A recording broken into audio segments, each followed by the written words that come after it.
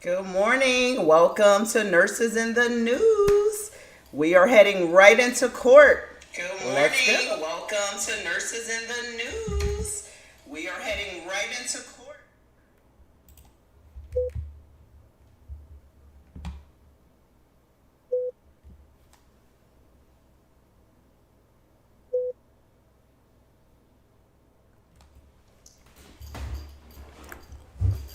Of course, we are here, and you know how they do with the sidebar.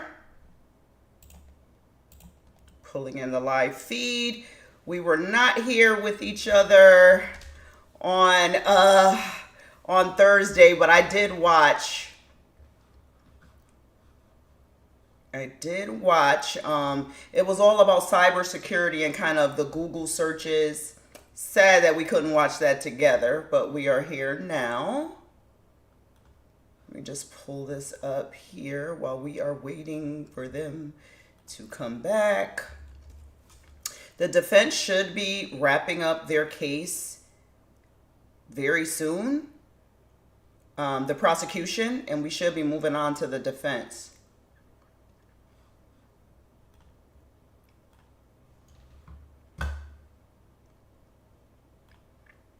Trying to make sure, okay. We gotta get situated here. Alrighty. Make sure, okay. We gotta get situated here. Alrighty. Make sure, okay. We gotta get situated here. Alrighty. Make sure, okay. We gotta get situated.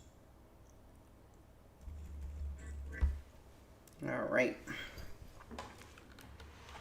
We are working this out and getting ready to watch live.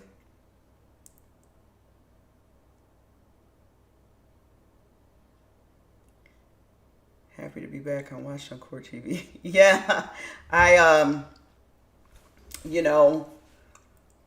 this case is taking a very strange turn, like on social media and everything that's surrounding this case. The GoFundMe's raising, hundreds of thousands of dollars. And we're just seeing a lot of strange things where,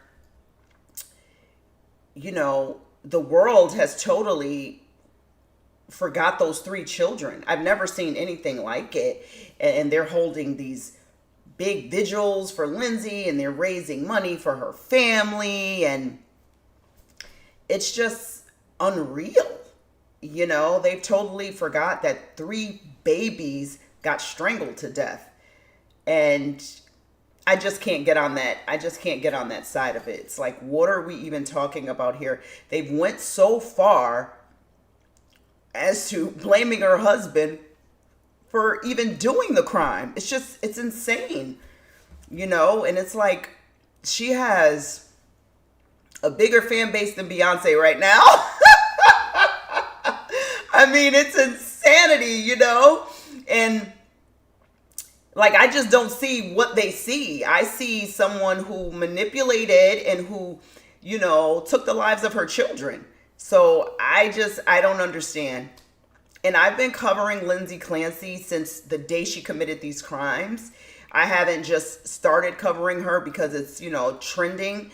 Like, I've been covering her since day one, and my stance has been pretty much the same since day one. So we will see. And I mean, you cannot change these people's mind. Like, you can't. It's unreal. She has millions of people supporting her. I saw one lady having a panic attack talking about how Kevin Reddington reached out to her because she started this GoFundMe for Lindsay's parents. And at the time, it had raised $392,000 to help with her defense. But isn't that against GoFundMe's rules? You're not supposed to be collecting money, to help with any defense of a crime, So I don't understand, like, what is going on. So this is the second time that Lindsay has raised it. When she first committed the crime, she raised, I think, more than $1 million, like almost $2 million. So It's like, just forget those babies and what they went through, and then people have made like the prosecution the villains. They are there seeking justice for those three children who were strangled to death, at 5 years old, 3 years old, 8 months old. What are we even talking about here? I don't understand it.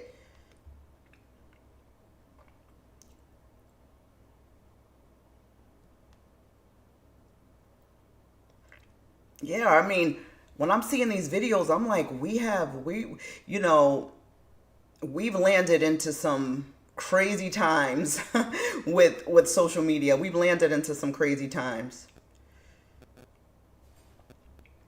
Um, because, back in my day, there would never have been anyone rallying behind a killer outside of the OJ trial. That probably was the only time that I've seen that, but it wasn't, like this crime involving children. Yes, protest, we stand with Lindsay. What? And there are a very few small of creators that are like, what are we talking about? This woman killed her kids. Like, what do we mean we stand with Lindsay? She has all these special privileges. It's just unreal.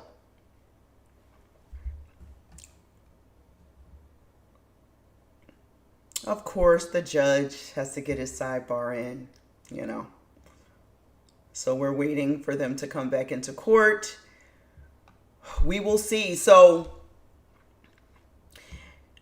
where we stand right now, I think that the prosecution, if they're planning to rest soon, I think they've done their job of proving that she wasn't psychotic, that she knew exactly what she was doing when she committed these crimes. These earpieces are just like, but the headphones like wreck your head. So we will see. I think, I just really wish that the judge, he needs to have more, they need to have more respect for the jurors' time. Like, you already are sitting on the case for jury duty where you might be away from work, family, whatever, for like 2 months. This is supposed to go on for like 6 to 8 weeks, this trial. And taking breaks, leaving early, not having court on Fridays, and just like, dragging this thing out and not having respect for the jurors' time is just unreal. It's bad enough they're sitting there through trauma.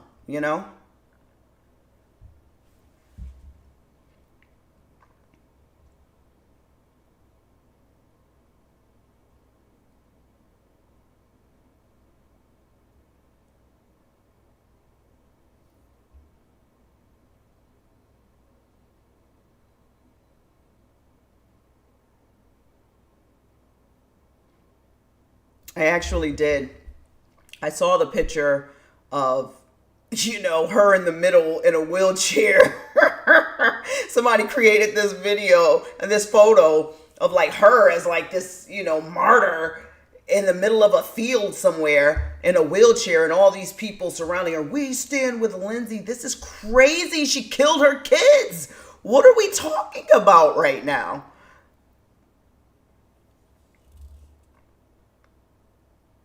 I know. What is jury duty, like $100 a day or something like that? So imagine you're away from work. They need to have more respect for the jurors' time. Definitely. We are still on a break here, still waiting.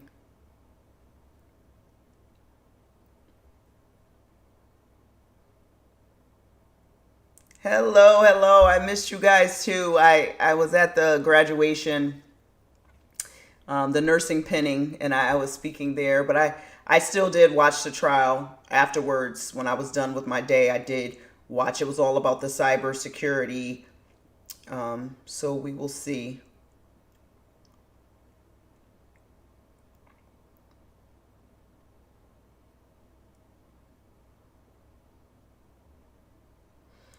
I don't know what the fascination is. Like, I feel like a lot of the phenomenons, I'm not sure what other platforms you guys are on, but a lot of the phenomenons start on TikTok.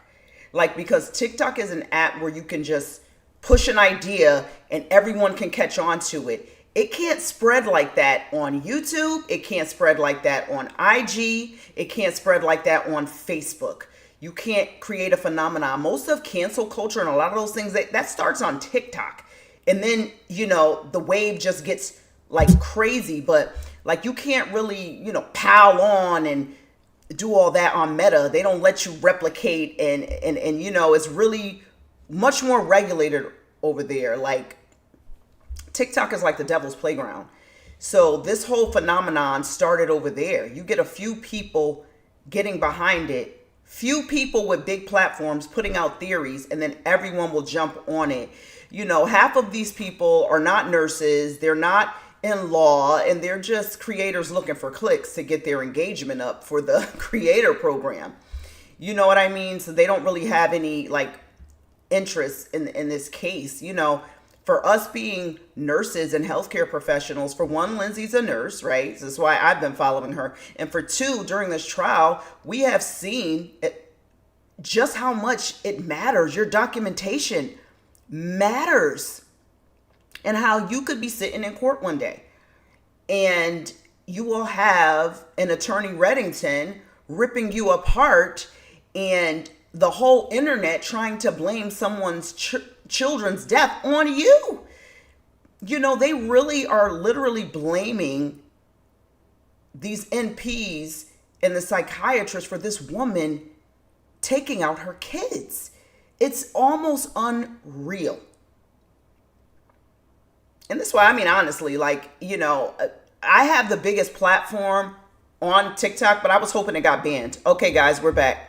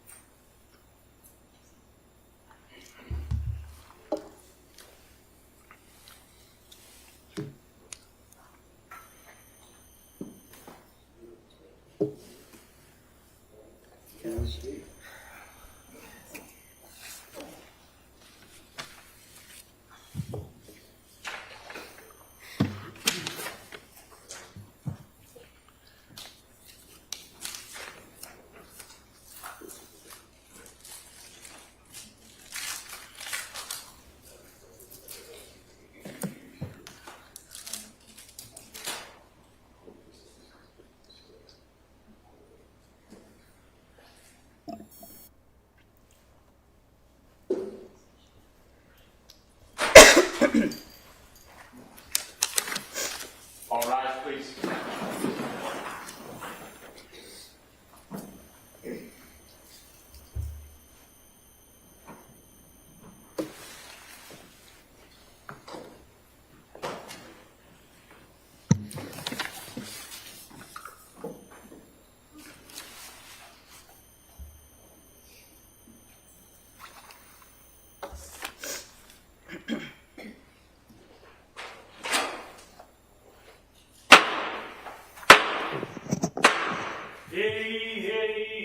All persons having anything to do before the Honorable William Sullivan, Justice of the Superior Court, now sitting in Plymouth, within and for the Commonwealth of Massachusetts. This court is now in session. Please be seated. Good morning, Your Honor. May I proceed? Please. Your Honor, before the court today, we have the continuation of the jury trial in the matter of Commonwealth versus Lindsay Clancy. Ms. Clancy is present. She is represented by Attorney Kevin Reddington. The Commonwealth is represented by Assistant District Attorney Jennifer Sprague and Assistant District Attorney Shannon Buckingham. Well, good morning, everyone. Nice to see everyone. I hope everybody had a chance to kind of rest up a little bit and come back here, and we're going to get right back to the trial. So I want to do first, ask you those questions since we had a long break, and then talk a little bit about the schedule and kind of today's schedule and kind of where we go from here. So first question, as you know, has any member of the jury read, seen, heard, or overheard anything from any source about any aspect of this case that would affect your ability to be a fair and impartial juror? All right. Next question, is there any other serious matter or concern bearing on your service as a juror in this case that anybody needs to bring to my attention at this time? Again, thank you so much for following those instructions. Today's schedule is that it may be kind of a little bit stop and start. Okay, so kind of bear with us on that. Might be a couple times you got to take a break just after a short amount of time, and then we'll bring you back in. It's just the nature of cases at this point. It's anticipated that the Commonwealth will close their portion of the evidence today. All right. Then at that point, the defendant has the opportunity, if they want to present witnesses and evidence if they want to. But remember, they don't have to. The burden of proof is always on the Commonwealth. All right. If the defendant offers evidence, then the Commonwealth is then given the opportunity to offer rebuttal evidence. All right. And so that's kind of the next phase that we're about to go into after the Commonwealth rests. And I'll go into a little bit more kind of how that goes, but I just kind of wanted you to kind of see where we are and where everything's going to fit procedurally as we go forward from here. So with that, we're going to return to the Commonwealth's case. And Attorney Sprague? Thank you, Your Honor. Commonwealth calls Ian Whiffen. Okay, so they might be resting their case today.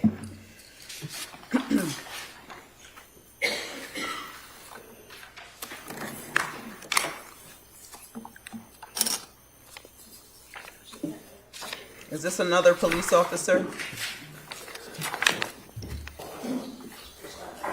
Good morning. This is Callan for the testimony of the evidence. You should take the court and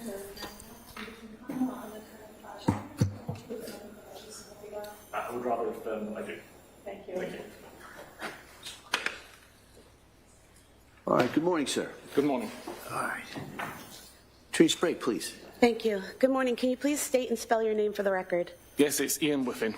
IANWHIFFIN. Where do you work? Cellbrite. What is Celebrate? Cellbrite is a digital intelligence company working in the digital forensics field. And how long have you worked there? Since 2020. What is your role at Celebrate? I'm currently a customer engagement manager. What does that mean? I work with customers, helping users of our tools to understand the digital evidence that they're finding and presenting. And what does digital evidence consist of? Any information which is extracted from a cell phone, primarily or from a computer, which can be interpreted by the examiner and presented as evidence. It could be call history, messages, location data, media, anything that you can find from a digital device. And could you just briefly describe your educational and training background that qualifies you to do this work? Yeah, I've worked in IT for many years.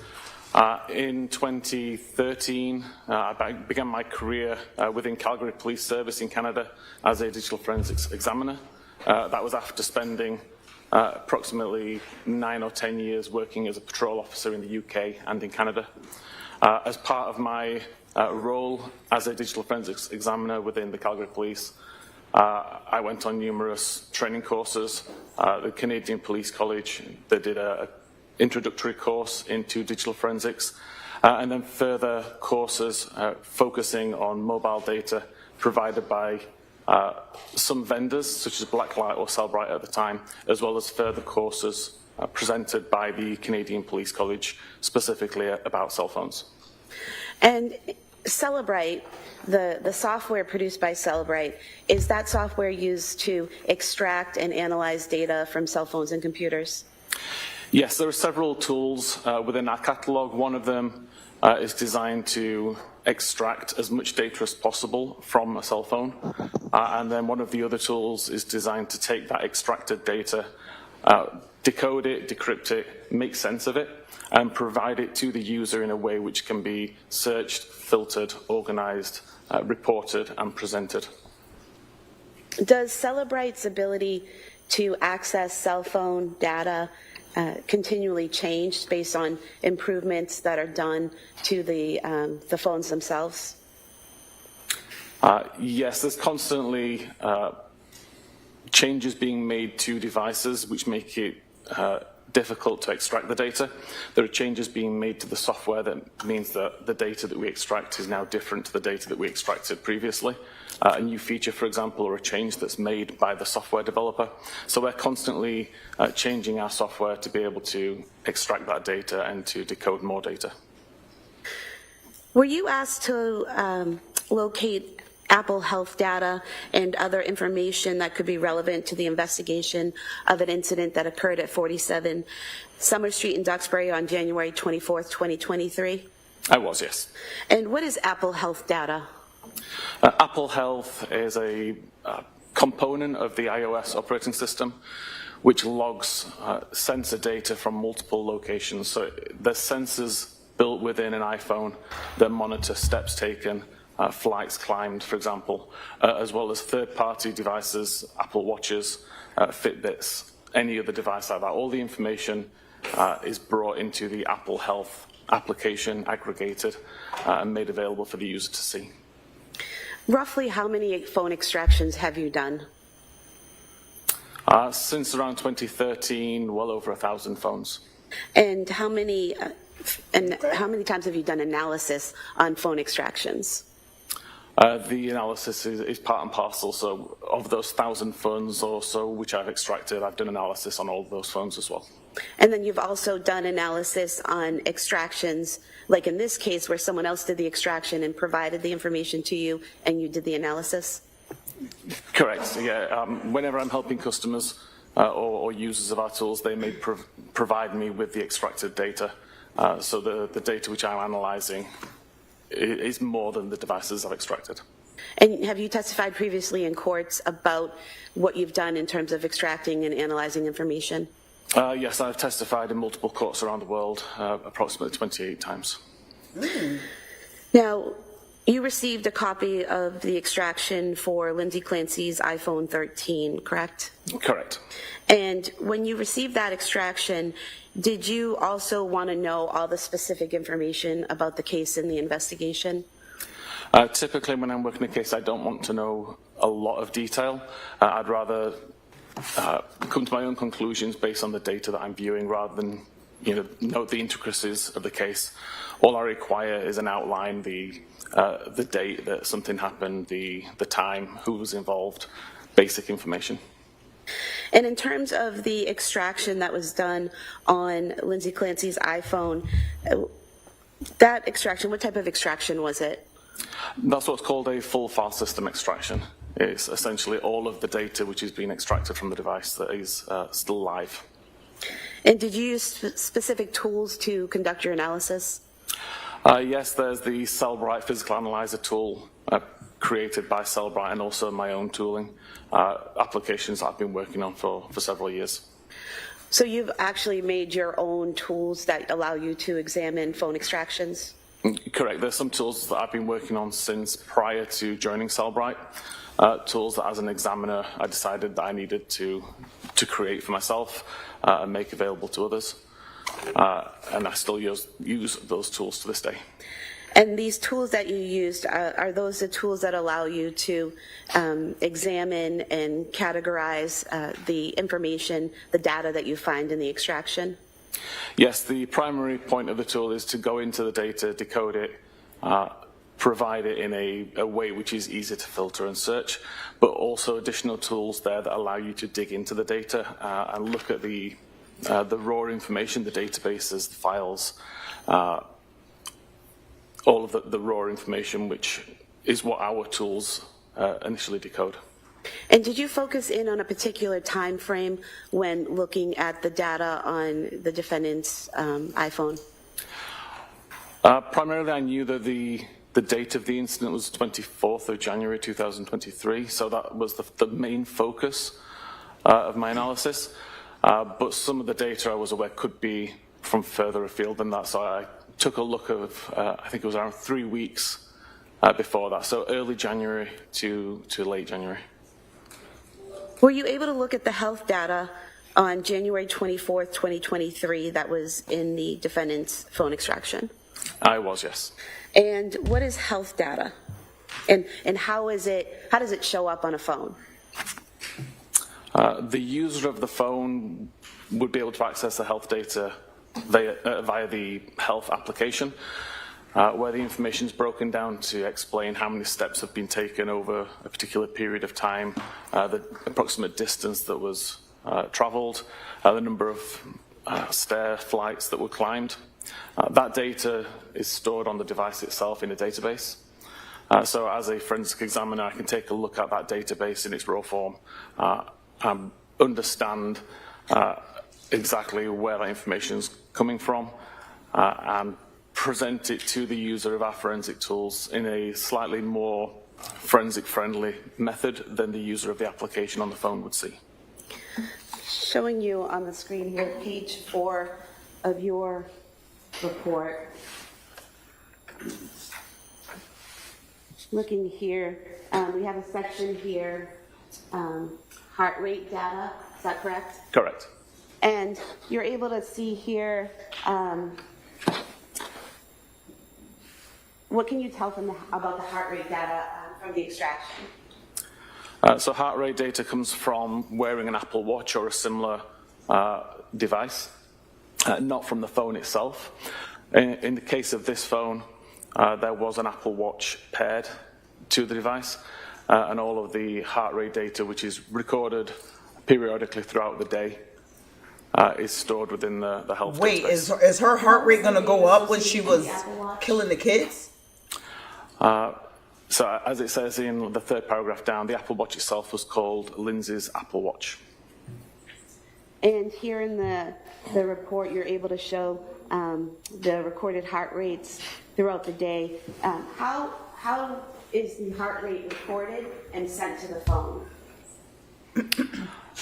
There are sensors on the Apple Watch itself on the rear, which periodically check the heart rate at any given time, and that information is sent to the phone via Bluetooth.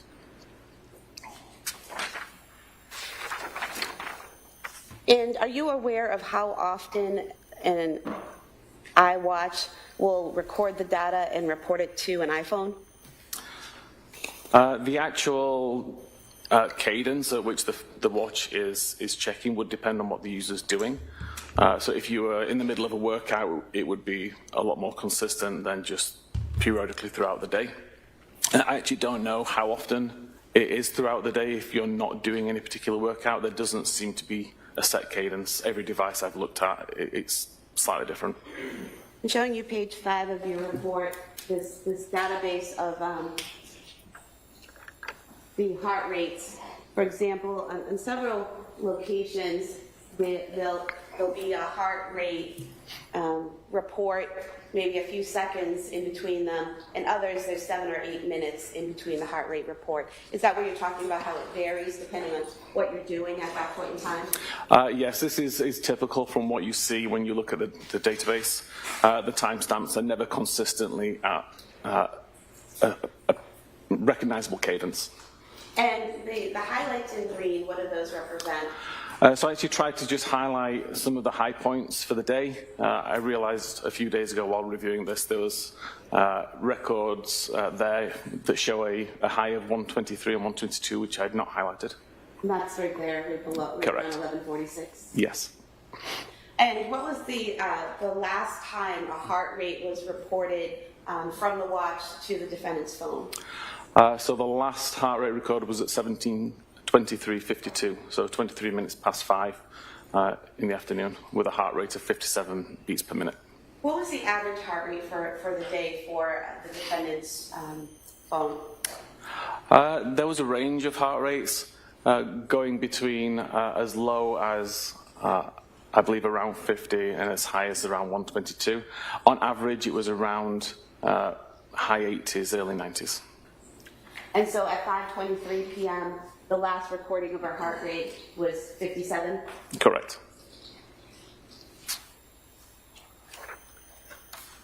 And there aren't any further heart rates reported to the phone after that point, correct? That's correct. And what are some of the reasons why a watch would no longer be reporting a heart rate to the phone? If the watch was taken off, if the watch was turned off. If the battery died? The battery was dead, yes.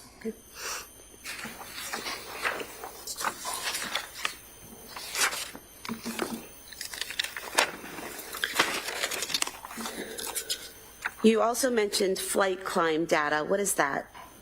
Flight climb is information which the Apple Health application stores every time it detects that you walk up a flight of stairs. So a flight of stairs would be considered either a 3-meter or 10-foot incline at over 16 steps. So the device has detected that both the altitude has changed by 10 feet and there were steps being walked at the same time.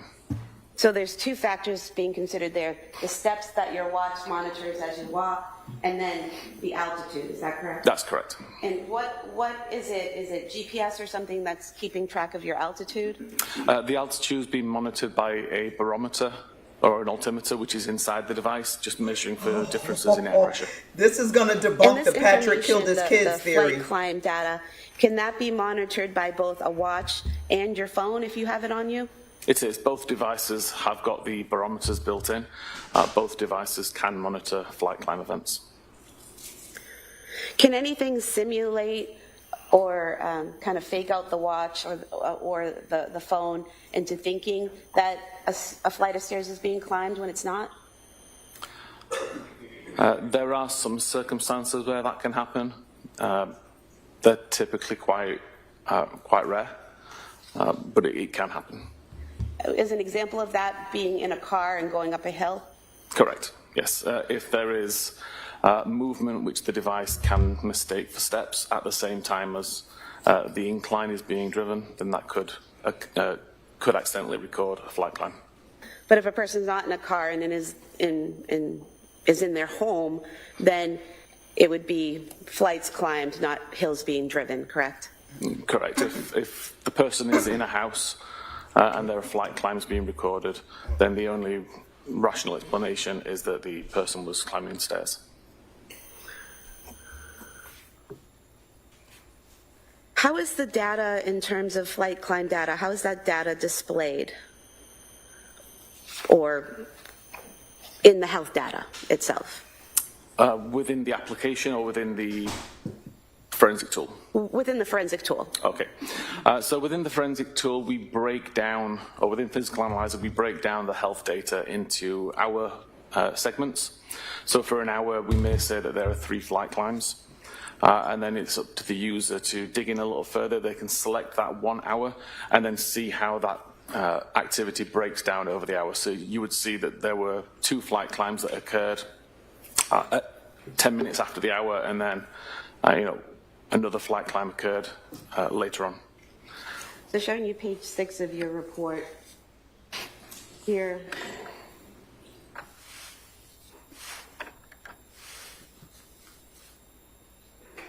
The top box here, is that showing the general hour data where 3 flights have been climbed? Correct. So in this case, the user is looking at a time period between 10 a.m. and 11 a.m. And the health data that's been pulled from the database has been aggregated. And it tells you that there's 98 samples being considered. The maximum heart rate during that hour-long period was 108. The distance traveled was approximately 759 meters. And there were 5 flights climbed within that hour. And then below that, you break that down a little further, correct? Correct. So this is further down the screen in the interface, where we can see actual time of 10:17:27, where there's 2 flights climbed. And again, another record at 10:17:28, where there were 2 flights climbed, and then a further flight climb at 10:49. And then going down to the bottom here, this table, what are we seeing here in this table? So you may have realized in the slide above where there was 2 flight climbs at 17 seconds past and 2 flight climbs at 18 seconds past. That's an unrealistic measurement. It's because one of those measurements comes from the phone and one comes from the watch. This table breaks it down to say which of these records came from the watch and which came from the phone, because there are some which overlap. So what you're saying is the prior table showed the 4 flights of stairs being climbed at the same time within seconds, which isn't rational.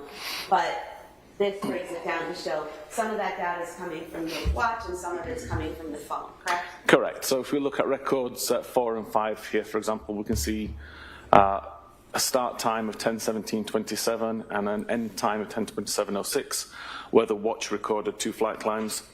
And then 1 second later, a start time, and 2 seconds later for the end time, we see the watch also detected 2 flight climbs. This is just the same 2 flight climb events that happened, but both devices recorded those flight climbs with slightly different timestamps. And that will happen if I'm wearing my watch and I have my phone in my pocket and I go up the stairs? That's correct.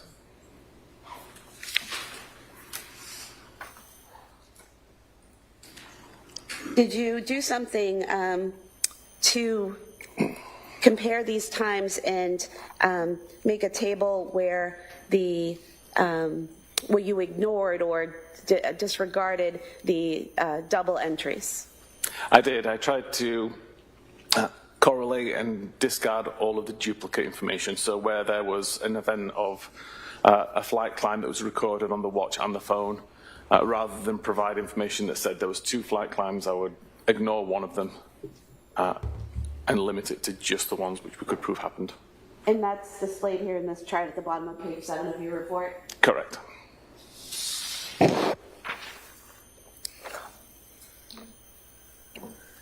Going to page 8 of your report, we have here at the top of page 8, does that show the last flight climbs recorded on either? It does. It shows that there was additional flight climb events logged by You the phone, internet which were conspiracy not logged by the theorists! watch, It's over! at 17:03 It's over! and 17:33.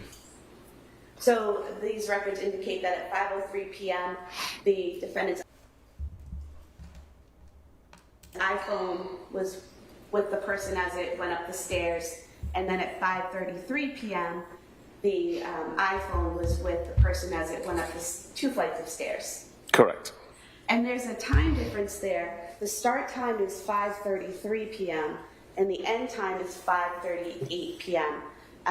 For 2 flights of stairs. So that's roughly 5 minutes in between the 2 flights. Is there a way to explain that length of time? The way the Apple Health data records this information, aggregates it, it tries to group events together.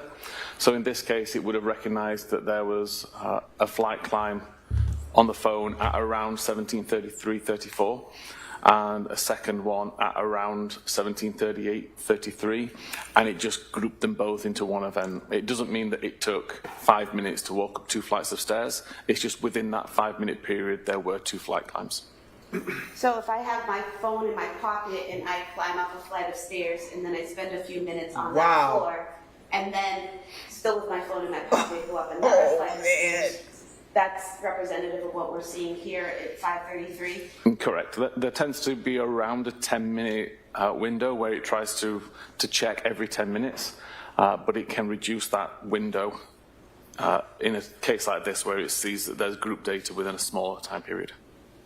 And then further down on page 8, we have another table here, which seems to have combined data of heart rate and flight climb data. Is that correct? Correct.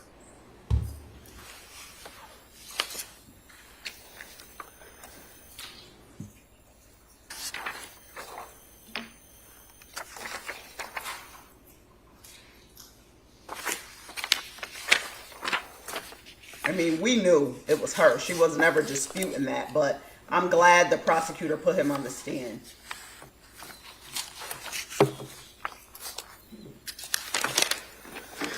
Did you also look at web usage on the extraction of the defendant's phone? I did, yes. And what did you do to look at the web usage on the phone, and what time frame did you look at? For web usage, I expanded the time of interest to early January to the 24th of January, and just took a look at any web history over that time. There was over 1,300 records recovered. I took a cursory look down that list and highlighted some which potentially were relevant to the case, and then provided the 1,300 actual records as a appendix report. And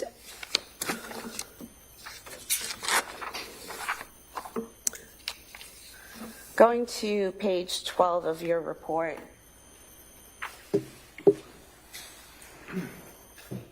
Looks like you started here on January 10th, 2023, is that correct? That's correct. And basically here you list various searches that occurred on each day between January 10th and January 24th from the extraction, is that correct? That's correct. Broken down by day with the time of the search, the website that was visited, the title of the web page, and then the identifier in the database.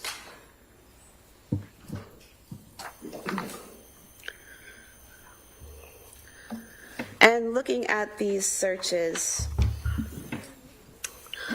on January 12th, 2023,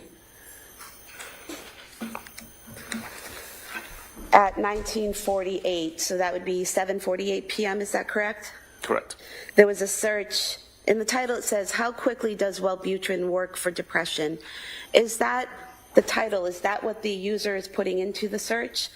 If I could see the search, please. I'll zoom in on that.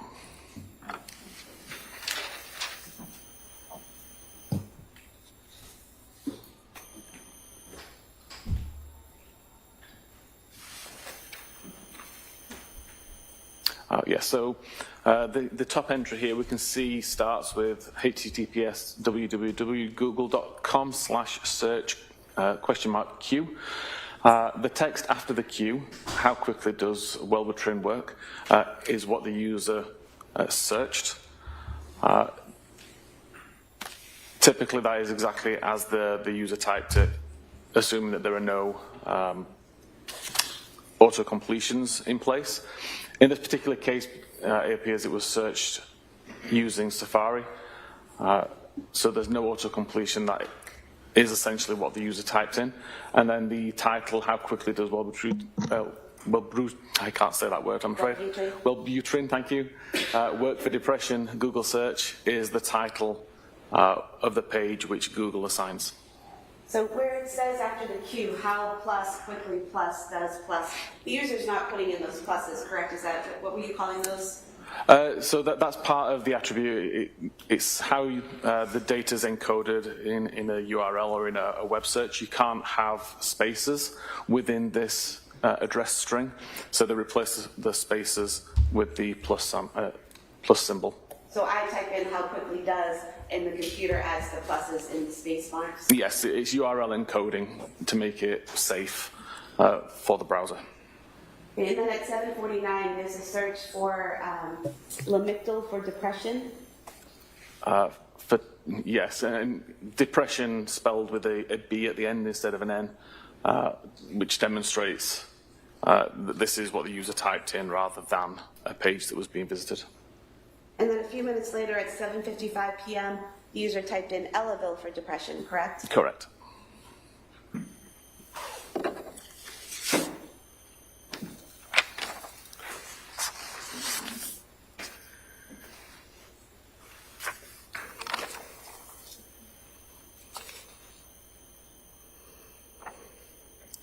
And then on page 16, on January 18th, 2023, at 10:25,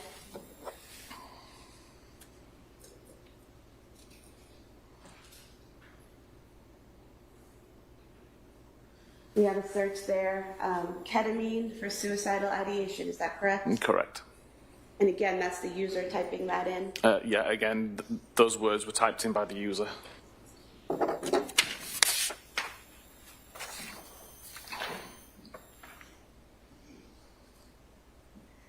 And then on January 19th, 2023, on page 17 of your report,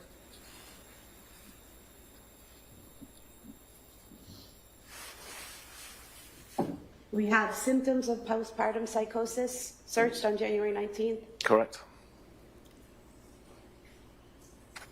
And again, so we're looking at, this is AM, correct? 9:24 AM that was searched? Yes, the morning. And then 9:30 AM, there's another search for psychosis symptoms? Yes.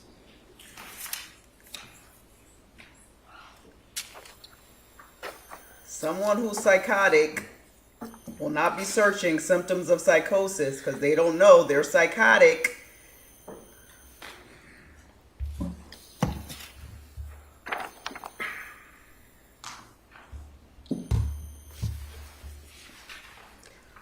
All this Googling was like, how can I plan this out? Going back to that same page, page 17, at the bottom for January 24th, we have here searches for kids Miralax at 4:02 p.m. and takeout 3V at 4:13 p.m. Is that correct? That's correct. And then CVS Pharmacy at 4:47 p.m. Correct? Correct.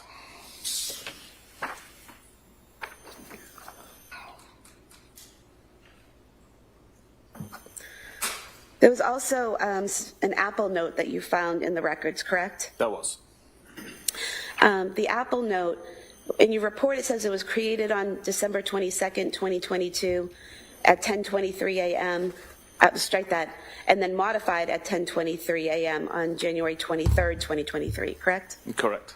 And are you able to tell what in the note was modified? No, there's no real auditable log to look back and see how many times it's been modified over the course of its life. I was able to do some amount of recovery to see that on the day it was created, it started in a very similar way to as it's written on the 24th or 23rd of January, but the exact changes between when it first was created and the last time it was modified, we don't know. And then you also looked at messages, correct? Correct. And were you able to compile the messages that were sent and received between the defendant and her mother and the defendant and her husband on January 24th, 2023? I did, yes. And were you able to arrange it using the tools that you use in a way that looks like you might see it on your phone? Yeah, I tried to prepare it in a report which would be easy for any viewer to understand based on their own usage of text messaging. So showing you page 19 of your report, what we have here is an enlarged version of what you might see on your phone, correct? Correct. And so is this in blue, is this Lindsay's phone? It is. The messages in blue on the right would be outgoing. The messages in grey on the left would be incoming. And so we have a photo being sent out from Lindsay's phone to her mother, and then a reply coming back, and that pattern goes on and on, correct? Correct.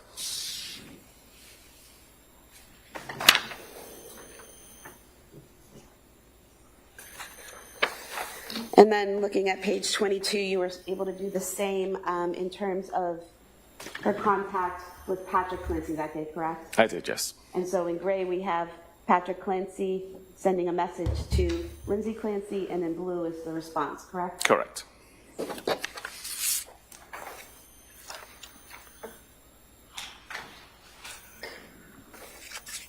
They got you, girl. They got you, girl. You didn't plan for that Apple Watch. They got your ass.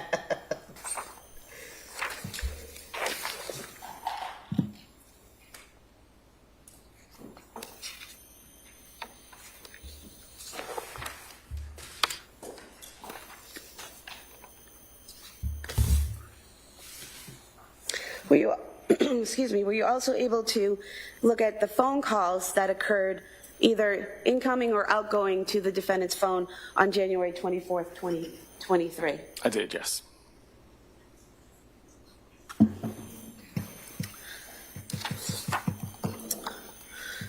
Look, And looking at Reddington's page asking her 27 something. He and wrote it 28 of your down. report. First on page 27, just looking closely at the phone. Here in the report it says 2024. Is that a typo? Is that supposed to be 2023? That's meant to be 2023, yes, I apologize. Okay. And so what we see here, can you just tell us what these columns are? Yeah, the start time of the call, typically when it is answered by the recipient. The end time, when the call's ended. The metadata is information including who the call was to or from. how long the call lasted, and then the reason that the call disconnected, and then a record ID. So if you had the database, you could go in and find this record based on the ID number. And looking at page 28, this is the continuation of that table regarding the phone calls, is that correct? Correct. And so what we're seeing here is at 17:33, which would be 5:33 p.m., there's an incoming call from Patrick to Lindsay's phone, is that correct? Correct. And it says duration 8 seconds, 0 seconds. Does that mean it was not answered? In this case, it was an unanswered call. And then at 5:34 p.m., roughly a minute later, there's an outgoing call from Lindsay's phone to Patrick's, correct? Correct. And that call was approximately 14 seconds? Correct. And then at 6:09 p.m., another incoming call from Patrick to Lindsay that went unanswered? That's correct.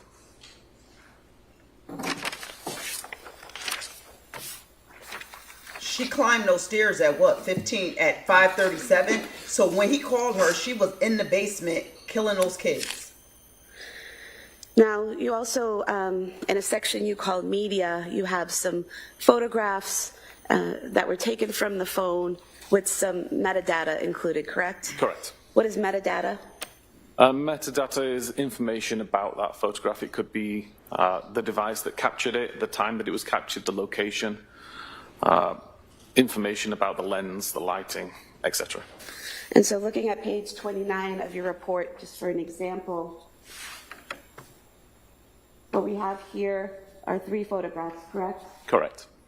And the metadata for the first one shows captured at South Shore Medical Center, is that correct? Correct. How were you able to determine that's where that photograph was taken? The metadata of the photo included the latitude and longitude where the image was captured. I took that latitude and longitude and looked on Google Maps to see a physical address. In this case, it came down to the South Shore Medical Center. And then the third photo here, that shows captured at the home address on Summer Street, is that correct? Correct.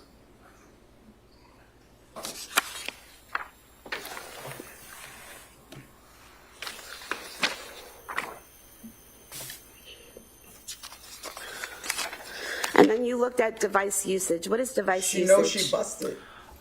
Device usage would relate to how the user is operating the device. So when they have it unlocked, locked, what applications being used at any particular time. Essentially anything which is not a message or a phone call or results in additional data like that. And looking at page 32 of your report, in that device usage log, it shows that the last time the device usage was logged was at 5:13 p.m., correct? So this table relates just to the locking and the unlocking of the device. So the last time the device was unlocked was at 17:13:16. The device was locked again around 2 minutes later at 17:15:12, and the device was not unlocked again. And so where the device was not unlocked again after 5:16 p.m., but we have a phone call being made at 5:34 p.m., how does that happen? There is a setting within iPhones that allow you to use a locked device to call back numbers for missed calls. So in this case, Lindsay had the missed phone call. That would have shown on screen as a notification as a missed call, and without unlocking the device, you're able to call that person back. So you just press on the icon that shows up, you have a missed call, you press on that, and you can call the person back without unlocking the phone? Correct. Just casually And then checking what her is phone after she application killed her focus? kids. Application focus is literally the application which is visible on screen at any given time.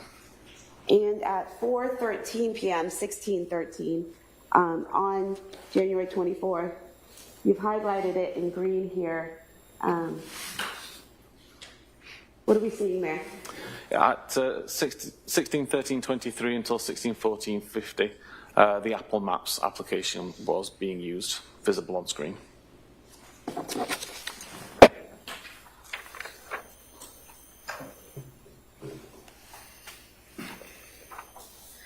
Is it then used again at 5:13 and 5:14 p.m.?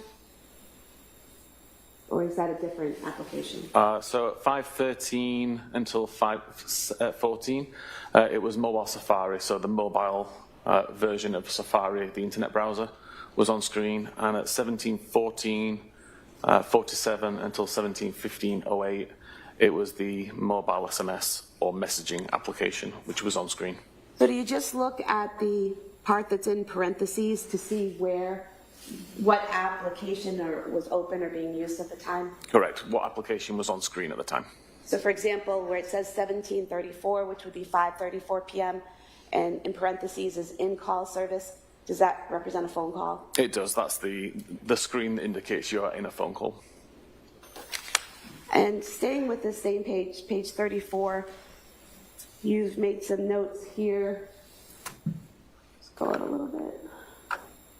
Regarding Apple Maps, Safari, and messaging. So can you just explain what you pulled from the data for Apple Maps? Yeah, Apple Maps was used to plan a route from the user's current location, the home address, to a restaurant called 3V. And that was at 4:13 p.m.? It was. And then in terms of Safari, you have the last unlock at 5:13 p.m.? Yes, so the last unlock of the device was used for the purposes of viewing Safari, where PDLX was searched using Google.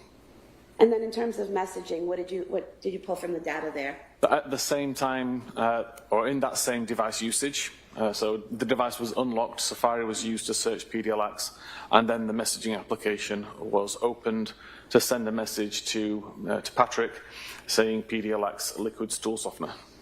And that was at 5:15 p.m.? It was.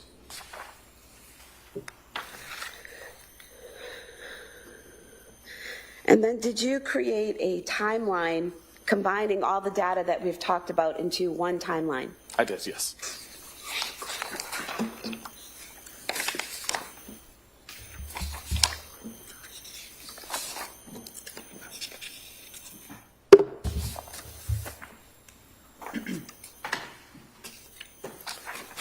I'm going to the last page of your report, page 43. Is this the last page of the timeline? It is, yes.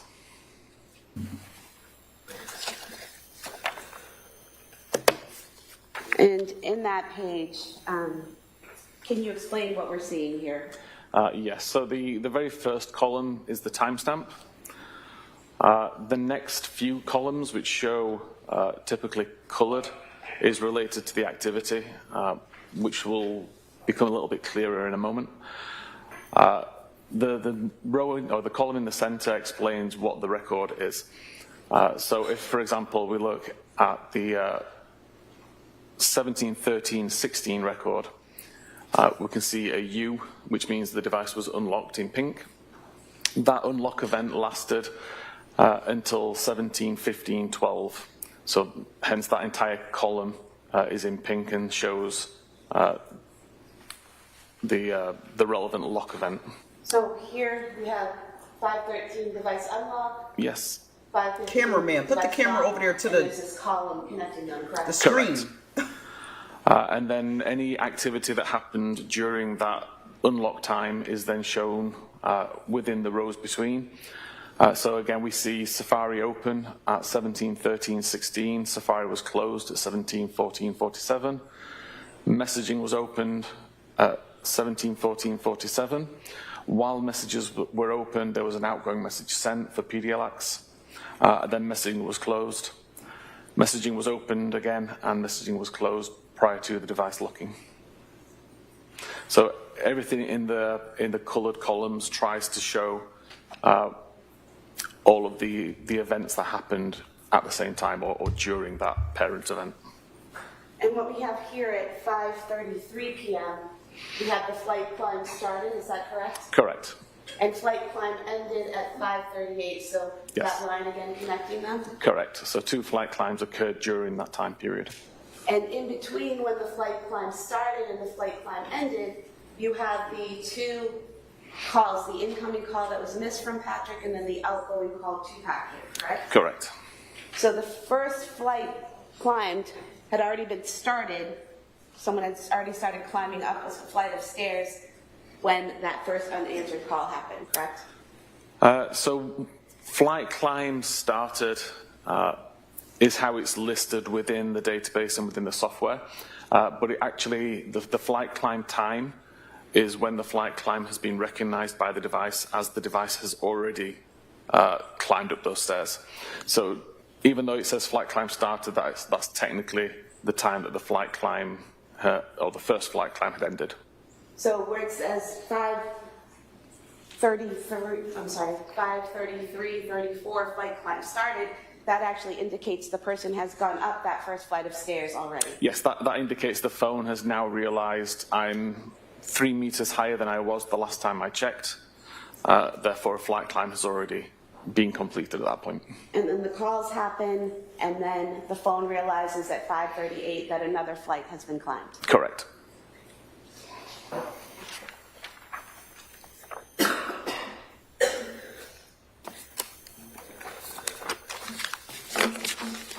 I would move to submit the report as the next exhibit. No objection. All right, that report may be admitted. Is it 266? I have nothing further. She climbed those stairs. She killed those kids. All right, He so- called her while she was in the Lindsay, middle. She you're climbed right. the Since making a little stairs. stop and start here today. This is Sent one of him those for stops. Pedialyte. All right, so we're going to take a short break, and then we'll come right back and we'll return for the cross-examination of this witness. Okay? All rise, please, your attention. Yeah, pack it up, Lindsay. Pack it up. You planned this out to the T. You didn't bet on that. You didn't bet on this witness coming on the stand. So now even though the prosecution's not over here trying to debunk Patrick being in that basement, they're just trying to show how she planned everything out. But this also shuts the social media antics up. Patrick was getting sent messages. He was not there. She was in that basement killing those kids while Patrick was calling her. She was in that basement and she went back upstairs and then tried to send him something about Pedialyte.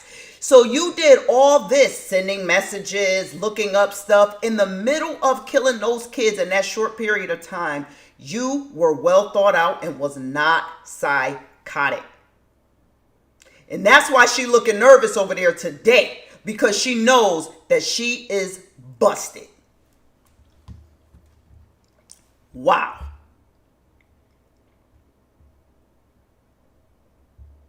Exactly. Took them downstairs because it was 2 flights, right? So she took them kids downstairs. Her heart rate was chill. This woman was calm. This woman had a low heart rate around that time. But all day, her heart rate was she was a little bit tachycardic. And that's because she was, she wanted to do it so bad and was trying to figure out, you anxious about something. She was trying to figure out but when she was in the act and ready to do it, heart rate down. There is no psychosis here. No one who is psychotic is going to be Googling, what are the symptoms of psychosis? If anything, their Google searches will show them Googling whatever delusions they may have. Why is the FBI watching me? How did I become a part of the CIA? Not what are the symptoms of psychosis, postpartum psychosis. That was her plan. She plotted it down to the second. This woman was calculated. I am so glad the prosecution put this witness on the stand. I don't care who Kevin Reddington brings on. It's an expert witness speaking about what generally happens. No, the prosecution is putting on the facts of what happened here. And Lindsay Clancy was not psychotic when she killed those kids. May have had depression, may have been sad about what it is she was going through. Postpartum depression does not equal murder. Bipolar does not equal murder. This woman Was neither. She was calculated and she planned this down to the second.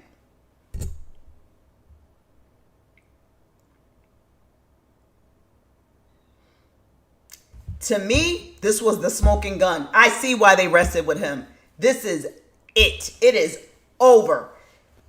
It's over. You were in that basement. You were calm. You were looking. You were Googling your plot. You followed through with your plan to take those kids out. The only thing, you never planned on killing yourself too. You love yourself too much. She never planned on committing suicide, ever. And she didn't plan on being paralyzed. This is the part that she's depressed about now. This is the part that wasn't a part of the plan. Wow.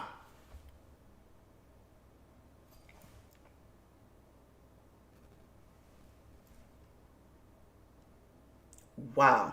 She was calm and calculated. I cannot believe that. I mean, there's not much Kevin Reddington could really say here. The data is the data. The data is the data. There's like not much. Where could you go with this? There's really not much you can say. This is facts. This isn't some fairy tale. This isn't a healthcare professional whose note you can tear apart. These are facts. This is data. This is pulled right from the watch. Patrick was over there getting food for those kids, and she was over there plotting this man's route, had those kids in the basement. Wow. I just can't. So he called her. When she didn't answer, she was strangling those kids. Wow.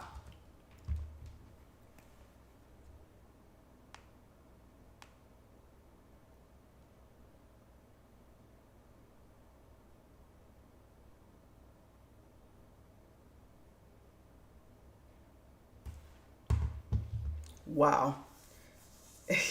Wow. It's, Attorney Reddington can bring all of the specialists, experts, top experts that have testified in 100 trials. Apple data ain't lying. You were in that basement, bringing those kids down, strangling them in the middle of texting your husband. Actually picked up your phone and called him back like nothing happened. Did all that, but the fan base wants us to believe you were psychotic and depressed in the middle of all this and you didn't know what you were doing. Lindsay is more organized than any depressed psychotic person I have ever seen. She calculated that. Her Googling symptoms of psychosis, that took it out for me. No one psychotic is doing it, because at the end of the day, you don't know you're psychotic. You don't know you're psychotic when you're psychotic. Because if that's the case, people will just say, oh, okay, I don't want to be psychotic anymore. It doesn't work that way. She was Googling that so she can play that. She had her alibi all lined up. Wow. I'm seeing personality disorder here. I'm seeing justice for those babies need to happen. You ruined a lot of people's lives in the process, because even though Patrick moved on and is remarried, he's traumatized. You traumatized him. You took his kids away from him. You traumatized your parents. You traumatized his parents. You potentially ruined the careers of Dr. Tufts and MP Gelada. They're a victim in your evil plot. You know what I mean? Because let's be clear. We know as healthcare professionals with a brain that they didn't do anything wrong, but they have millions of people who are rallying, after them, that they're incompetent and negligent. What patient is going to want to go see Dr. Tufts? Even though she was an amazing psychiatrist who was kind, compassionate, overextending herself, we know this. But to the lay public, she's negligent, and you could potentially go to her and end up suicidal and end up taking out your kids. It's gonna damage her reputation forever, and she did nothing wrong. Gelada, the same thing. And these are just, two healthcare professionals trying to achieve their dreams, going above and beyond. And this is what happened. Lindsay ruined a lot of people's lives, and she ended her kids. She deserves to get out of that state hospital and go sit in prison with the rest of the murderers. Soon as Patrick left the house, she knew that was her plan. Wow.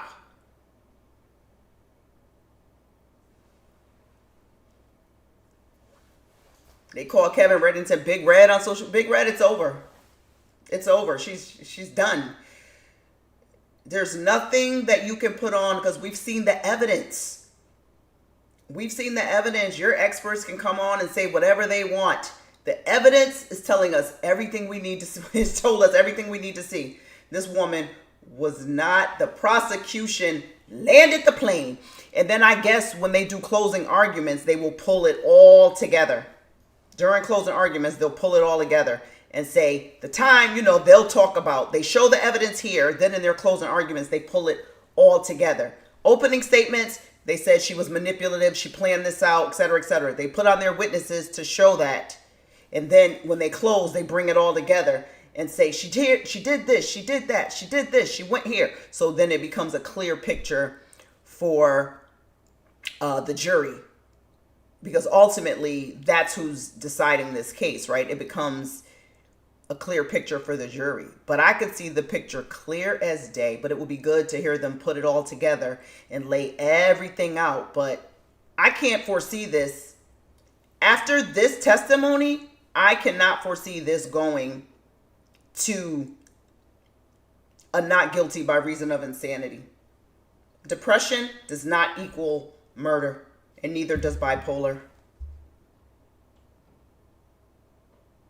Oh, no, please. This one is way better. I don't know why. I think Sprague is the other one. I think that's Attorney Sprague. I don't know why she's taking the lead most of the time. This one right here is better. I'm noticing that they use this one when it's really an important, like a really important witness is this prosecutor right here. She's the one that's talking when they got somebody real important, or if they need to do a good redirection of the witness after Reddington cross-examined them, she'll come in and land the plane. She's better. She doesn't say much. She gets to the point. She's clearer. The one is just like, ugh. Like you gotta so it's like, nah, we need this one right here to do the closing because she smoked this right here today. She just got right to it.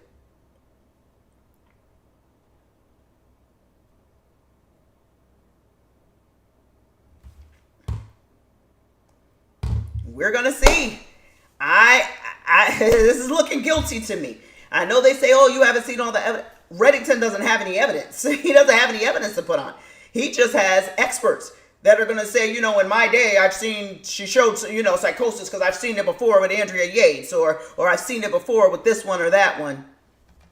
This is the evidence. The evidence showed what she did. She was calculated and she wanted to make sure he went over there to CVS or wherever she sent him for pediatrics so she could finish the job. She got them kids downstairs and was in the middle of killing those kids when her husband called. She probably said, I got 20 minutes or however long. He wasn't even gone that long. Like, I would have to look at and see the timeline in front of me again, but I don't even believe he was gone that long. And all day, her heart rate was up because she was planning it all day. She said, today's the day. Like, today is the day. And she was, like, anxious trying to figure out how she was going to, what she was going to do, put it together, right? She was outside with them, making the snowman. She said, I'm going to play with them one last time. This is it. This is it.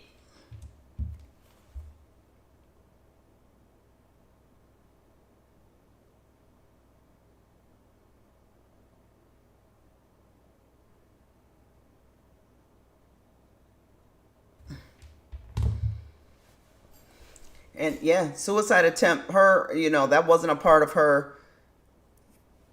She never was going to kill herself. She never was going to kill herself.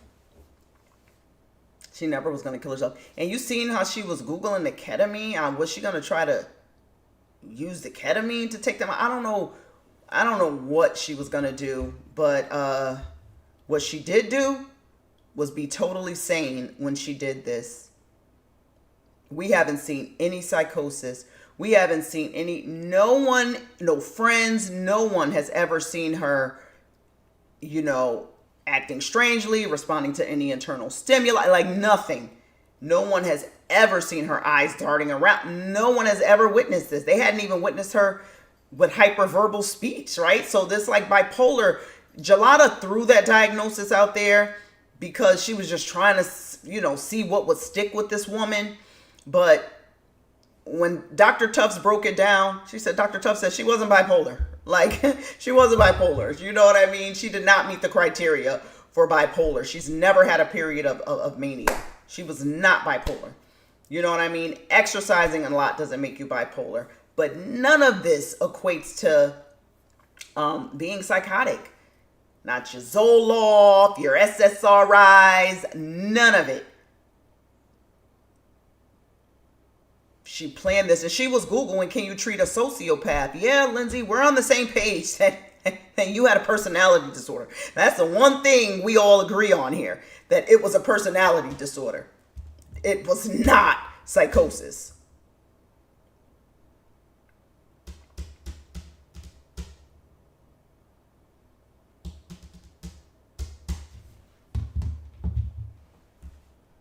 Hopefully they give us a full day today in court and they're not,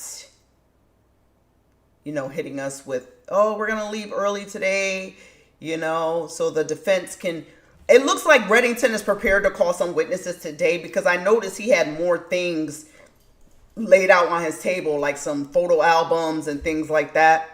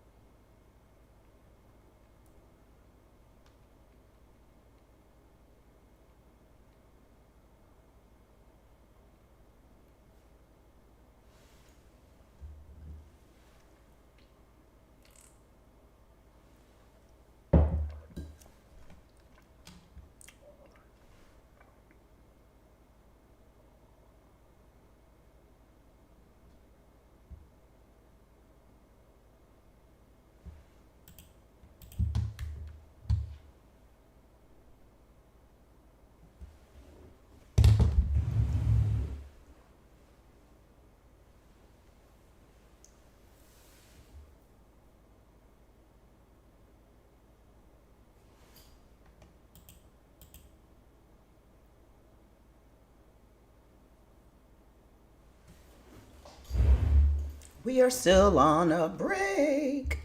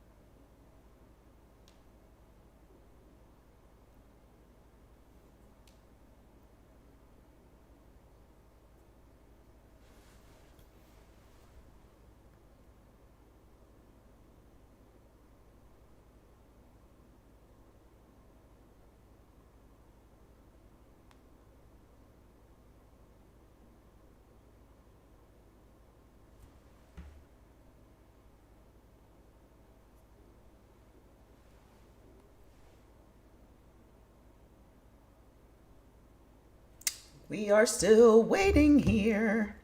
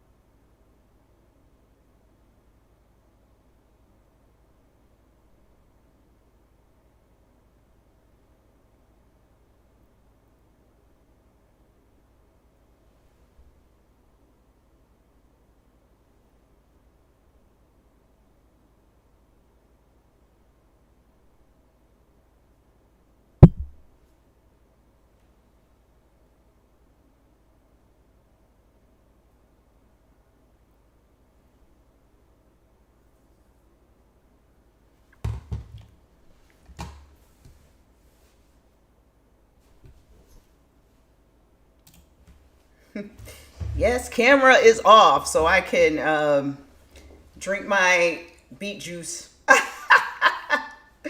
while we wait for this long break. But I'm here looking in the comments.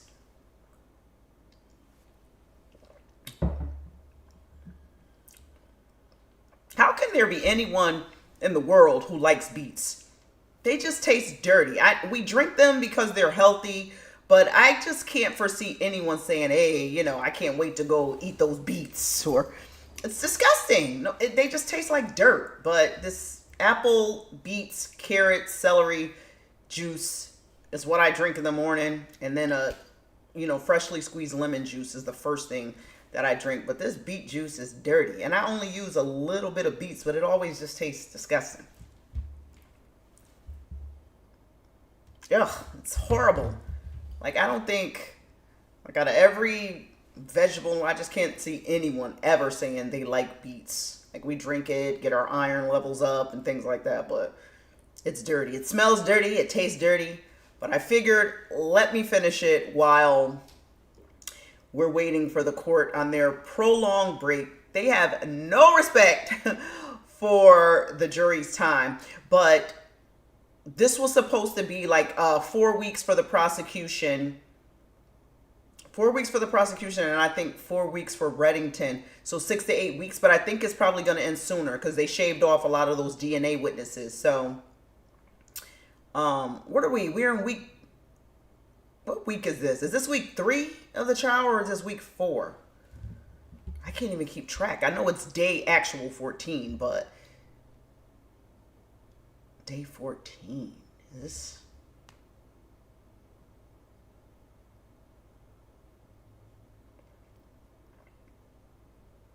I'm glad somebody is on the same page that what's this whole matcha wave? It's disgusting. I don't see why it's a phenomenon. It's nasty. It tastes dirty too. But everyone's, oh, I'm a matcha girly. I'm definitely, listen. If I wasn't getting ready to go to Greece in a month, I would, listen, I'd be drinking my Cafe Bustelo right now. Seriously. The apple cuts it a little bit, but Greece has that dirt, but beets have that dirt taste, so it kind of overpowers it, Wow, we have been on break for a while.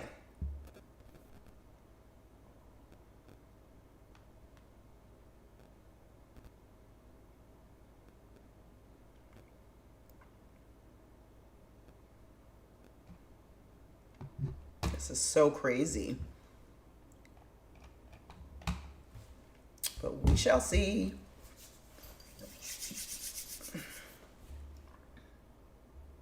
I think the prosecution did what needed to be done. They're not putting on some fancy show here. They just got to business with their witnesses and the evidence. The evidence is showing guilty in my book here.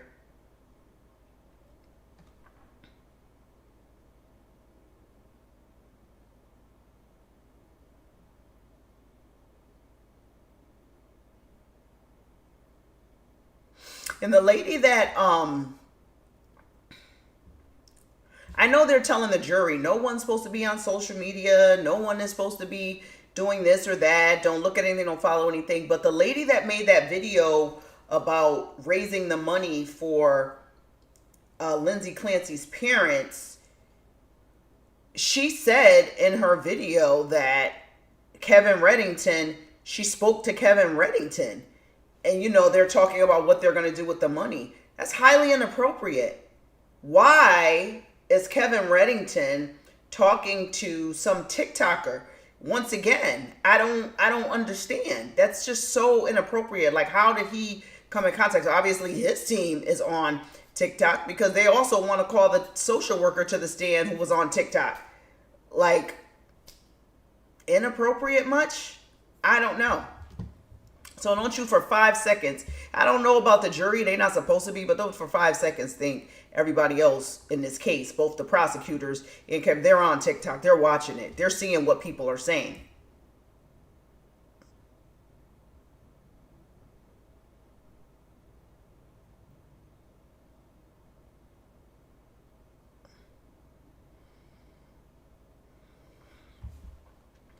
Yes, come on, 20-minute break in the morning. Like literally, all we got through was that one witness.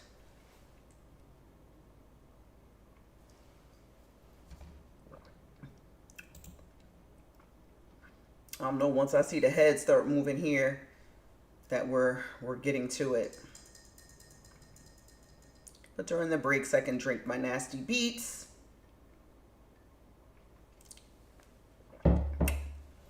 It's a big cup of it too. Try to get through it.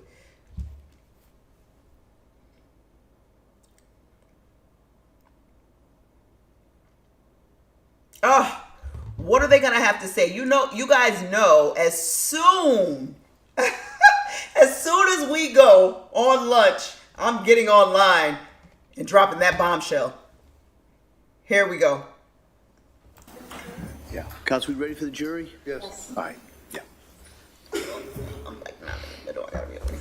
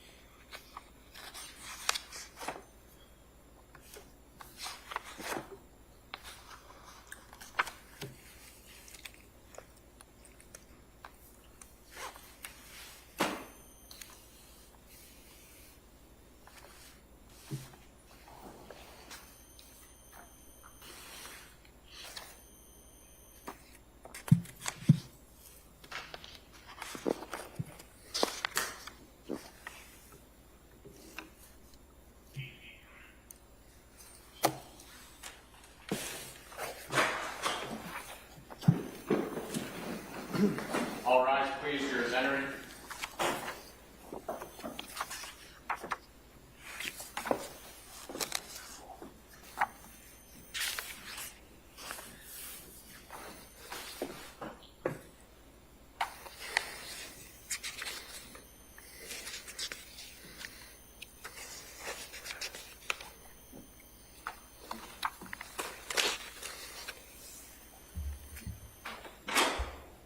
Court is back in session. You may be seated.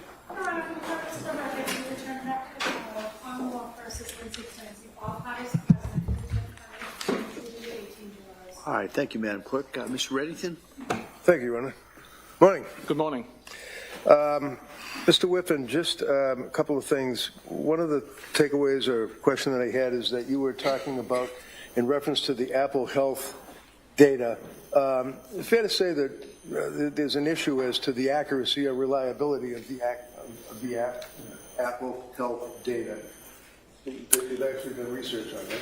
I've done research on it, yes. Okay, and one of the things that you did is back about a year ago, June 28th of 2025, you did a blog article on Apple Health accuracy and reliability, and it talked about using a pitch, which I think is, you guys refer to like a football field or something? It was a rugby field, but yes. And then you had somebody put the watch in their right pocket, somebody with the left pocket, and then someone else held it in their hand, you measured it, and things of that nature, right? Correct, it was 3 phones.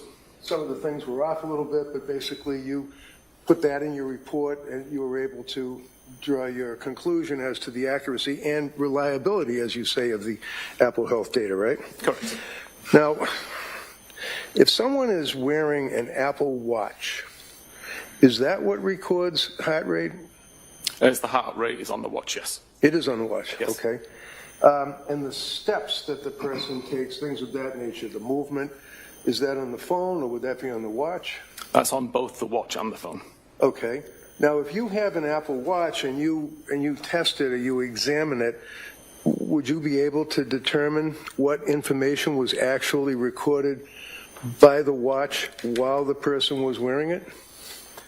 Yes, the information that's recorded within the Apple Health database does specify whether the information comes from the watch, the phone, or from a different device. Okay. And in this case, if I understand correctly, the Apple Watch stopped recording data at, is it 5:23? It was around that time. Okay. You know what? I'm going to give you your report. Feel free to just refresh your memory or look at it or whatever helps you out. Thank you. Yep, no problem. I just want to get the times down.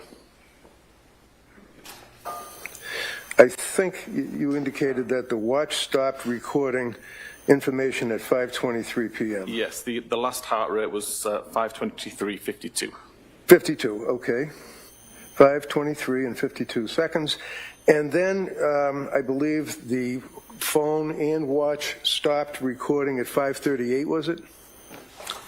The last usage of the, let me double check this. I believe the last usage of the phone to record flight climb data was at 5:38, yes. All right, and after 5:38, it's pretty much blackout. There's no further information or recording, right?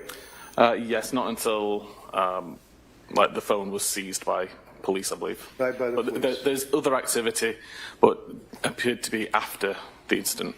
So the further activity would have been the following morning on the 25th of January, say around 5:30, 6 o'clock in the morning? I ended my analysis on the 24th. Okay.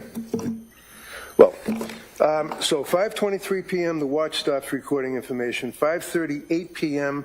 both the watch and the phone stopped recording any information until the police picked up the phone apparently the following day, right? Again, there would have been activity later on, but it wasn't usage, it wasn't health data. It would have been things like incoming calls. Okay, so when you went through the stair climbing and talked about the steps that were taken, the distance that was taken, that stopped at 5:38 p.m., right? Correct. Now, you don't know, when I say you, I mean as a witness, but also the police, whoever was wearing the watch, for example, if Lindsay's wearing the watch or carrying the phone, after 5:38, you don't know what was happening at 5:39. Correct. You don't know what was happening at 5:40, 5:45, right? Correct. Right up till 5:58, 6 o'clock p.m., right? Purely the data on the device. So it could have been, the phone could have been put down, the watch could have been put down, battery died, whatever those issues could be, and the person would still be going down the stairs, going up the stairs, going in the backyard, doing push-ups, whatever. Correct. You just don't know, right? Yes. Okay. One of the things, you're familiar with the concept of location data, right? Correct. And location data, one of the things you looked at or you're aware of would be from Lindsay's phone on August 23rd of 2022. Is that correct? Apologies, August 23rd, 2022? Yeah. I didn't go back Okay. anywhere near that date. You have tested and written blogs, though, on location information, right? Correct. You actually testified in the case of Commonwealth versus Victor Arrington in Suffolk Superior Court in Boston in support of the accuracy of this particular artifact or information, right? Correct. So you're a true believer that the phone does in fact record accurately significant locations on the iPhone, right? It certainly can, yes. All right. And are you aware, or if I was to approach you in your expertise,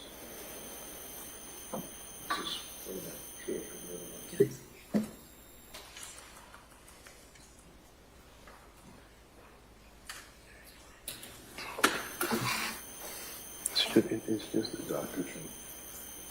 That's all. You were talking earlier about latitude, longitude, things of that nature, right? Yes. So just to, you're familiar with, for example, significant location visits on Lindsay's phone, August 23rd, 2022 at 9:34. Do you know what that says or what that means? The created time Yeah. of 9:34. does August have to do with January? Decided that the device had visited this location enough to consider it a visit. Okay. Do you know what that location is? If I suggest to you it's a doctor's office, would you be aware of that? I don't recognize it from the coordinates. Okay. Thank you.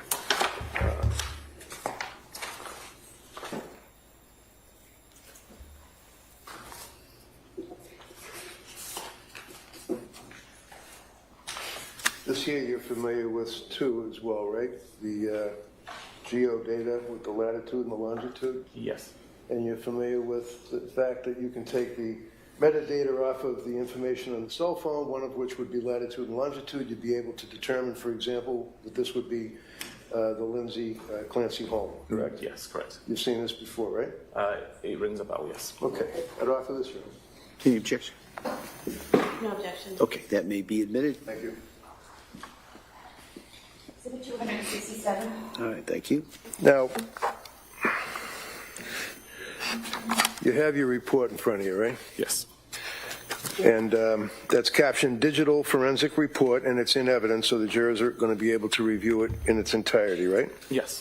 If I could direct your attention to page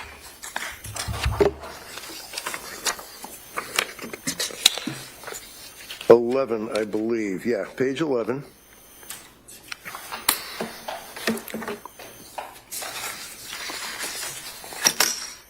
Okay? Yes. And just so the jurors are able to acclimate themselves to it, that would be this item here that you went through with the district attorney, right? As far as the searches, Google searches? I have a different page 11. Different page?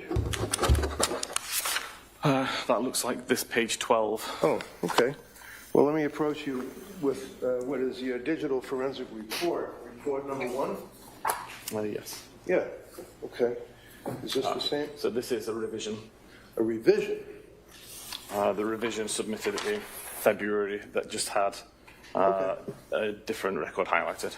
Yeah, okay, so basically there's no big deal difference, right? Correct. Okay, so we can go by, you have the revised and I have the old. Can you look at January 10th on the Google search, for example? I can. You have it? Yes, sir. So looking at January 10th of 2023, just read along with me, and the jurors again would be able to look at this in the jury room. Prescription information at, it says 14:55. What does that mean? 12:14 in the morning? 14 a.m., yes. All right. And then 19:11, which would be at 7:11 in the morning? 7:11 p.m. Oh, PM, okay. Trazodone and Benadryl goes on about an hour later. Trazodone headache, Google search, goes on. Trazodone and ibuprofen goes on. Trazodone and Tylenol goes on to 2032, which would be 8:32 p.m. Trazodone and Tylenol interactions, right? Correct. Fair to say that these are things that Lindsay Googled on her cell phone. That's what this document refers to, right? Somebody used this cell phone to Google it, yes. Oh, you don't know who was actually using it, but this is Exactly. Lindsay's cell phone. Yes. You're aware of that. If we jump ahead, looking at all of these various Google searches, follow with me on, let's say, randomly, He's let's just trying say, to cause confusion because page 13, 1948, which would be 17:48 p.m., I guess. You with me on that? Yes, 1948? Yeah. Yes. How quickly does Wellbutrin work for depression? That's what was Googled, right? Correct. Followed by Lamictal for depression, Elavil for depression, how to tell if you're sleep deprived, ketamine for suicidal ideation, right? Correct. These are all searches that were done on Lindsay's cell phone on that particular date. Chronologically would have been the 12th of January, right? Correct. Now, without boring everybody, it goes on and on and on with searches along those lines. Suicidal ideation, drugs, trazodone, mixtures, things of that nature, right? It does. Page 17, if you have it, would be the Apple Note counsel asked you about. Yes. Okay.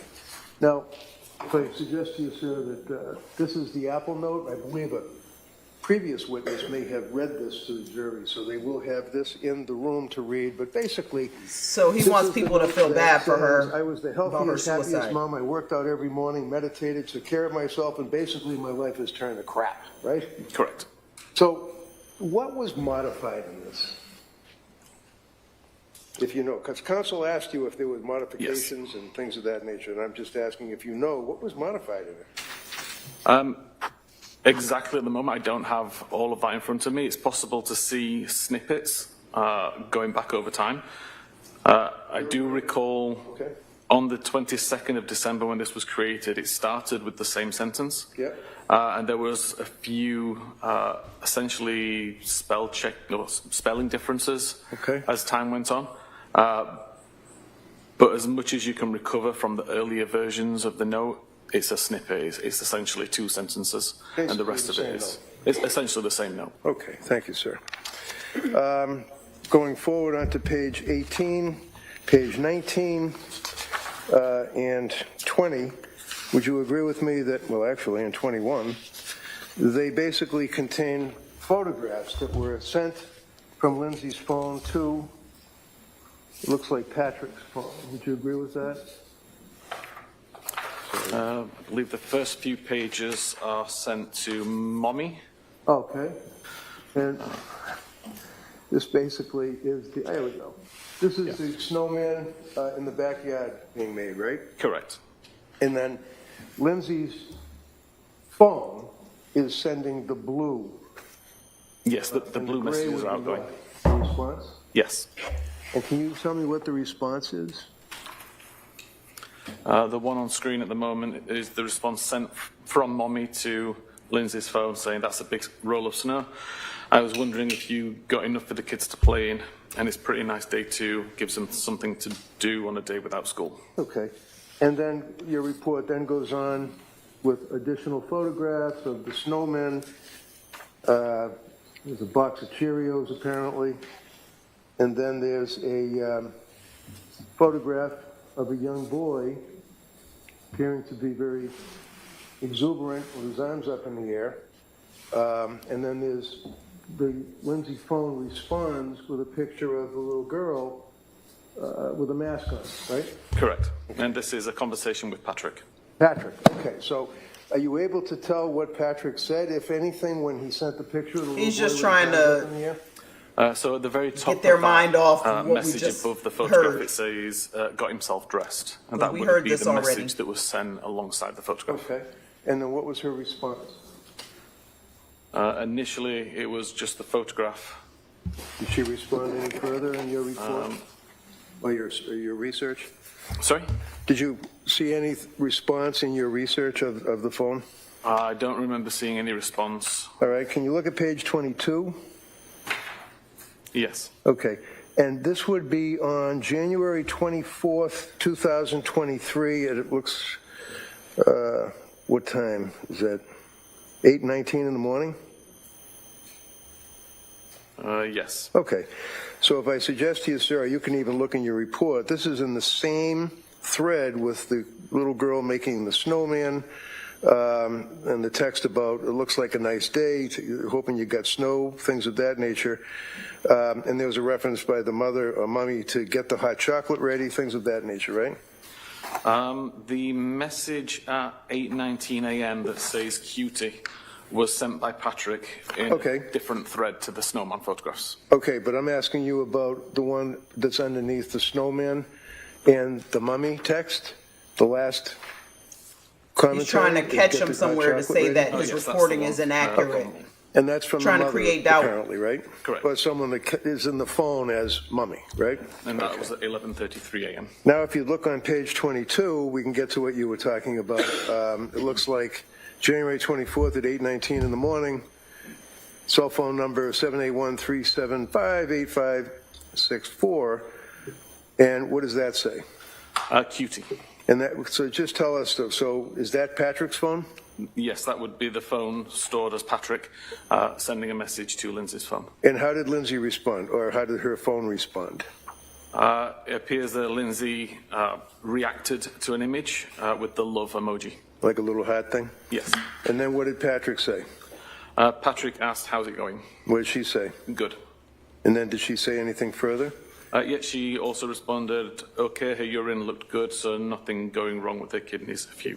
So she indicates that her urine looked good, nothing going on with her kidneys, and then phew, like whew, something like that, right? That's how I read it. P-H-E-W? Yeah. Yes. And then he said good, right? Yes.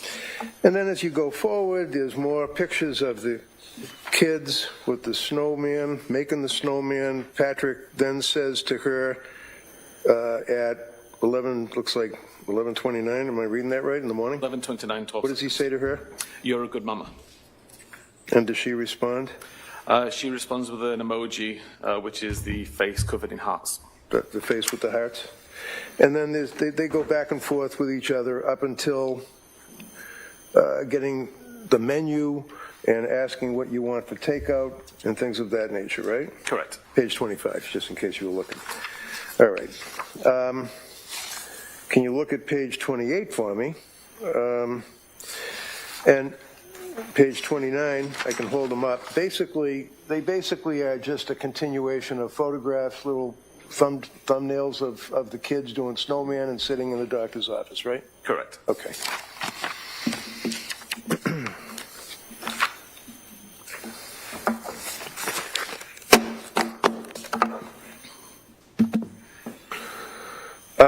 One of the things that you did is that you got nothing, Kev.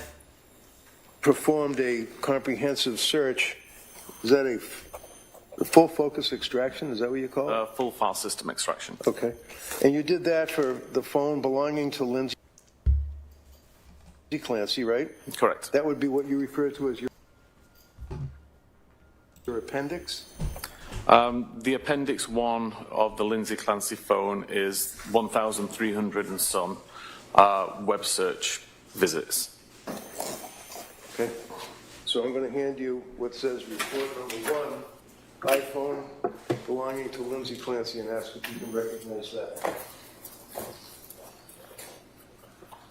Yes, this appears to be the just the web history from Lindsay's phone. Okay, so that's pretty much if anybody cares to look at it, that's the entire web history, right? Correct. All right, I'd offer this, Your Honor. Any objection? No objection. All right, that may be admitted. 268. Then, Mr. Whiffen, you also had report number 4, which would be the digital report for Patrick Clancy's I did. computer. I'd offer that, Your Honor. Any objection? No objection. All right, that may be admitted as well.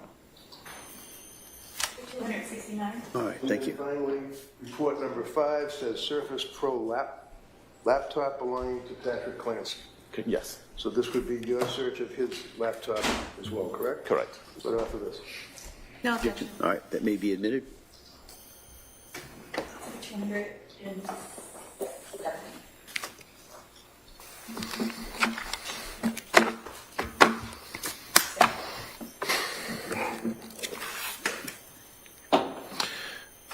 Approaching you with an item, sir, I'm just going to...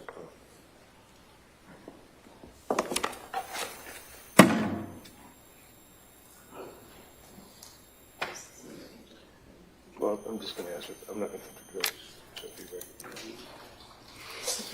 No problem.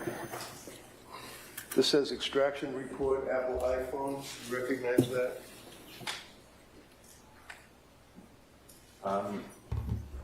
Yes, I didn't create it, but I recognize the report. Okay, so that is a Celebrate report of the extraction of Lindsay's phone, correct? May I Yeah, you can take look at whatever you want, yeah, of course. Yes, this is a report generated by Physical Analyzer, a Celebrite tool of the device. Okay. Now, if you look at the report, for example, just randomly on page, let's say, 9, bottom line, it says web history. I just grabbed that random. January 24th, 23, correct? Yes. And then you go to the right, and it says Lindsay's iPhone mobile library? Yes. Okay. And then it has the time that it was recorded, right? Yes. And what time would that be on that date, which is January 24th? It would be 9:35 local time in the morning. So if you jump ahead to January 25, 2023, let's say, is that 7 o'clock in the morning? Yes. Okay. And that says, what is it measuring at 7 o'clock in the morning on January 25? So this is for the hour of health data. So it's been aggregated and it shows that between 7 a.m. and 8 a.m. There was 47 meters traveled. Okay. And then it goes on and it talks about, again, 7 o'clock in some seconds, it talks about 134 distance traveled. Yes. Okay. And, for example, January 25 at 8 o'clock in the morning, it talks about distance traveled, steps counted, and distance would be 47 meters or feet. Meters. Okay. So is that information that is coming off of the cell phone, the Apple Watch, or what? That's coming from the watch and the phone and being displayed as So one amount of information. It's coming from the watch, right? The way that the data is presented there, it's coming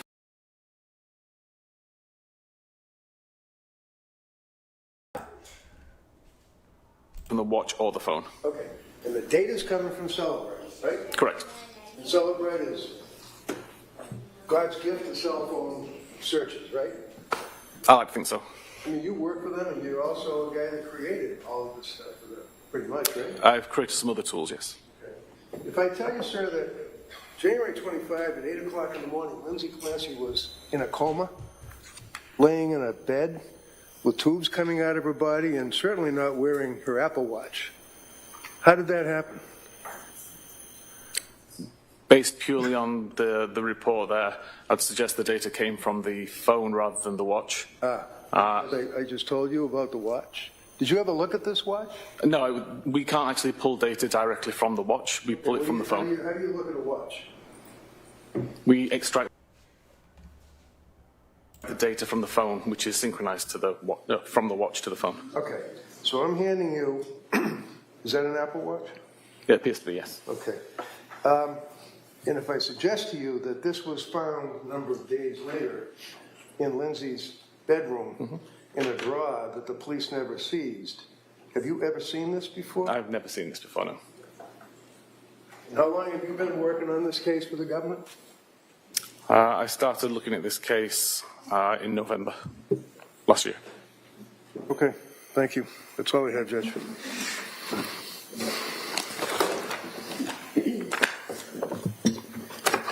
All right, redirect. Thank you.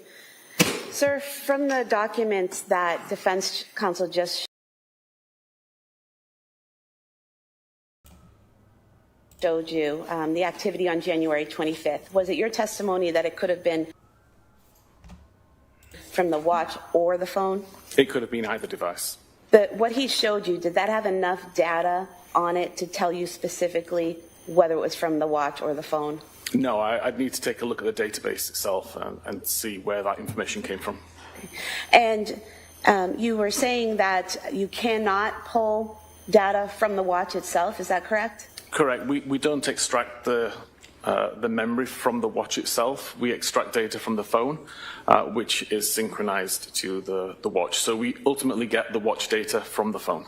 And why is it that you don't pull it from the watch itself?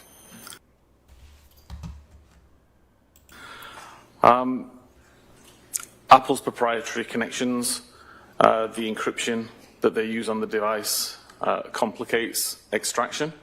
And essentially, considering we get everything from the watch via the phone, it's just additional work required to pull data from the watch, which would just be a duplicate of what we already have.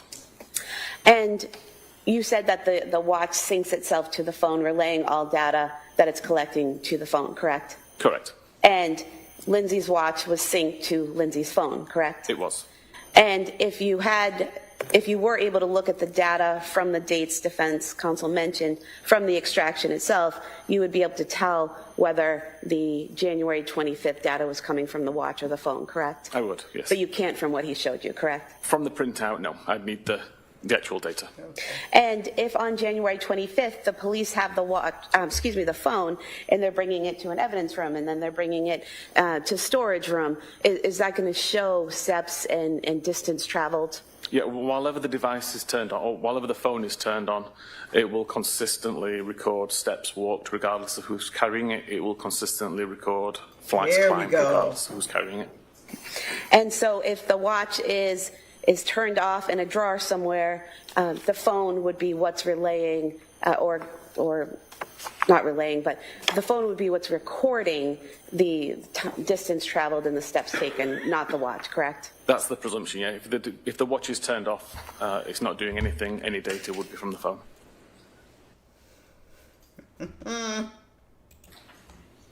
And earlier, defense counsel just put in some exhibits of your indexes for the data that you looked at for the phone and the computers, correct? Correct. And those indexes, do they contain everything that was on the phone and everything that was on each computer that could be pulled from the phone or the computer? No, they were focused reports or focused searches. So for my reports, they were focused to essentially the internet history on those devices. The large Cellbrite report, again, I don't know who created that. I don't know what options were selected by that user, but there will be data on the device which is not covered in that report by virtue of that's how decoding works. And on the defense counsel asked you about the flights climbed and how the last reading was at 5:38 p.m., correct? Correct. The last incoming phone call that you registered on your charts was the 6:09 p.m. phone call from Patrick to Lindsay that she did not answer, correct? Correct. From 5:38 p.m. to 6:09 p.m., were there any other flights climbed showing from either the watch or the phone? Don't believe there was, no. And Your Honor, we'd move to submit the full extraction as the next exhibit. It's being copied now, so we just put a disc envelope in its place. Yeah, no objection. All right, that may be admitted. If I may, Your Honor, so you make reference to 5:38 for her question that there's no flights climbed, recorded, or anything up until 6 o'clock, right? You just answered that question. Correct. That's because the phone was either dead, off, we already went through that. She could have been walking all over the house, the yard, anywhere, right? Yeah, the phone did not detect anything. I don't know why the phone didn't detect anything, whether it was... So your answer is you don't know what, I don't mean to be rude. Your answer is you don't know She what, put the phone right? down and took Exactly. the watch I don't know off. Come why it on, wouldn't Kevin. record. She put the phone down and you took did the not watch report at off. all on the steps and distances, did you? I didn't know. Okay, thank you. Anything on that, Como? No. All right, You can thank try all you Sit want. back. The data is the data. Like, we know she took the watch off to cut her wrist. Like, what are we even talking about? She put the phone down because she was jumping out the window. Commonwealth rests. All right. Commonwealth rests. Okay. Oh, I'm sorry, Your Honor. There are some exhibits. I'm sick. I believe they're by agreement, Yeah, they were by agreement. All right. and then we would rest. All right. We have the 2 Duxbury hospital records, 2 discs. 272A, B. Mass General. This is relevant because they're trying to prove that she was calculated in what she was doing and that she wasn't in psychosis. Put a PIAC transcript. And clearly we see how public opinion could sway things. They clearly believe it was her husband down there in the basement doing this, so this debunks that, which makes it great too. Years ago, this wouldn't have like swayed anything, but nowadays it does sway. Because look, we have TikTokers that are going to be testifying now just from what they posted on TikTok. So the world has changed. All right, and with that, the Commonwealth rests? All right. All right, so, members of the jury, as you heard from Testifies, the Commonwealth has rested. All right, so at this point, I've got to address some matters with the attorneys. So I'm going to, it's another one of those stops. We're going to take a stop at this point. Have you go back to the jury room. We're going to address a few things with the attorneys, and then we'll bring you right back in. Okay? All rise, please, jurors. Let's see what he's going to address with the attorneys. I got a little address some things. We go take a sidebar. We go take a break. We go. Oh man.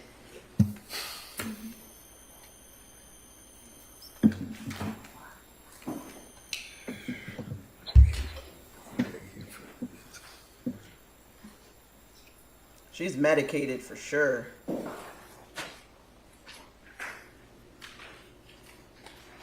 Look at those dark, hollow eyes. Jurors have exited the courtroom. This court's in session. Please be seated. Before we do the motion for required finding, Your Honor, is this a good time to take a morning break? Do you want to take a short break? Looking something up, that's all. I All right. apologize. So the court will be in a short recess, and we'll come back without the jury. We'll address the motion, and then we'll kind of go from there. Okay, thank you. Court, all rise. Here they go, a short recess. But Kevin Reddington said he had to look something up.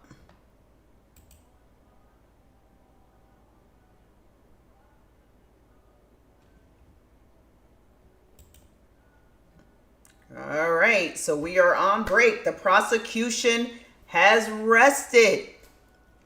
I believe their case was strong. The evidence there is strong. It's not showing psychosis, and I don't know. You know, Kevin Reddington is an amazing attorney. We would be, lying if we said he wasn't. He's an amazing attorney. He creates that doubt, even with factual evidence, like we just seen him do with the Apple data. He can come in and create that doubt that maybe this data is not right because it was still recording her while she was in the hospital. So, it's up to the prosecution to go clear that up. So he could create a lot of doubt in there, and he can have jurors sitting there, especially I feel in this case, because it's a medically, based case, because this is reason of insanity we're talking about based on a medical condition. I definitely feel like a lay person could be confused as to some of these things. But I think the prosecution did a good job of putting on their case. The evidence is there. The evidence is clear. And, no matter how good Kevin Reddington is, I don't think he has anything that can change anyone's mind, because experts can only speak to what they have seen in practice. The prosecution is talking about what we've seen here. And it shows that she calculated and she planned, and, I can't foresee anyone thinking that she was insane.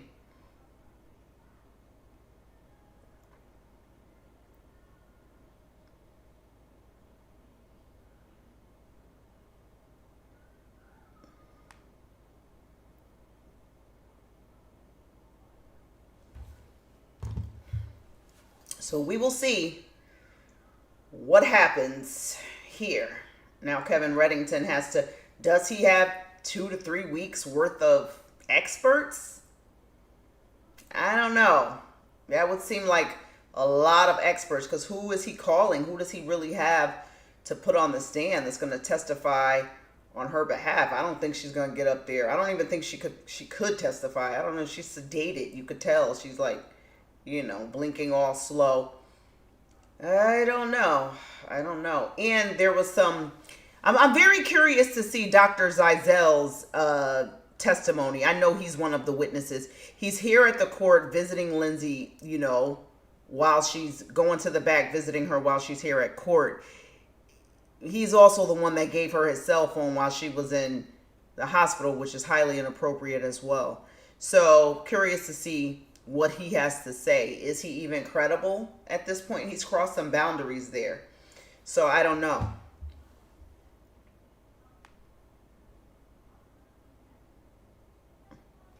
Oh, if the defense only goes for a day or two, we're way ahead of schedule, because they said 6 to 8 weeks. So if he's going to just do just this week and then rest and then closing arguments, we could be wrapped up with this by next week.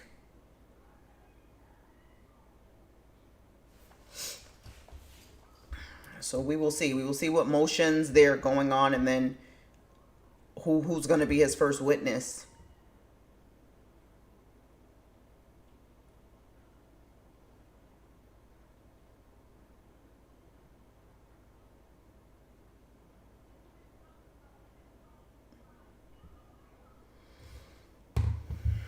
So we will see. Chat is open. Leave your comments. Make sure to hit the thumbs up. This episode of Nurses in the News is sponsored by Emerge Weight Loss. Yes, emergeweight.com. If you are looking to start your health journey with GLP-1s, Emerge Weight Loss is the best, most trusted telehealth company that you can get your meds from. Right now, they're having a major discount, $199 starting for GLP-1 when it used to be upwards of $300, $399. So if you're looking to start your weight loss journey, emergeweight.com. The link is in the description. Use code AprnBeauty and start your journey today.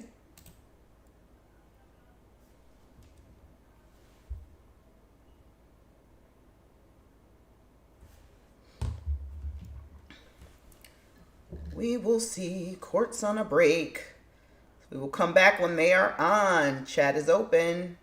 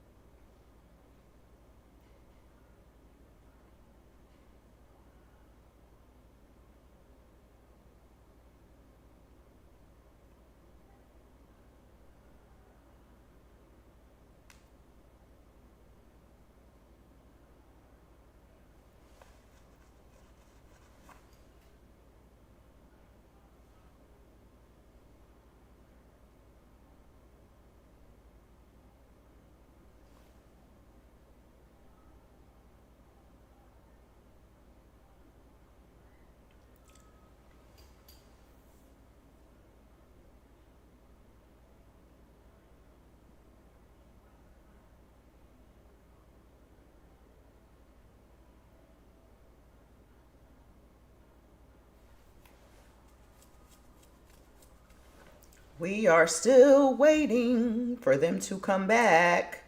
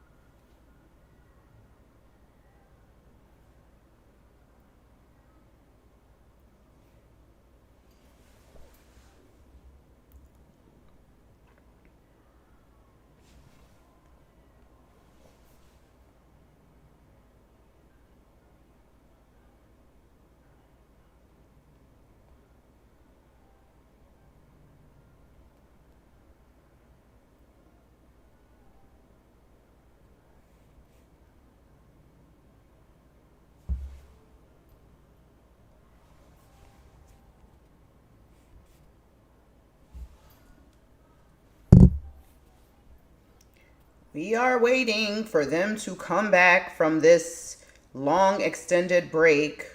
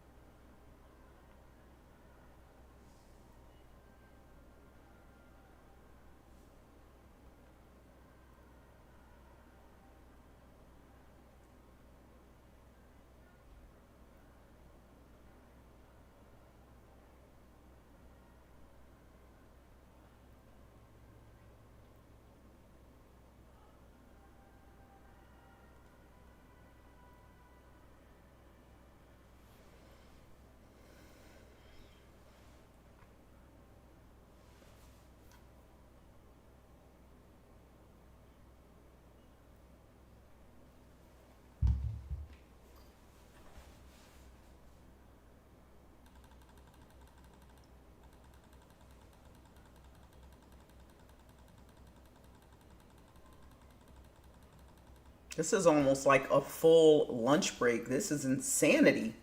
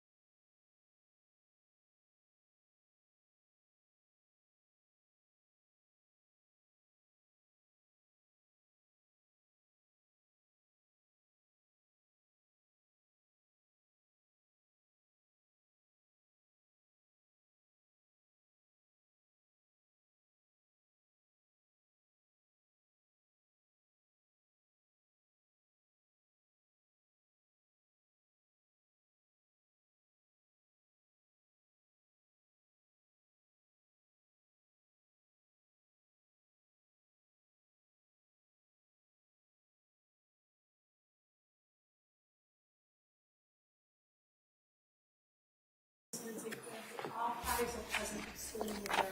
All right.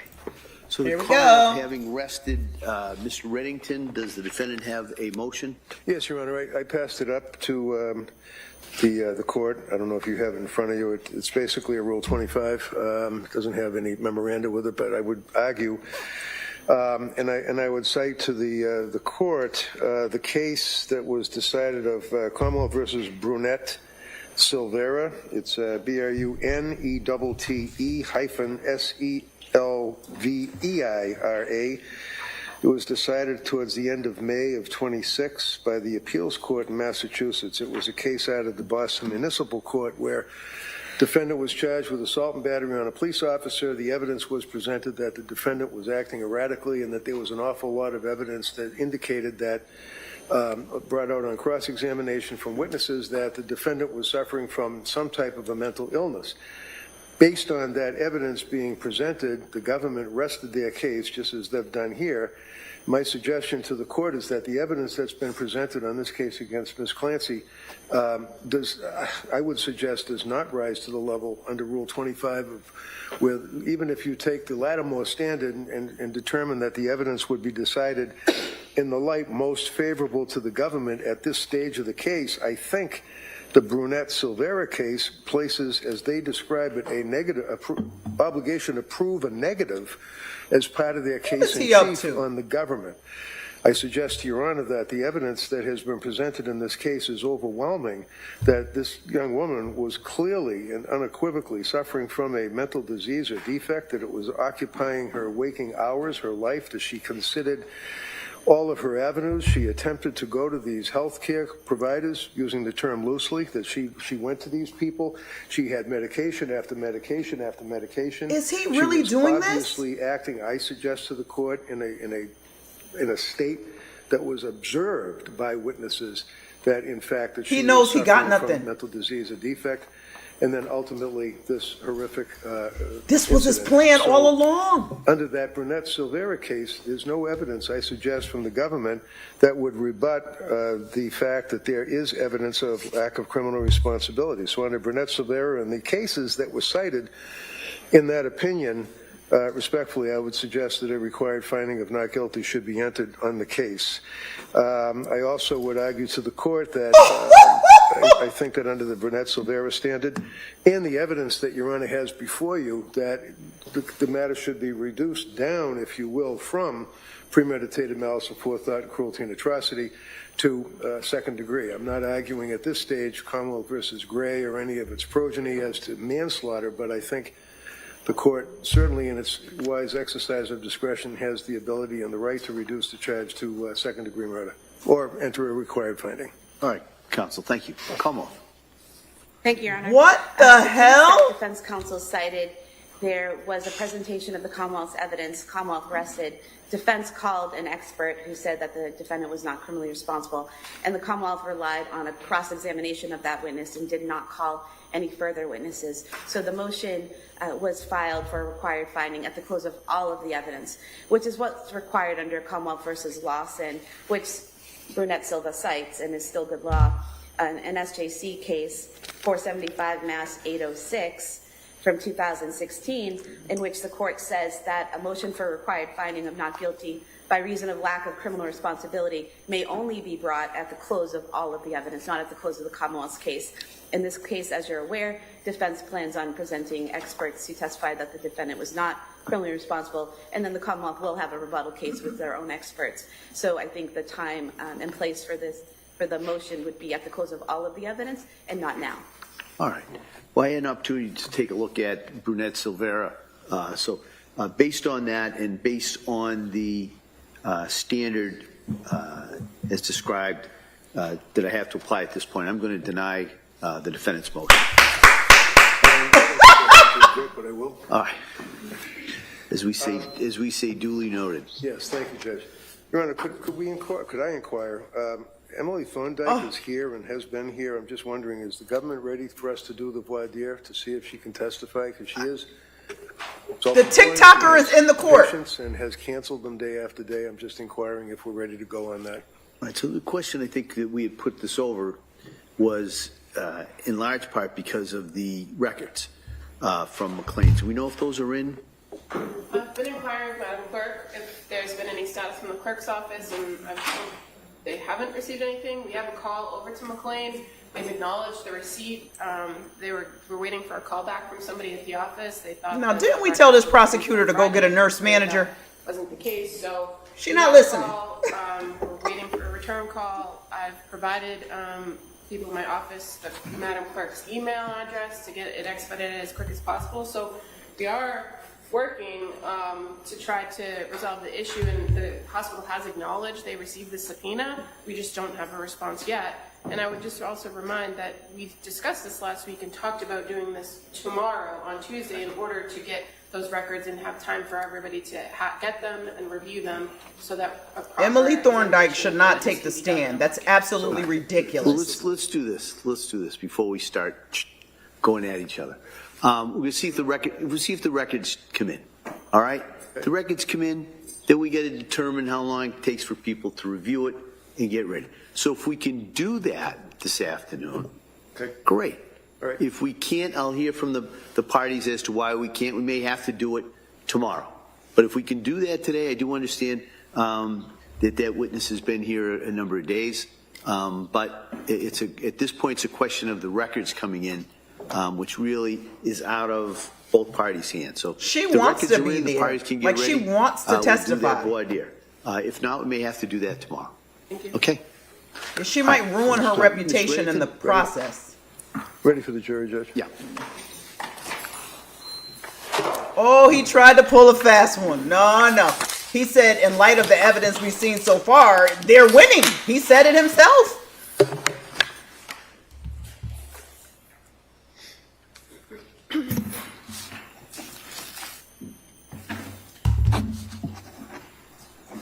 Prosecution should have never put that psychiatrist on the stand talking about staffing. They should have went with one of the nurses. Now they're in this jam with this TikToker that's going to come up there and be damaging. She already called them all types of names, the prosecutors. Doesn't look good. Who's his first witness? Now we're rolling. He's scared now. You see, he's scared. He's scared because he's trying to get this dismissed because he know he don't really got nothing. Like he said, the evidence is overwhelming on their side. Like, if it ended today, she would lose. Yeah, boy.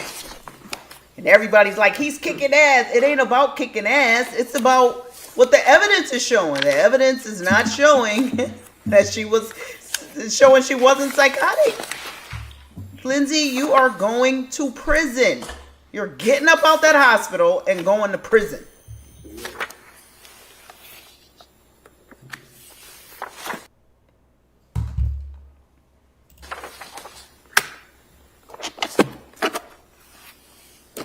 Look at Emily Thorndike in the back. Look at the TikToker. Social worker. They always be doing something they ain't supposed to be doing. Always getting in nurse business. This is in real life in them psych hospitals. Social workers are always in nursing business all the time. Now you done wiggled your way in healthcare bit, and now you sitting there about to be on trial. Oh my God.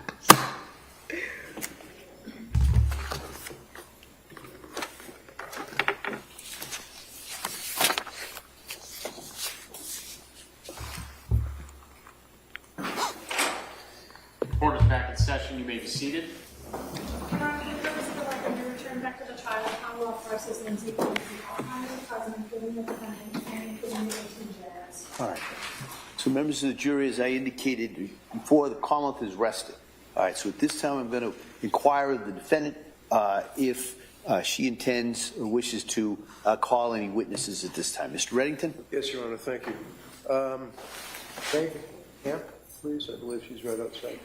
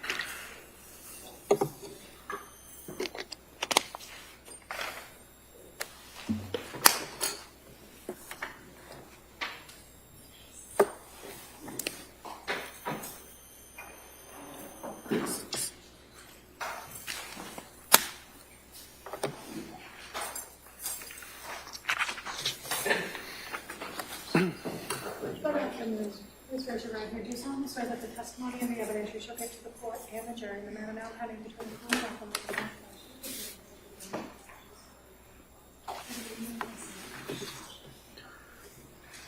Hi, good afternoon. I'm going to ask you if you could keep your voice up and speak into that microphone. Okay? Thank you. I'm just Great. going to say the same thing, so make sure that all the jurors way down here even can hear you, okay? Okay. Tell us your name, It's Margaret Hamp, and what town do you live in? Stoneham. And what do you do for work? I'm a labor and delivery nurse Where? at Mass General. And how long have you been working as a labor and delivery nurse? I started on our labor and delivery unit in 2012. Okay, so about, what, 24 years? No. I started for the obstetrics department in 2006. Okay, so 20 years you've been working at the Mass General between obstetrics and labor and delivery, right? Correct. Do you know Lindsay? I do. How do you know her? I was working on the labor floor when Lindsay first started with us.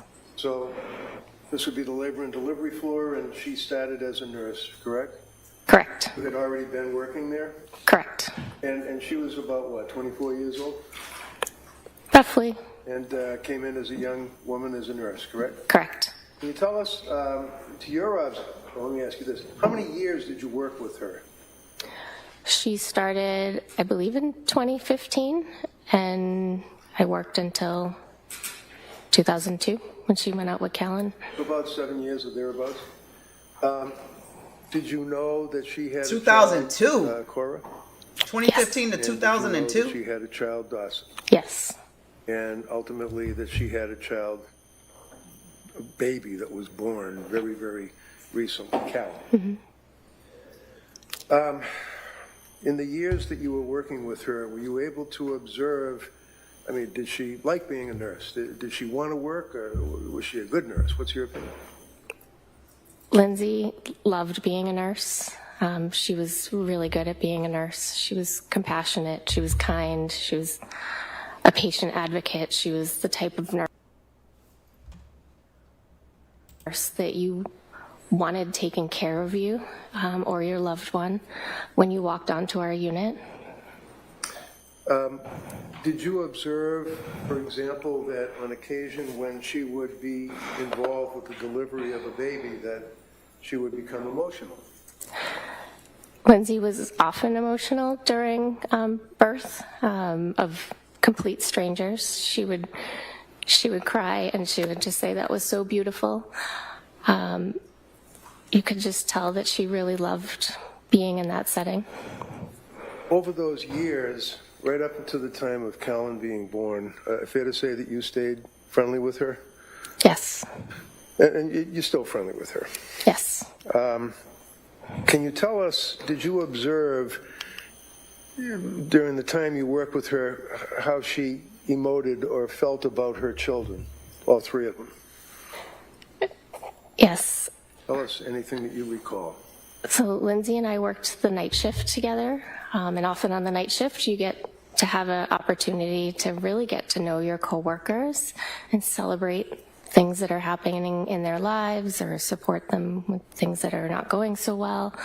Lindsay asked a lot of questions of her coworkers about parenting.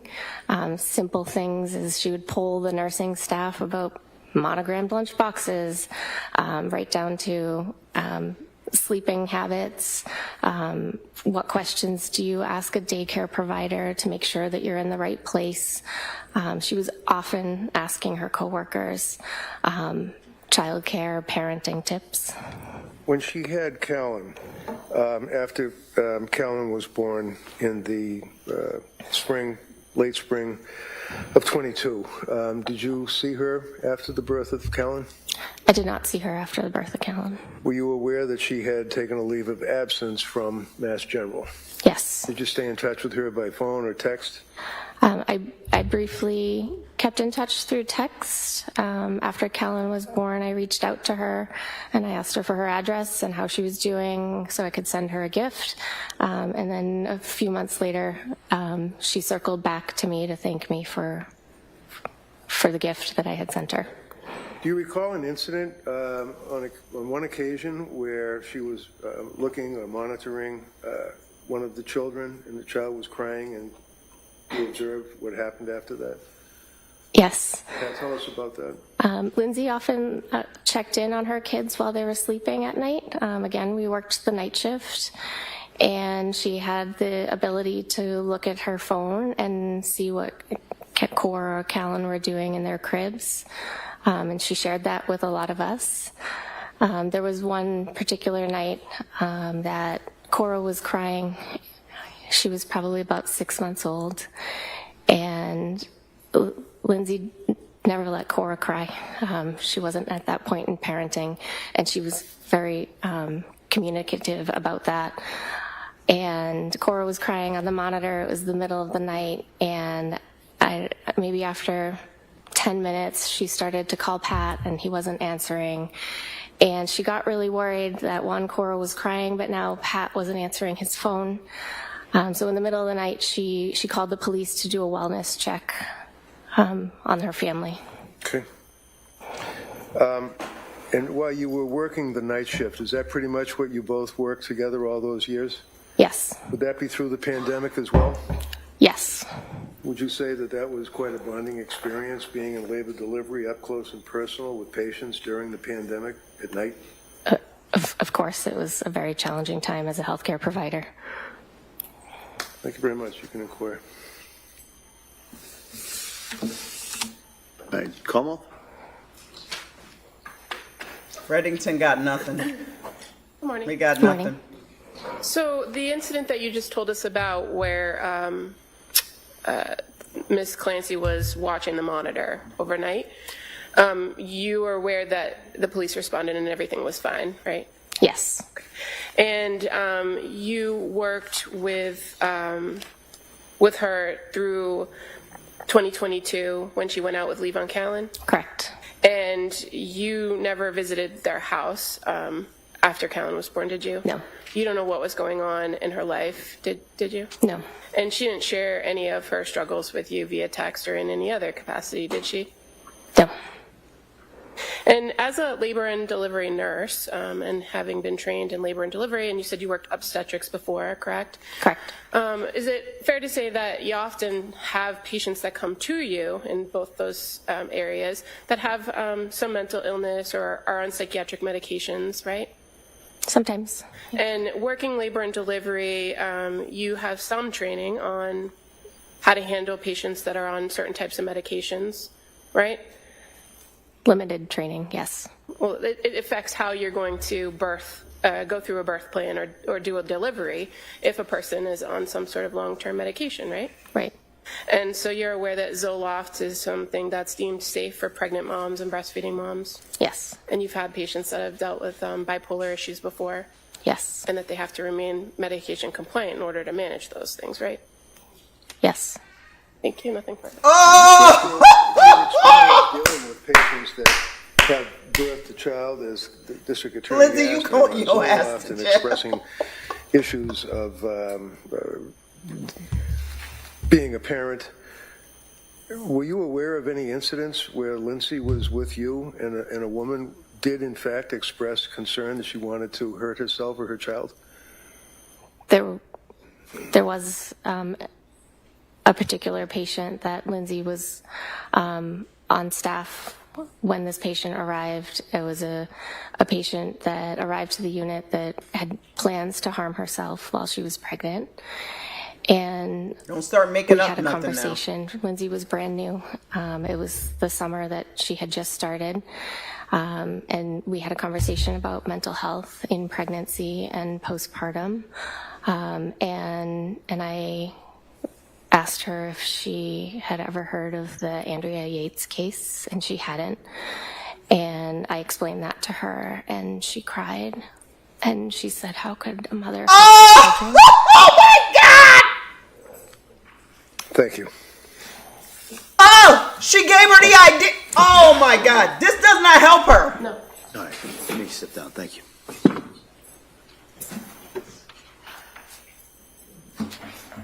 That didn't help you, Red. Counsel. Yes, Your Honor. Ms. Olenska, please. Olenska, O-S-E-G-A. She put the Andrea Yates bug in her ear a long time ago. This is why Lindsay was searching up this postpartum psychosis and all. That witness didn't help Lindsay. And I don't know if that actually happened. She sounded like she was stuttering a little bit. I hope they didn't put that in the air. I don't know. I don't know.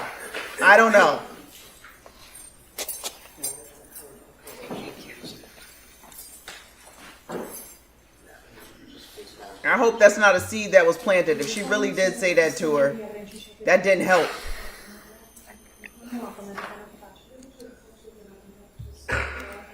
Thank you. You may take a seat. Hey, good afternoon. Hi, good afternoon. I'm going to ask you, speak into that microphone. Keep your voice up, okay? Okay. Great, thank you. Counsel. Thank you, Judge. Good afternoon. Tell us your name, please, and spell it. It's Allison Ozga, A-L-L-I-S-O-N. Last name is O-Z-G-A. You know Lindsay? I do. How do you know her? Lindsay's my sister. And can you tell us, are you close to Lindsay? Do you live near each other? Do you socialize? What type of relationship have you had with her? We're very close. We have not lived in the same state for about 10 years now, but we do communicate, and I do think we're very close. And do you text with her on a regular basis? Yes. And you talk on the phone, do you? Occasionally. Directing your attention to the fall of, well, actually heading into like Thanksgiving and Christmas of 2022, do you remember that time frame? Yes. And did you have occasion to see your sister during that period of time? Yes. And let's direct our attention to, let's say, Thanksgiving 2022. Had you noticed any change in Lindsay's personality or any observation of how she appeared to you? I will say on Thanksgiving in particular is when the first time I saw her in person after quite some time. I had known she had not been doing well via text message communication that we had. I think on Thanksgiving, she, her mood did not look good, her energy, she didn't seem very energized. It definitely seemed off from how I've seen her in the past. And were you aware that that carried through from November into December, around the holiday season, if you had stayed in touch with her? Yes. And can you tell us what you observed about her around the holiday season as it related to her, from your observations and your texting and your communications with Lindsay? How did she appear to you at that point? The beginning of December, it seemed like she very much decompensated. I do remember her saying at one point at the beginning of December, something along the lines of, I'm in a really tough spot. And knowing what she had shared with me previously about how her mental health had been struggling, I had this gut feeling that something was off and that she was really struggling, and I asked her if she was safe. What did she say? She said yes at that point. And you knew her husband, Pat? Yes. And you knew the kids? Yes. Obviously. Do you recall around Christmas itself, and perhaps a little bit thereafter, that you spoke with her and that she indicated, basically, I'm not doing okay? Yes. Can you tell the jury what you observed about her demeanor or her symptomology when you said she was decompensating around that time? What were they symptoms in your mind of? Based on communication with Lindsay, and I started communicating with Pat directly at that time, she was reporting her mood was worsening, as she described as depression. She was having more suicidal thoughts. Insomnia continued to be an issue. She was really not feeling like herself. And did you know that during that period of time where she was telling you about the suicidal thoughts and the issue of depression, that she was seeing doctors? Yes. And what did she tell you about seeing the doctors, and if she was on any medication, and if so, what effect did they have on her? So the first thing she said about the doctors was back in October when she said that she saw a doctor for Zoloft and had a very awful reaction to that Zoloft. Would that be Dr. Tufts? I don't believe she shared that specific with me. Share the name? Okay. No. And then I think throughout our communication over the couple months of October to December, she did share with me that she was going to doctors, she was getting different prescriptions, kind of all the things that they were trying and different treatments they were looking at. And do you recall when you were talking with her about her symptoms towards the end of December that she had, in your words, decompensated significantly and stated to you that she felt nothing and that she was scared, things of that nature? Yes. What else did she tell you, if you recall? At the end of December, so I think it was more along the same of, that she is really not feeling well. Her mood is down. She's feeling numb. She's feeling hopeless. I believe at the very end of the month, she told me she had had suicidal ideation every day for a month. Do you recall towards the end of the month around New Year's that she voluntarily admitted herself somewhere? Yes. Do you know where she admitted herself? McLean Hospital. And while she was at McLean Hospital, ultimately, do you know how she got out of McLean Hospital? It was my understanding that she was weaning off of some medication that she was on, and then was eventually discharged 5 days later. She asked to leave. Did you see her or talk to her after she left McLean Hospital trying to wean herself off of whatever medication it was? Because you don't know what the medication was, right? I believe it was Seroquel. Seroquel. Yep. Did she tell you anything to the effect that when she got out of the hospital that she felt as though this was a step in the right direction? Did she seem as though she was trying to be positive about her life? Yes. And tell us about that, because up until this point you had observed her decompensating and having these symptoms and suicidal ideation and depression and feeling nothing and scary. When she got out of McLean, what did she appear to you and what did she say to you? I believe she said she felt that was a good plan and that she was starting to feel better. So was your sister, in your opinion, granted she's your sister and you're biased, obviously, but was she a complainer? No. And obviously she didn't share with you in detail her doctors and medicines. She's a planner, not a complainer. Is that fair? No. But you were aware of the struggles and the hurt that she was going through? Yes. And then through the month of January, did you have occasion to see her, or were you, because you still live in different states? Yes. Yes, I did have an occasion to see her in January. When? We went to Cora's birthday party. And that was at the trampoline park? Yes. How did she appear at that? I think she looked like she was going through the motions of putting together a birthday party for her daughter. But she looked tired. She looked like she was still struggling. So there was a difference in your observation of what you had known your sister to have as a personality? Yes. And then, of course, the horrible day, were you aware, or did somebody call you and tell you that the children had been killed? Yes. One of them still survived and ultimately passed? Yes. And do you recall who told you that? Yes. Who was that? My mother. And as a result of getting the call from your mother, what did you do? I jumped in the car, packed a bag, and I sped up to South Shore Hospital, which is where I was told she was. Did you see her in South Shore Hospital? No. Did you know that she was then transferred to another hospital after South Shore? Yes. And what hospital was that? I believe it was Brigham and Women's. And were you able to visit her in Brigham and Women's? Yes. And did it take some time before they would allow you to visit with her? Yes. How long, if you know? I think it was approximately 2 weeks. Okay. And then you were able to see her pretty much on a regular basis? Yes. And where does your mother and father live? In Connecticut. And are you close to them? Yes.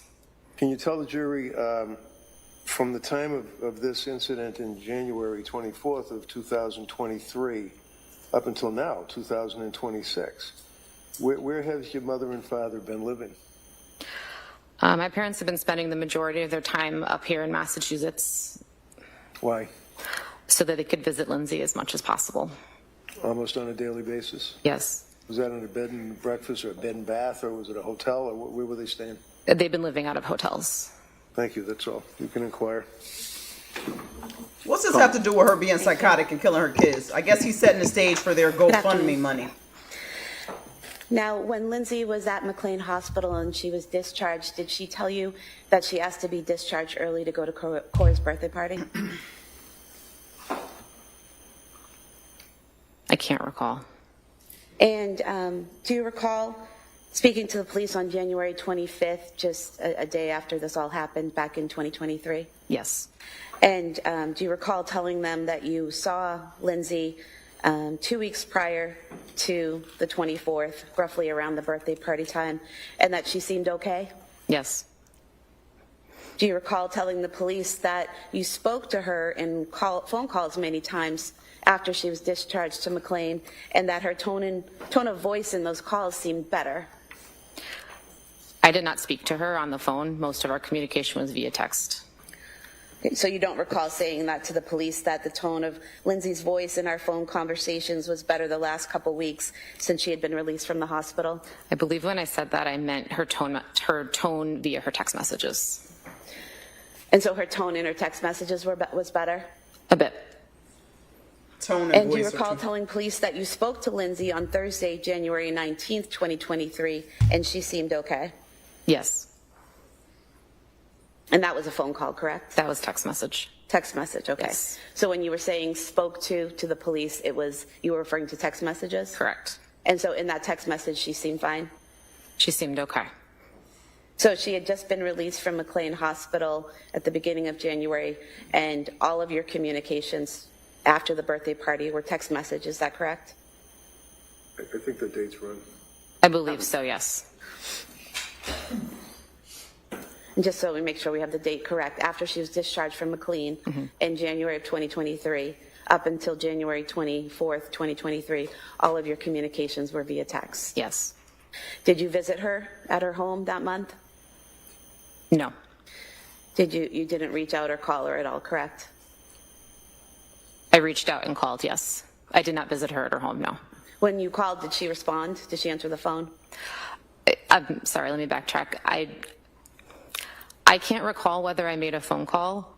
I can recall the majority of our communication between January 1st and January 24th was via text message. Okay, so there could have been some phone calls. I cannot recall any phone calls. She didn't call that girl. You are a licensed social worker, correct? Correct. And you're a mandated reporter, correct? Yes. And at any point in time between January 1st, 2023 and January 24th, 2023, did you have enough concern about the safety of the kids or the safety of your sister to file a report as a mandated reporter? No. Thank you. Mr. Ray? Oh, yeah, Judge, thank you. Okay, thank you. Let me step down.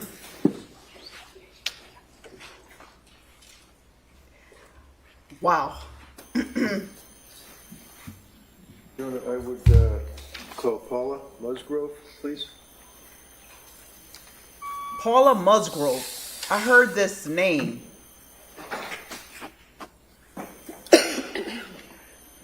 People get, wrapped up in their own, lives, and I don't fault her sister. They just do not, sometimes people just do not have time to take on or can drop everything in their own lives and, be taking on someone else's issues. And they probably thought she was straight because she has a husband and everything. So I don't fault the family, but why are you up there as a witness knowing you didn't call, you didn't check on her? You said the tone in her voice. You told them cops she was fine because at that time you probably was angry. Now that you've settled down, you're like, I don't know if I don't think I said that. You said she was fine. Good afternoon. Okay, I'm going to remind you, like I remind everybody else, just speak into the microphone if you can keep your voice up, please. Okay. Thank you. Afternoon. Tell us your name and spell your name, please. My name is Paula Musgrove, Paula Musgrove. Grove. And Mrs. Musgrove, fair to say that you are Lindsay's mother? Yes, I am Lindsay's mother. And your husband is here as well in the blue shirt, correct? Yes. You've been here for every day for the trial, is that correct? Yes. I just have a few questions for you. Obviously, you tell us about Lindsay when she was a kid. Was she a good kid, good student, that type of thing? She was a very good kid and an excellent student. Very excellent student all through school, through high school, college. Yes, excellent. Ever been in trouble, law enforcement or schools or discipline or anything? No. Were you aware of her husband, Pat? Yes. And obviously, you knew when they got married, when they were dating and things of that nature, right? Went to the wedding, obviously? Yes. Fair to say that you were close to your daughter and Pat? Yes. And you knew, obviously, the grandchildren? Yes. Tell the jury how you interacted and felt about your grandchildren. I loved my grandchildren with all my heart. And you never know what it's like to love a grandchild until you become a grandmother. And it was the most beautiful thing. I love them with all my heart. Now, did you have occasion to see how Lindsay reacted and treated her kids as a mother? Yes. And granted that you're her mother, so you're obviously biased, tell the jury what observations you made of Lindsay as a mother through the years after Cora was born, and then Dawson, and then, of course, baby Callan. Lindsay was a very loving mother. She was dedicated to her children. She was a fun mother. She was always doing things for her kids. She always wanted to be a mother, have many children, and I felt it was the best thing that ever happened to her. And she would do anything for her children. She was just a loving mother. Now, she also in killed them too. 2022, Can't skip over Callan that. was born. Is that correct? Yes. Did you stay in touch with Lindsay and Pat during that period of time, the spring into the summer of 2022? Yes. And how often would you see them or talk to them, or what would you do? You go to cookouts, or would you have parties, or how would you socialize? Myself and my husband would travel from Connecticut to Duxbury at least 2 or 3 times a month, as well as them coming to Connecticut to visit us. And would you agree that in the summer, for example, of 2022, that Lindsay and Pat were active with the kids and were pretty happy? Very happy, yes. Did you observe in the summer of 22 any changes at that point in her personality and the way she was acting with her friends and in society? In the summer, no. And they were having a fairly good summer. Yes. Did you notice at some point a change in Lindsay's demeanor? Yes. Tell the jury when that was. It was sometime probably around the 2nd week of October. What happened that you noticed? I noticed that she had become very anxious. She told me she was anxious about going back to work because Callan was having trouble taking a bottle and she didn't feel right about leaving him. And as a result of that, did she tell you that she was going to put off going back to work? Yes, she told me she was applying for an extension. Now, did you know at that point that she was going through any issues involving depression or anxiety or having any suicidal ideation or anything like that? At that point, no. At what point, if any, did you become aware that your daughter was suffering from this symptomology? In late October. And how did that come about? She sent me a text message. And do you recall when that was? Yes, that was on October 20th. Now, Your Honor, the government has introduced into evidence the entire of the phone dumps, if you will, and I think they put it on a disc, and it's probably thousands of pages, but I do have the text thread that deals with that time frame in October. I'd like to offer that so that it's apparent what I'm referring to rather than having to search through thousands of pages of a disc.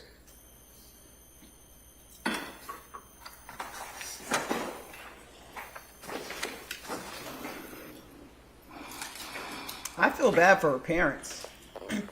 And I don't blame her sister. Like, this is, No, that's- she hurt a lot of people. They may be admitted. Like, really, like, they're strong for still supporting her through this. Now, the text message that you're referring to, would that be on October 20th of 2022? Yes, And do you have that on your phone right now? I do. Can you just pull that up for us? I can. Just give me a moment. Okay, I have it. Kelsey, do you have a copy maybe that she could look at? Oh, I have a copy. Yeah, that might be easier for the witness. He don't want her on her phone So on the I'm going stand. to approach you with this board and ask if this is a copy of the text that you're referring to.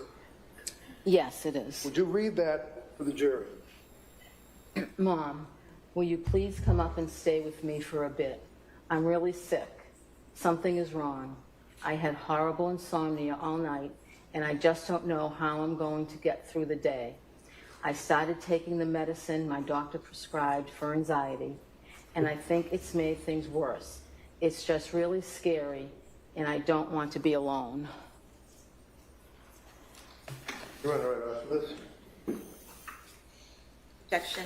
It's already in evidence. What do we mark it for identification? Is that text within the? I'd rather have trust? it in the board. Well, I know you would, but we already have the. They want a little painting. Can I just have the board like? No, we're going to mark that for identification. The text that is been referred and read to is within Exhibit 276, which was just off. I'm sorry, which is what? I think it was within Exhibit 276, which was within that thread that you just offered. Okay, so I will then, that would be 276, so that will be over here. As a result of receiving that text, did you then come up to? Hold on a second. Exhibit W for identification. Yeah, okay. Oh, thank you. All right, thank you. So as a result of that, did you come up to Duxbury? Yes, same day. And tell us about that. What happened that day at the end of October? Lindsay had been, I believe she went to the emergency room that day, and she had come home. She was feeling a bit better. She told me that she couldn't sleep, she was very anxious, and she was afraid. And how long did you stay with her? At that point? Yes. I believe at that point I stayed for about a week. And was your husband with you? He came later. He didn't come directly with me then because he was still working, so he came later. I never asked. What did you do for work? I worked for Weight Watchers. And you're retired? Yes. How about your husband? Is he working now? He recently retired. And what was the nature of his work? He was in photography. What kind of photography? School picture photography. For yearbooks and things like that? Yeah, and school pictures, and you had your kids' pictures taken. And he just recently retired? Yes. Is it fair to say that during the month of October into November, into the holidays in December, that you and your husband would stay with Lindsay and the kids? Yes. I stayed more than my husband because he needed to go back home to work. Sure. While you were staying with Lindsay, can you tell us your opinion as to her condition? Was it decompensating? Was she getting better as time went on through November and December into the holidays? Through November into December, it was not getting better into the holidays. And you knew she was on medication at that point? Yes. You knew she was seeing doctors at that point? Yes. So tell us, is there an incident that came to your mind that you recall that occurred on one evening that indicated to you how seriously she was suffering? There were many. One particular evening that was disturbing to me was that, she was afraid to be alone, and she actually asked if she could sleep with me. When was that? That was late November, early December. And did she indeed sleep with you on that occasion? She did. Continuing on through the holidays, did you guys get together for the holidays, Christmas or Thanksgiving, if you recall? Yes, I was down there probably most of December through Christmas Eve, and then I left on Christmas Eve to come home to see my other daughter and her family, and then Lindsay actually came to my house later the day on Christmas Day. Was she with Pat? Yes. Okay, and the kids? Yes. During that period of time, did you make further observation as time went into January? Oh, back it up. At some point, she voluntarily went into McLean Hospital? Yes. You knew that? Yes. How did you know that? I was there. What do you mean you were there? I was at Lindsay's house staying with them. You take care of the kids? Yes. And it's fair to say that Pat's parents, mom and dad, also stepped up, taking care of the kids, helping out during this period of time? They were there, I guess, when we weren't there. I didn't really see them, but... Right, because you guys would be different time frames. Right. But you all were pulling together as a family, is that Right. correct?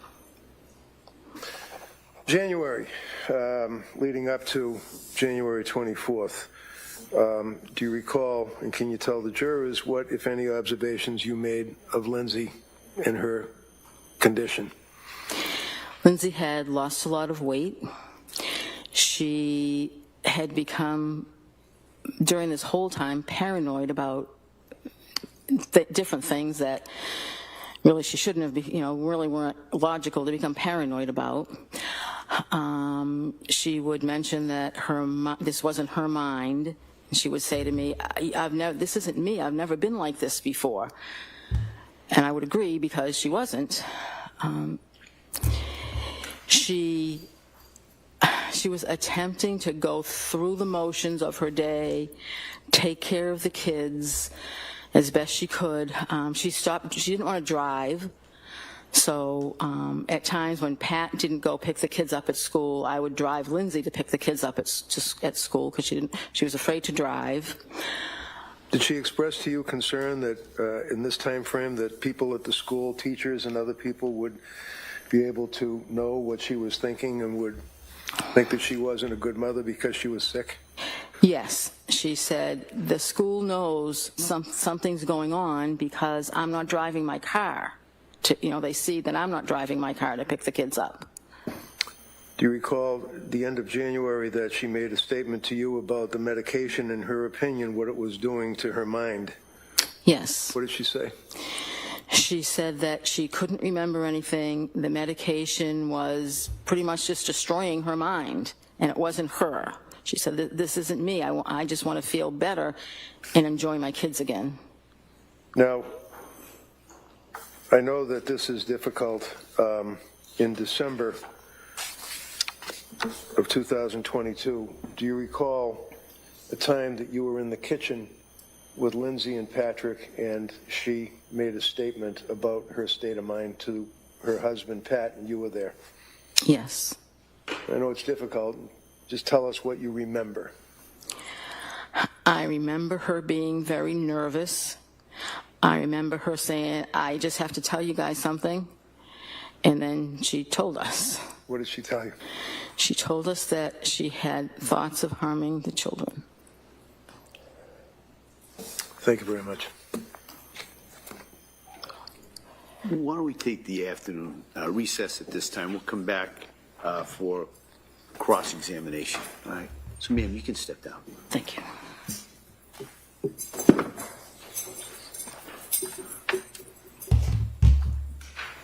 All right. So, members of the jury, we're going to take the break at this time. We expect to have you back about 2 o'clock. Okay? All rise, please. Jurors exiting. My mouth is on the ground.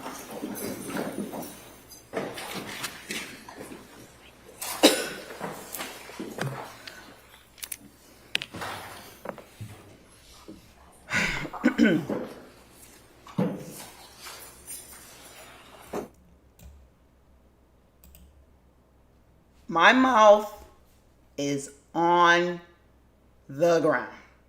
Now, we knew that she told Patrick this, but she told both of you a month prior that she had thoughts of hurting those kids, and you guys left her alone. You didn't.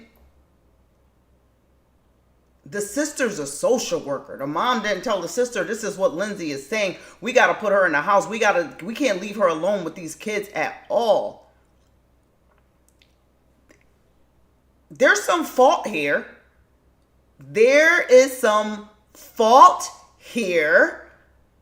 There's some fault here. They are victims too of Lindsay, but absolutely not. Like, if someone tells you they're going to commit a homicide, and then they tell you they're going to do it before they do it, and then they go and do it, and you knew about it, in any other scenario, you would be charged if that came to light. In any other scenario, you would be charged if that came to light. Lindsay planned this to the T. I'm still not convinced she was psychotic. I am convinced she wanted to get rid of her kids, but I'm convinced she wanted. I even believe her stopping driving was all a plan. It was all put together meticulously so she can have a reason to make sure, I'm not driving my car, so Pat has to go get the takeout.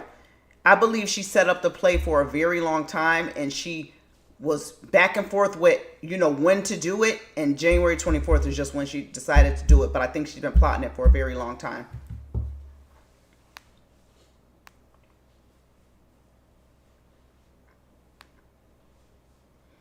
I am shocked.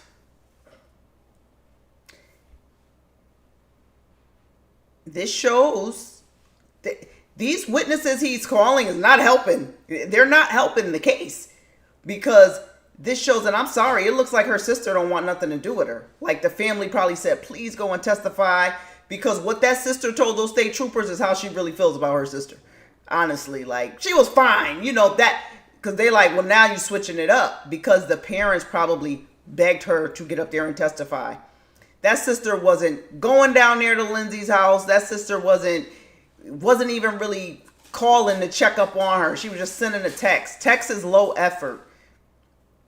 Not saying she's obligated, but I'm saying her testifying today, I don't think her and Lindsay are this close, tight-knit. I just don't think so. I just don't think that's the case. It doesn't seem like she was really interested. You know what I mean? And she's on that stand like, she had a tick going on. She was,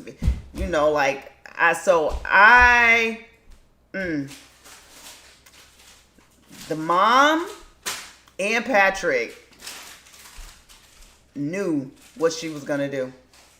And I believe she put that in the air so somebody else could be held liable too. Once that, the coworker saying that she told her about Andrea Yates, whether that was something that the defense put in her head or it really happened, that does not help. Is this why you were Googling postpartum psychosis for your whole plan?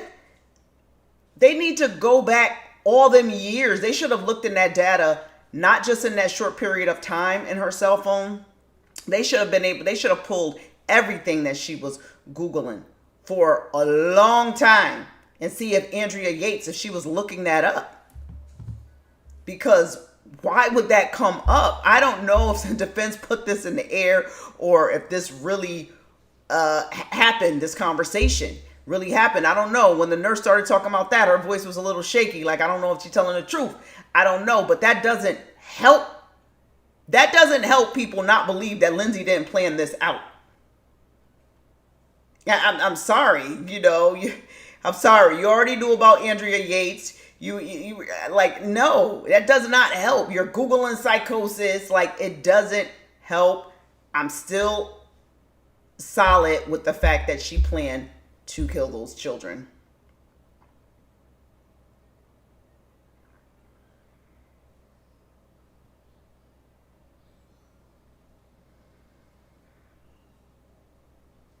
If the mom just made this up, that didn't help.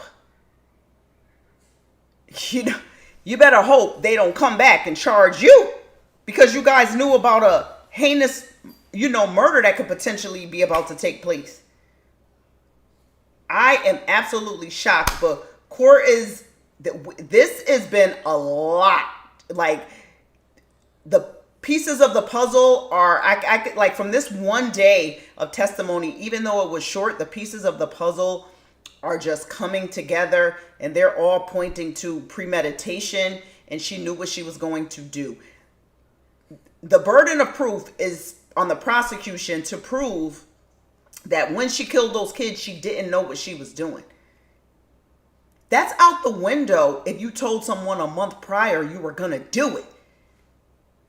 You told someone a month prior you were going to do it. So, wow. We have a lot to digest today. So, we are still in the chat. The chat is live, but we are on a court break. We're going to get our lunch, sit here, stay in the chat, and we will resume at 2 o'clock. But knowing Mr. Sidebar, it'll be 2:10, 2:15. But we will still be here. Nurses in the News is still live. Wow. I am just absolutely shocked. This episode of Nurses in the News is brought to you by emergeweight.com. If you are looking to start your GLP-1 journey, they have a major discount going on right now. You can start for as low as $199, and they are the most trusted telehealth company for GLP-1s on the market. emergeweight.com, code AprnBeauty. The link is in the description. Get started today. We're on a recess.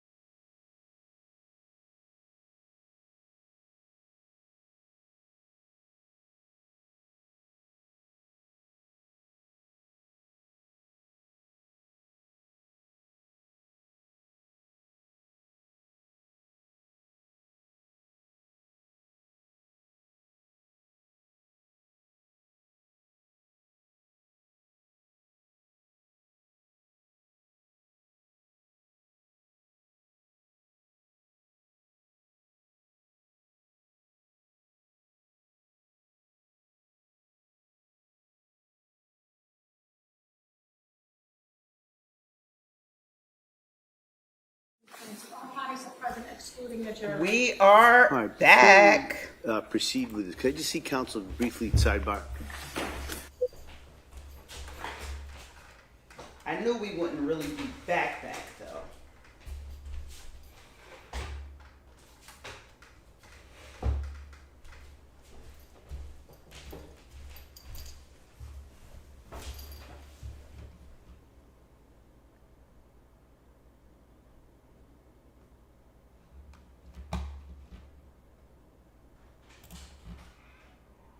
I mean, there's no way we can actually like truly be back without going to the sidebar. It's Sade.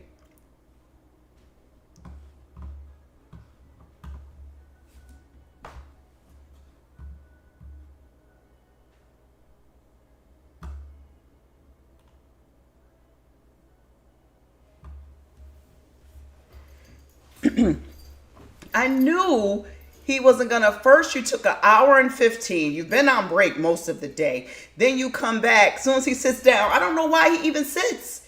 He sits down before we go. Counsel, can I see your sidebar? Oh my God, the way this man runs this court is absolutely ridiculous. Like, let the trial go through. Be on schedule. Respect the juror's time.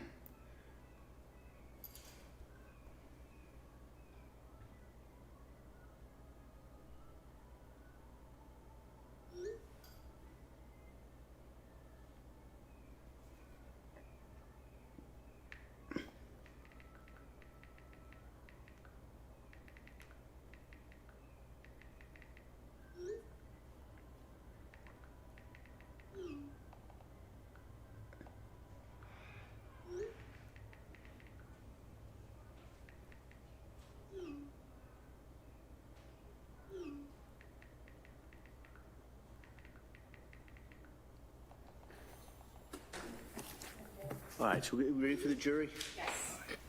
Right, here we go. We are back. Nurse Gang, check in. What's your specialty? Where are you checking in from? Make sure to hit that thumbs up and subscribe.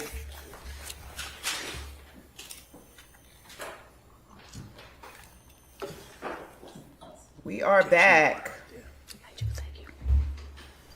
We are back.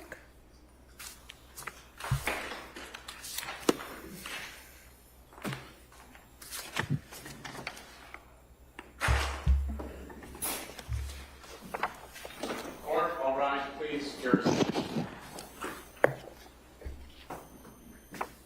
Let's see if...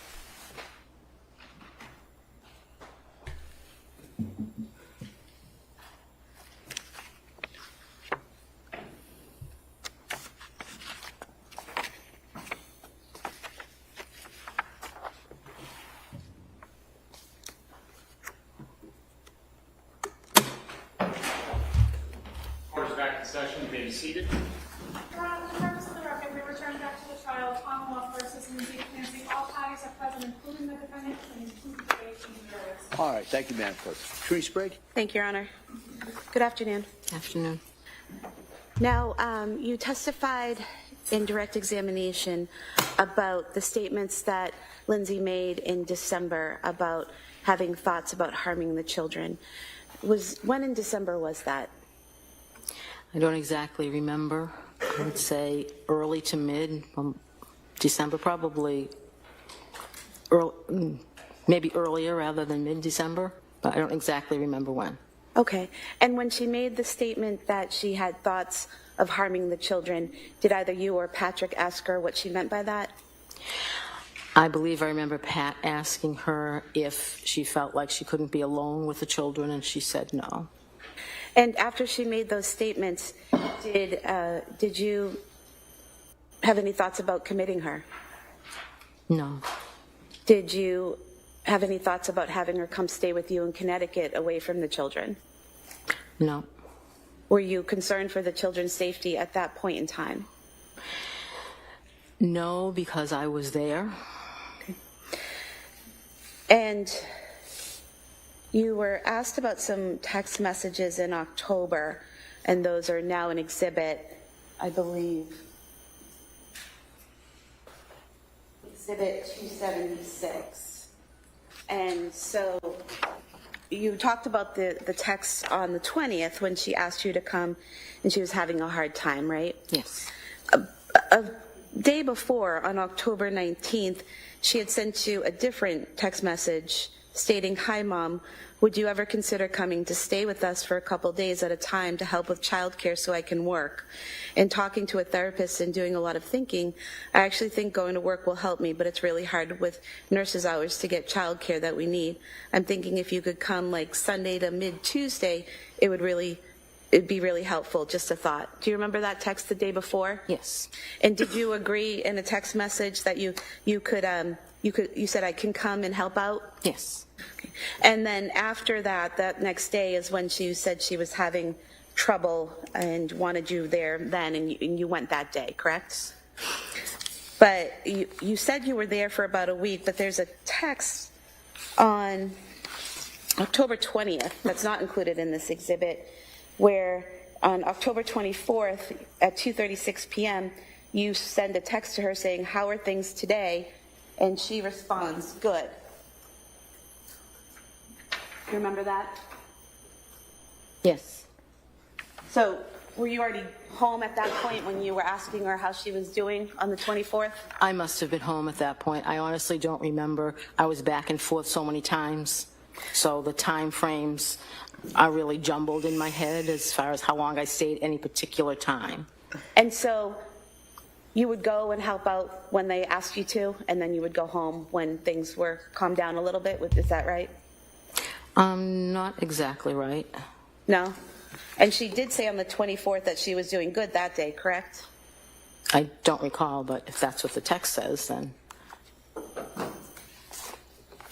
Here you go, you can look at it. Yeah. This lady is up here lying.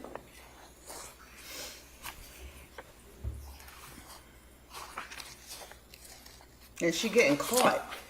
So she told you at that point on the 24th she was doing good, right? Correct. You could have this page marked as the next exhibit. Any objection? No. That may be marked. 277. Wow.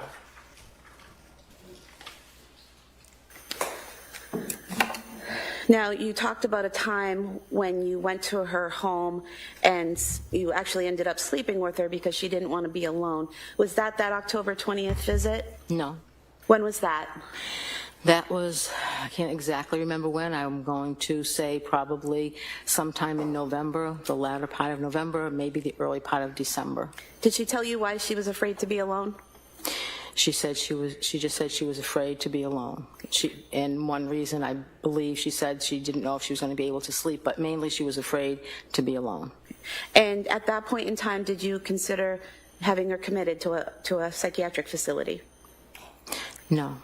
And did you feel the need to call 911 that day or get her immediate assistance? No. You mentioned that in January you saw her and she lost weight. She seemed paranoid about things, seemed to be going through the motions of each day. How often did you see her in January of 2023? In January, I can't exactly remember how many times I saw her. We were, again, back and forth. So we have Exhibit 238, which have all of your text messages with Lindsay in January of 2023. And I just want to go through some of them with you.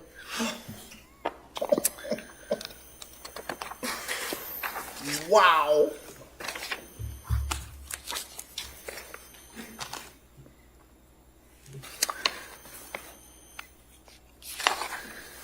So on page 17 of the exhibit, this is on January 4th, 2023, so the day before she was discharged from McLean, and she sent you a text stating, "Think I'm coming home tomorrow evening, !" I talked to the doctor and I made up a follow-up appointment with my other psychiatrist besides Rebecca for Friday morning, so she said she'd be okay with me leaving Thursday around 5. Do you remember getting those messages? Yep. And were you staying at the home helping out with the kids at that point? Yes. Okay. And did you go to Cora's birthday party on the 7th? I did not. It was a children's party. I stayed home with Callan. Okay.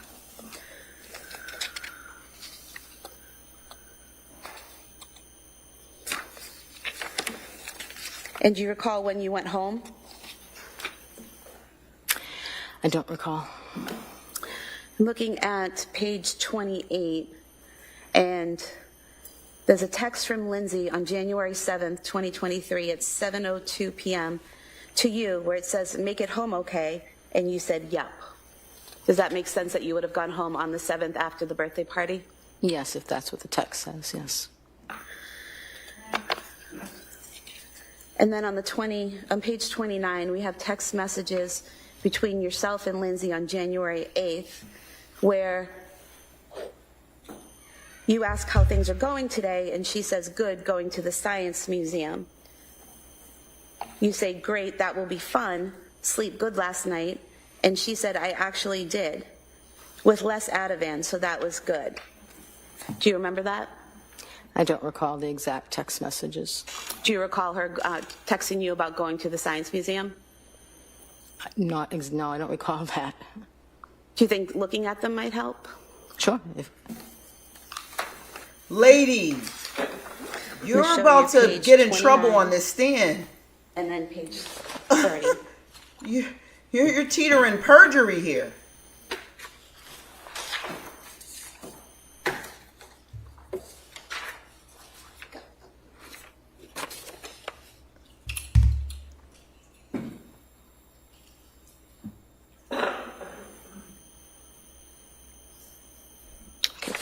Does that refresh your memory?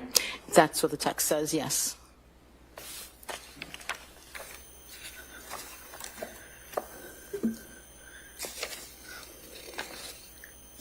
But it's the medical system's fault, right? Dr. Tufts failed her. So shit, her family did, if that's the case. And then on page 34, you ask how the museum was today, and Lindsay sent you some photographs and said it was fun, the kids really liked it. Do you remember that? I don't really recall the Museum of Science experience or text, but if they're there in the text messages, then they were sent, yes. Okay.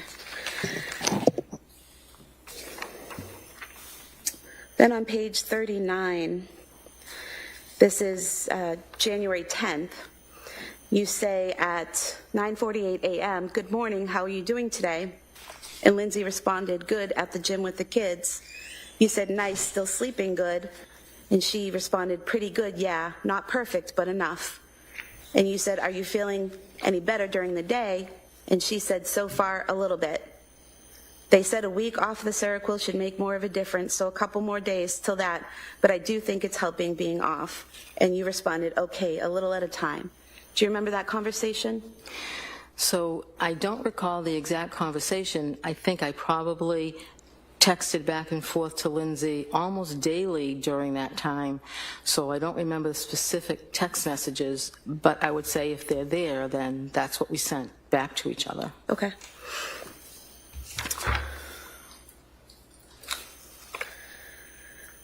And then there were further text messages that day.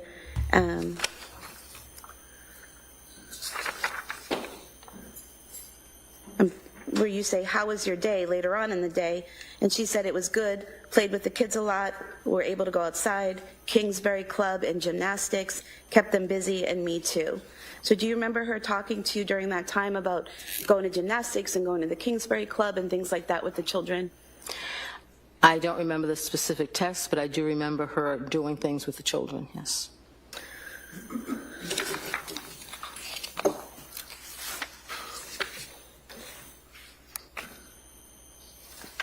Then on January 11th, the following day, you sent a text, excuse me, how are you feeling today? And she responded with a photo of Callan drinking out of a Mary Lou's cup, saying we have another Mary Lou's fan. And you said decaf looks like he's enjoying it. And then later on you asked again, how are you doing today? And she said, hi mom, doing all right, nothing new really, just taking it day by day. You said still feeling a little better, and she said a little bit. You said sleeping okay. She said not great last night because Cora was up with a bellyache. Do you remember that? So again, we texted so many times daily, twice daily, maybe 3 times daily, so I can't say that I remember the specific text. I do remember the picture of Callan with the Mary Lou cup because that stands out in my mind. But the specific text going back and forth, we just did it so often that I can't say I remember the specific text you're reading back to me. Okay. But again, if they were there, then we sent them. Right. And do you remember Lindsay talking to you about Cora having stomach issues during the month of January? Yes. The belly aches off and on? Yes.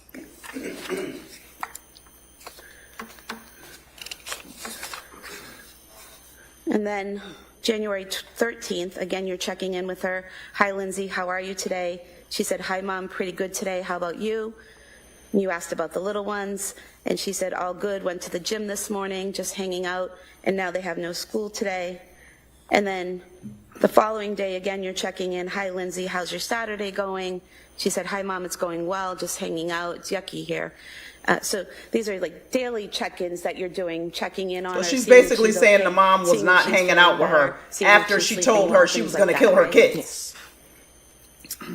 Prosecution's doing a good job. You also asked her that day on the 14th, do you feel any different since being off the Seroquel? She says, not as much as I was hoping, going to talk to my psychiatrist about it on Monday. You say, but some. She says a little, but I still don't feel like you, but then she corrects it to me. And you ask her if she's going to be able to get outside with the kids today, and she said she's going to try. So similar conversations to that where you're talking about medication and how she's doing on the medication? Yes, I get. Then the following day, on the 15th of January, you say, good morning, is it a good morning for you today? She says, good morning, it's pretty good going to an indoor water park. And she tells you that it's at the Cape Codder. Do you remember them going to the Cape Codder water park? I do remember them going there, yes.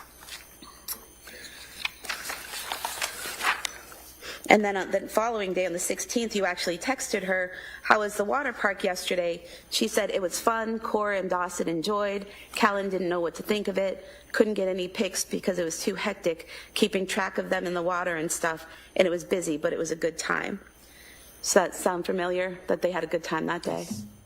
And you asked her that day if she had anything planned, and she said Pat took Cora skiing, so she was hanging with the boys. Do you remember that? Not specifically, I don't remember that text. She, that same day, sent you some photographs of Dawson doing a drawing of a firefighter and Callan. Do you remember receiving those? I do remember the pictures, yes.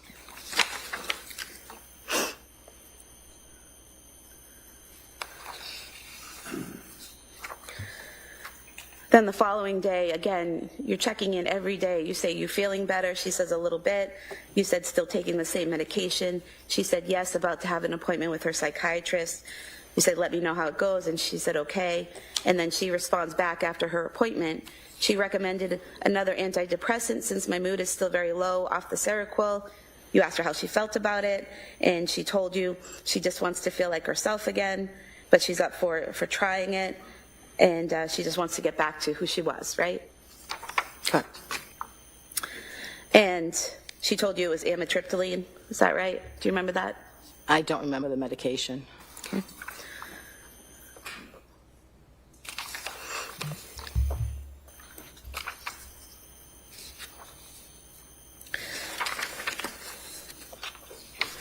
Then on the 18th, January 18th, again, you're reaching out, and she says, hi, Mom, I'm doing all right. How about you? And you say you're good. You're thinking about visiting that weekend. And she says, that sounds good. And you ask her about being able to get out and exercise, and she said she's been walking on the treadmill at the gym for exercise. And you asked her if she started a new medication and if she's feeling better. And she says, feel okay, just not great. I did start it 2 nights ago. You said, is that the one that takes a while to feel the effects? She said, yep, weeks. And you said, is the okay that you're feeling now better than what you were feeling a few weeks ago? And she said, yes. Do you remember that? Again, I don't remember the specific text, just remember texting back and forth daily about how she's feeling, about, what's different medication-wise, but I can't say I remember that specific text that you're reading me. But again, if they're there, then they were done by us. Right. And so on the 19th of January, again, you're checking in and say, how are you feeling today? Can you tell if anything's different with the new medication? She says, I'm feeling all right, nothing new really yet because it takes weeks to really work, but I'm okay. You asked if she's still sleeping well, and she says decently, and the kids get up a lot. So again, more of the same check-ins daily, seeing how she's doing, seeing how she's sleeping, right? Correct. She was talking to her as much as she was those providers. She wasn't there with Lindsay after she told her she was going to take her kids out. Wow.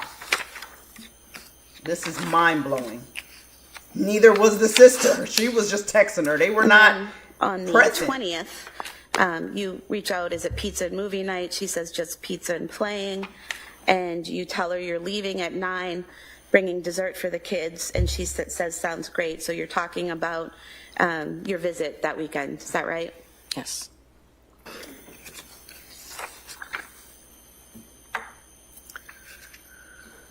And in these texts prior to the visit, you say that it's been a while since you've seen them. So it sounds like from these texts, you're checking in with her every day from January 7th, 2023, all the way up to your visit on January 21st, 2023. You're checking in with her. So you're at home in Connecticut from the 7th until the 21st. Correct. 2 weeks. And then on the 22nd, that Sunday, Lindsay, Pat, and the older kids, they go to the Carney's house for that bonfire and get together, and you stayed home with Callan, right? Correct. And then after they get home, you and your husband left, is that correct? Yes. And on the way home, you texted on January 22nd, 2023 at 7:55 p.m., enjoyed seeing everyone this weekend. Nice to see you doing better. Is that correct? If that's what that says, yes. She's that's showing correct. that the mother got Exactly right out of in the there. Text, but yes, if that's what it says, yes. So from your text, not saying she was doing great, but she was doing better than she was, according to your text, or appeared to be. The text from me was meant to encourage her because I didn't think it did any good to discourage her. So the text was meant not necessarily what I actually observed that weekend, but it was meant to encourage her because I was encouraging her to do things with the kids to kind of try to get back to normal. So it's not necessarily a representation of exactly what I observed that weekend. But that weekend, she was able to go to a friend's house with the older kids and Pat and spend a few hours there, correct? Correct.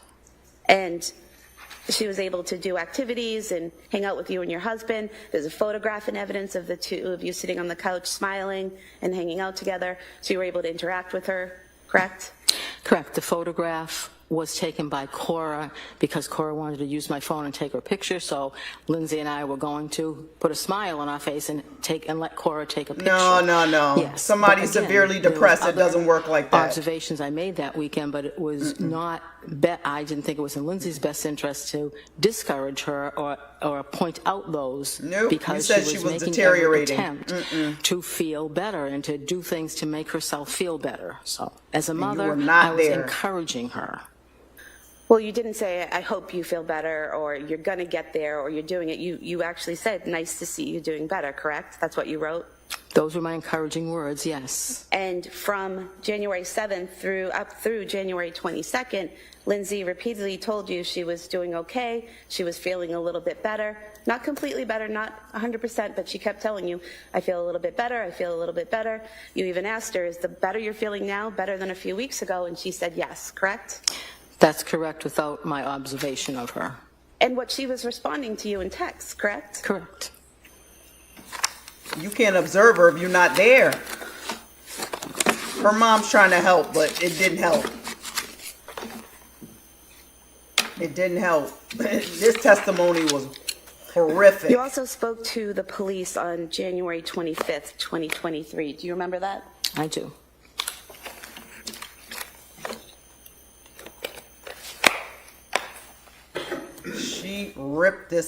She ripped her mom apart. Do you remember telling the police that Lindsay seemed to be improving since leaving McLean? I do not recall. I remember speaking to the police. I had just found out what had happened. Now, lady, and you're going to I end was up in pretty jail. much in You got to shock. stop So, lying. Anything I remember, honestly, I remember 2 things I told the police. Anything else that you have there, I must have said, but I don't recall them. I've been going through my mind. I can honestly recall 2 things I told the police during that interview. I was pretty much in shock. Okay, so do you remember telling them that she seemed brighter lately? I don't recall. Okay. Thank you. Ms. Reddington? Reddington, leave it be. It's a wrap. She bombed. She lied. You cannot fix this. She's caught. It's over. Oh, man.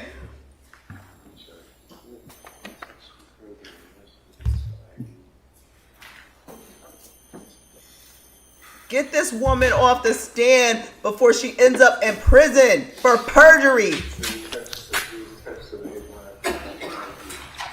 And, you know, I feel bad for the mother because at the end of the day, she's just trying to, you know, but this is, you know, like she's ultimately not responsible, but you can't get up here and the way they're tearing up the medical professionals, we got to look at it like, no, her family did not stay there with her and knew she said she was going to take them out. They're more liable than Dr. Tufts and Gelada. District Attorney stood up and said to you that I had introduced into evidence and showed you Exhibit 276, which would be a list of texts dated on October 19th. Do you remember that? It was the black one. It was the copies. It wasn't green and blue. Do you recall that this was introduced into evidence? Do you recall her questioning you from this? On October 19th? Yeah, this is the one that I had introduced, was Exhibit 276. Yeah, Red, you can't try. You can't. The date would be October 19th, your text thread. Oh, yes, I'm sorry. And then she said, well, there's something missing, and went up and said to you, this text, which would be 277. You recall that? I'm going to show it to you.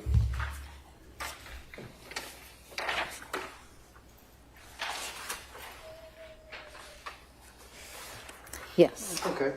So what I had introduced was a text thread from October 19th up through and including October 20th. Is that fair to say? Right there? Yes. Okay. And the reason I introduced this is because we had introduced earlier, like a whole lot of pages text. And I wanted to focus on the text thread where she said, Mommy, can you stay? Sustained. So when the district attorney suggested that there's something missing, like I left it out or something, is it fair to say that Exhibit 277 is a totally different date? Look at the date. What is the date that the DA is talking about? You see it on there? The January dates are all we need. 10/23. It has nothing to do with the text thread that I introduced, right? It's a day or two after that, right? Right. If you know. Yes.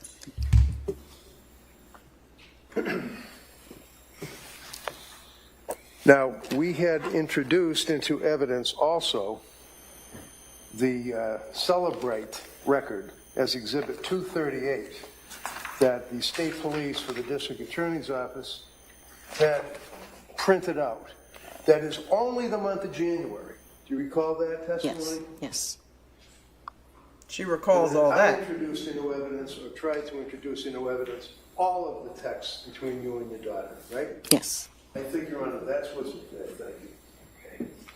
This was, I attempted to introduce it, it was objected to, I believe, and it was marked for identification. I would now like to re-offer this in its entirety. Let's see counsel sidebar, please. Listen, Attorney Reddington, you got nothing. You got nothing. No matter how many sidebars you go to, no matter how much the text messages, she read all the text. The woman wasn't there with her in January after she told the woman she was going to kill her children. She was only texting her. They were not even calling. They were just texting and checking up on her. Okay? Now, listen. Granted, right, like I said, people take on what they can take on. People have their own lives. Sometimes people just cannot be the support that you need and the way you need it. But like the prosecutor said, when she told you she was going to kill her kid, you didn't think about committing her? Like, that's on you because you heard it. She never said that to the providers, and the providers are fighting for their reputation and their jobs and being crucified. And God knows what else because people are nuts on social media. So, and they take things way too far. God knows what else these providers are dealing with behind the scenes. When all they did was treat the symptoms she called in with, but she actually told you she was going to kill her kids. She was going to hurt them. What does hurt them mean? Like, come on now. Let's be real here. What does hurt them mean? She actually told you didn't go stay in there with her. You text her. You wasn't there all of January, but you got on the stand with Reddington and said, oh, she was deteriorating. She was in a really bad shape. So the prosecutor is showing, well, if she told you this statement and she was so bad shape, why were you just texting her and not actually there? She was there twice in January before Lindsay took those kids out. Twice.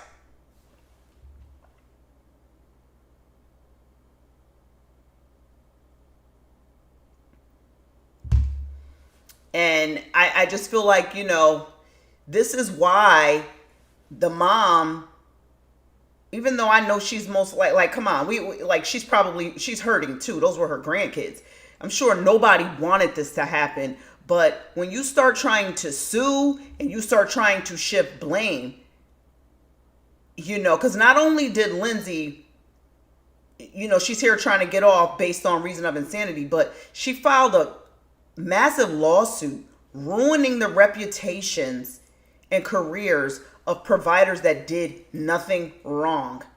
All right. And they're already guilty and their reputations are ruined forever. Even though they did nothing wrong, they will forever be remembered. And people are actually trying to pin their deaths on them. So now, since she set the stage for this, everyone has to have the blame shifted where it should be. And it's on the people that lived with her that she actually told what she was going to do. It is not on the providers. And I don't believe she was psychotic. She planned this out to the T. And on that day was just the day that she got the courage to do what she had been plotting and thinking about doing it. It just was that day when she was like, you know what? I'm going to do this now.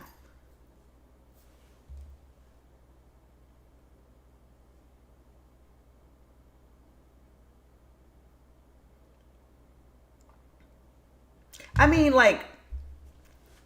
even if you're a layperson, right? You're not in healthcare ever. You know nothing about healthcare. And your family member says, I'm struggling with depression. I'm thinking of hurting my children. Who would just let that ride? I mean, honestly, who would not act on that? You don't even have to be a nurse or a healthcare professional if someone says, I'm thinking about hurting my children, to be like, we could never leave her alone with these kids. That is almost common sense. That's common sense. I'm sorry. They should have never left her alone with that kids. And that was enough to have her committed. They should have immediately called the hotline. She's having homicidal ideation. Or Patrick was all involved in her care. He had the numbers to those providers. Why did he never say, she said she's going to hurt the kids? It is on them. It's on Lindsay and it's on everybody who knew about it. It is not on Gelada. It is not on Julie Paul. It is not on Dr. Tufts at all. At all.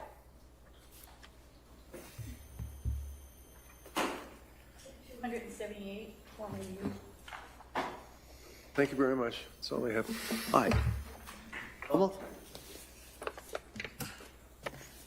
And when you were asked about Exhibit 271 in the text messages on October 23rd and October 24th, that was to establish when you left the home that week of the 20th, correct? Because you said, how are things today? And she said good, implying that you were no longer with them, correct? I believe so, yes. Thank you. All right. Anything on that, counsel? Oh, no, thank you. All right, thank you, ma'am. Please sit down. Thank you. She got radish on that stand.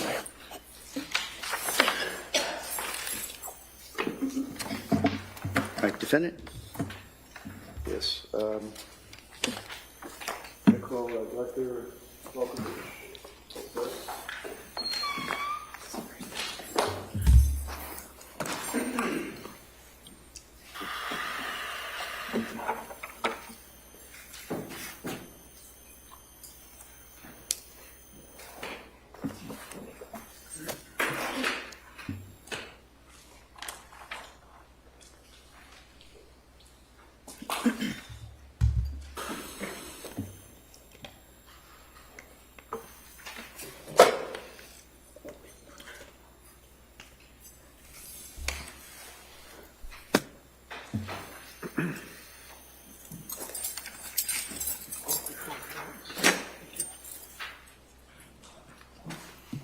Let's see who this is coming to the stand. Good afternoon. You solemnly swear that the testimony in the evidence you should give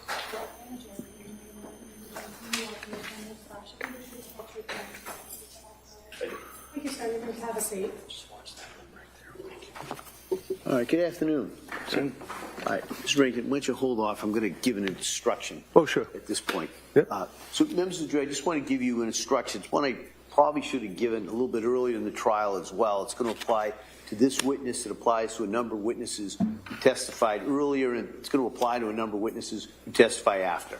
And it's in regards to expert witnesses. All right.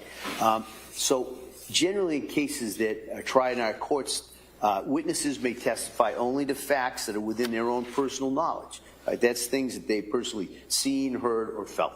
However, in a variety of cases, issues arise that are beyond the experiences of laypersons. In those type of cases, we allow a person with specialized training or experience called an expert witness to testify, and to testify not only to facts but also to opinions and the reasons for their opinions on issues that are within that witness's field of expertise and are relevant material to the case. Because a particular witness has specialized training and experience in their field, does not put that witness on a higher level than any other witness, and you are to treat the so-called expert witness just like you would treat any other witness. In other words, as with any other witness, it's completely up to you to decide whether you accept the testimony of any expert witness, including the opinions that they give.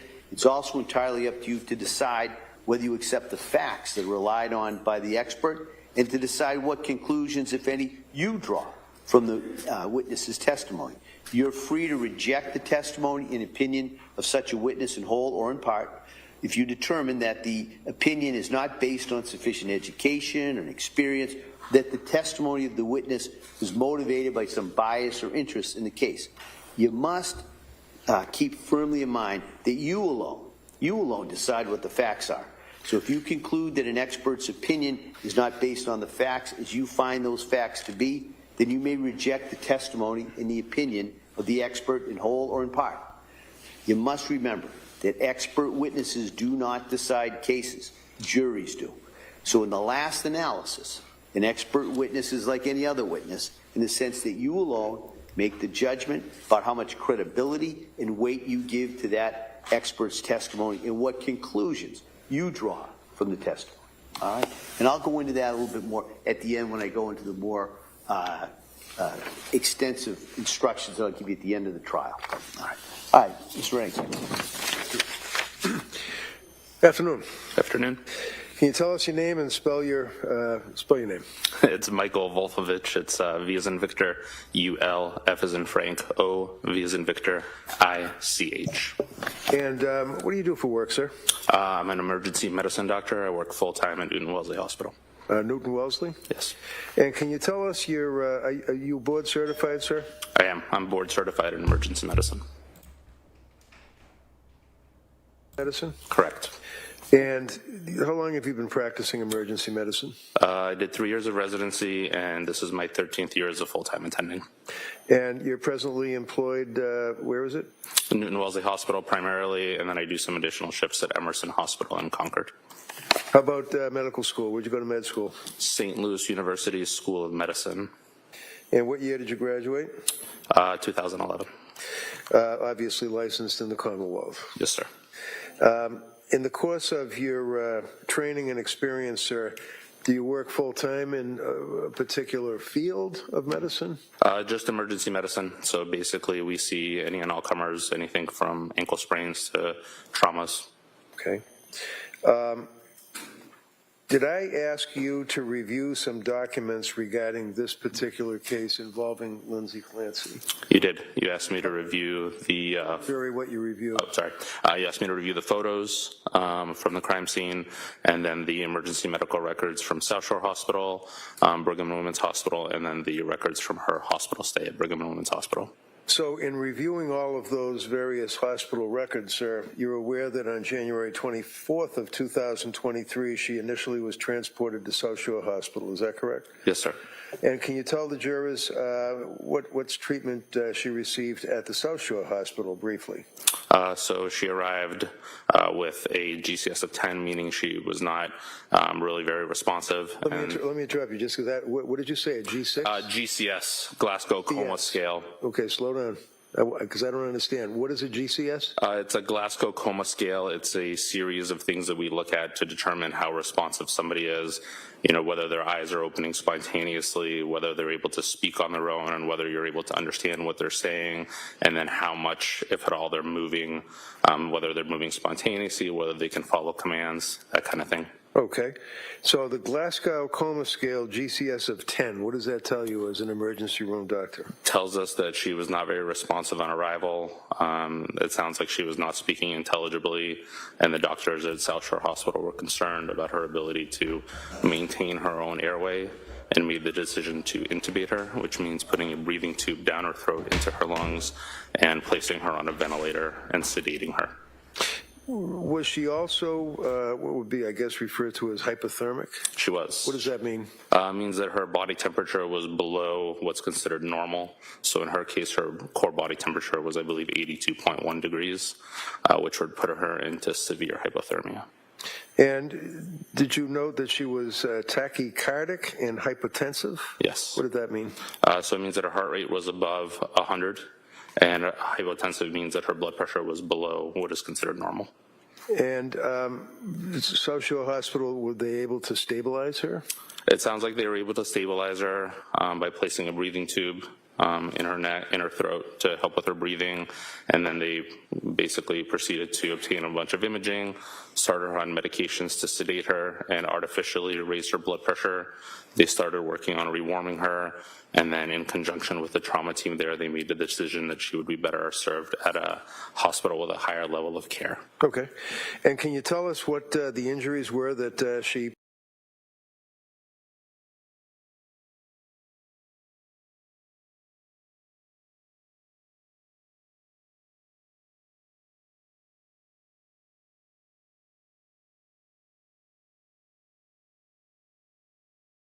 presented herself with to the South Shore Hospital? So there were multiple injuries. She had lacerations to bilateral wrists. When you say lateral, what does that mean? Bilateral, both sides. So she had a laceration both to her left wrist and to her right wrist, and then multiple superficial lacerations as well.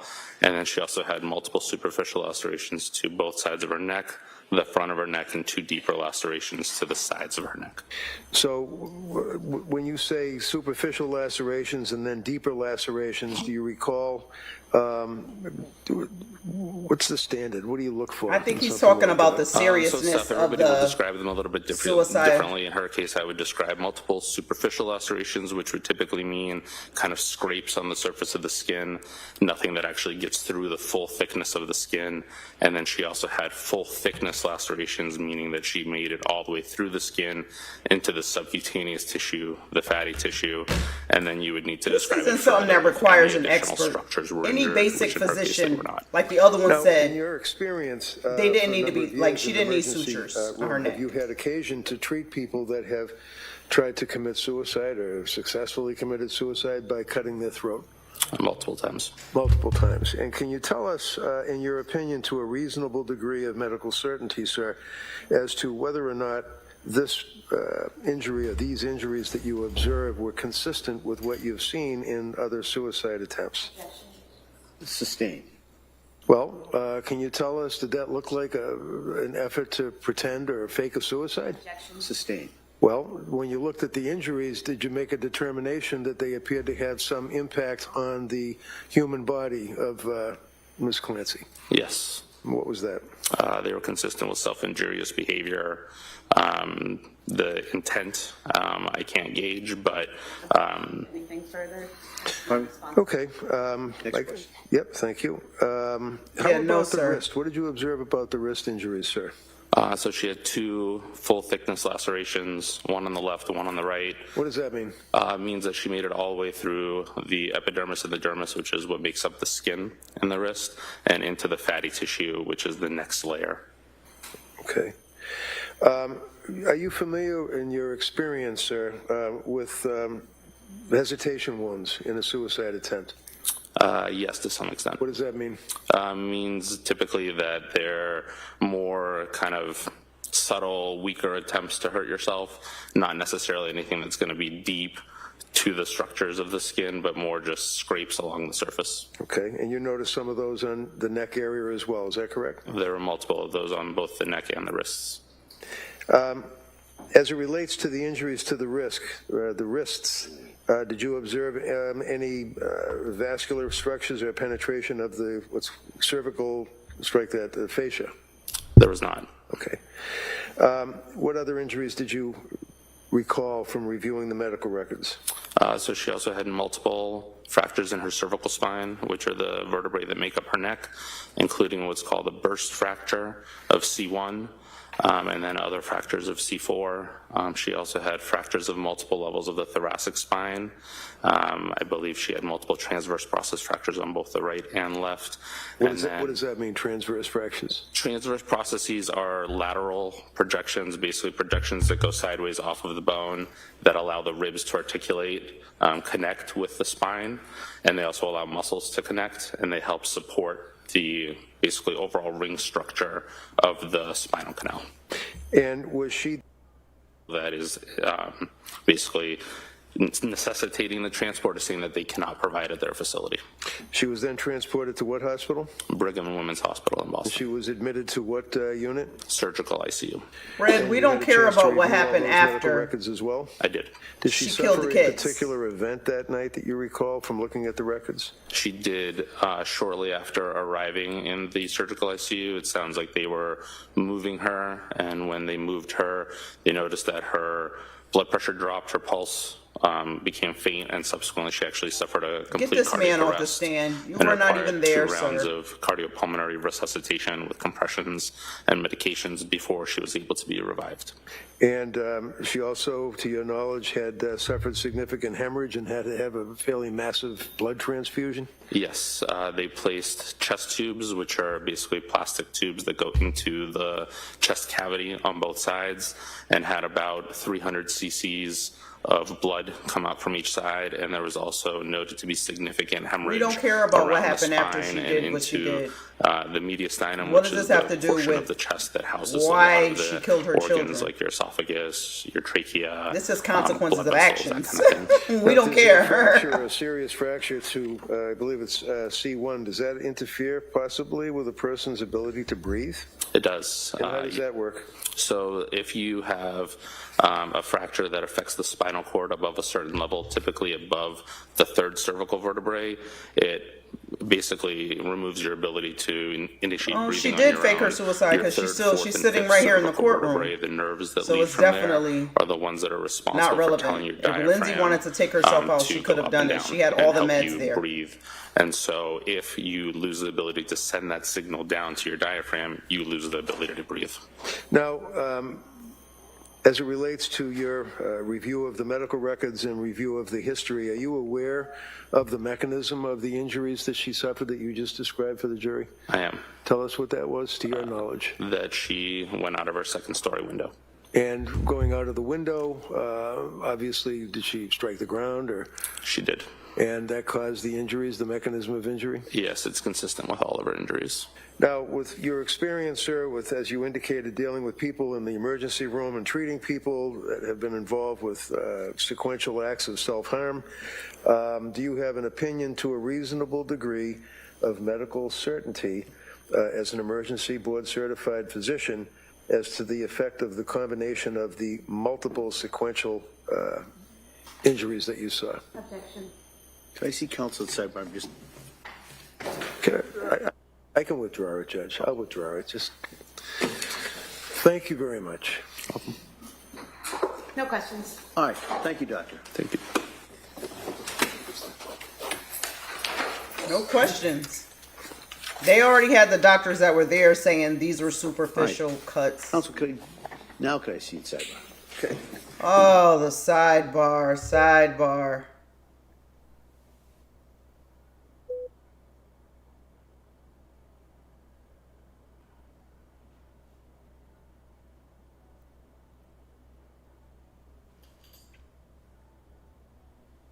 I feel like right now, you know, the evidence against Lindsay is so strong, and that's what the prosecution puts on, that the defense can just counter, but he really doesn't have much. He can just counter with experts that say, well, someone who has this pattern in the past, you know, did commit, like, oh, you know, comparing her to Andrea Yates and things like this. But the evidence shows what the evidence shows, and the evidence has already showed that Lindsay was not psychotic. She wasn't. You know, questioning if she was ever even really depressed. I question it. If she was ever even really depressed. I think, though, you know, those feelings that she was writing down in her notes and things like that about not feeling for her children, I think that was her personality disorder talking. Because she still was moving around, and, you know, in practice, I've seen patients so depressed, right? They're depressed. They can't even crack a smile. They're like, you tell them to smile, they're like, you know, so depressed that we have to give them ECT, shock their brain just so they can get a jolt, just so they can, you know, feel like themselves, like smile and move around. And that be lasting like a week and a half, 2 weeks. And then boom, we have to hook them back up and get their brain zapped. Like, you don't just pop in and out of psychosis. You don't just pop in and out of depression. You know, you just don't. She's saying she was a zombie and had no energy. And then on the other hand, they're saying she exercised like a maniac and lost 15 pounds. Then, oh, I have insomnia, I'm not sleeping. Then it's, oh, I slept really well. Then it's, oh, I'm so afraid of these meds. After 1 to 2 days, doc, they're not working. Then you're telling your mother, I know it takes some weeks to work. Like, it's too much contradiction here.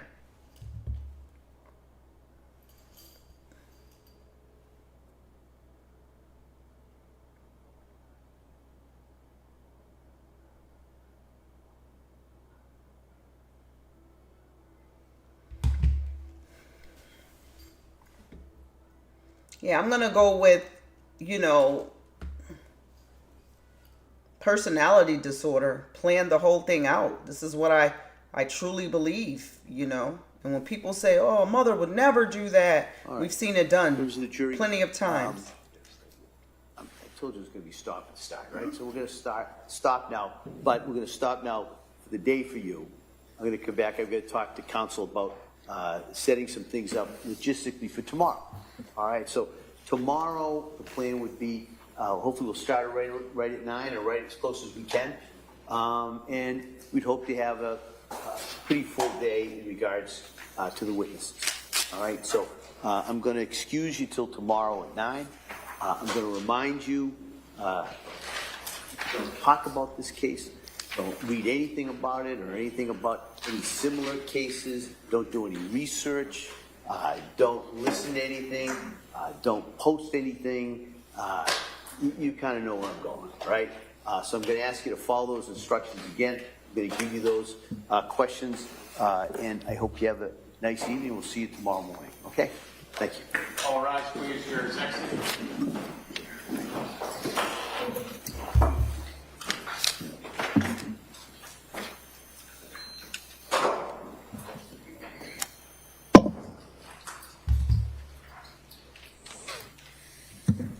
So they're going to do a motion or something.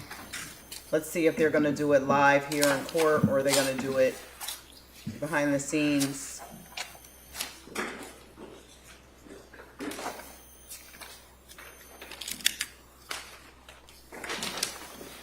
Jurors, the court, this court in session. Please seated. Hey, Counsel, I see you sidebar just really in regards to tomorrow. Not very long.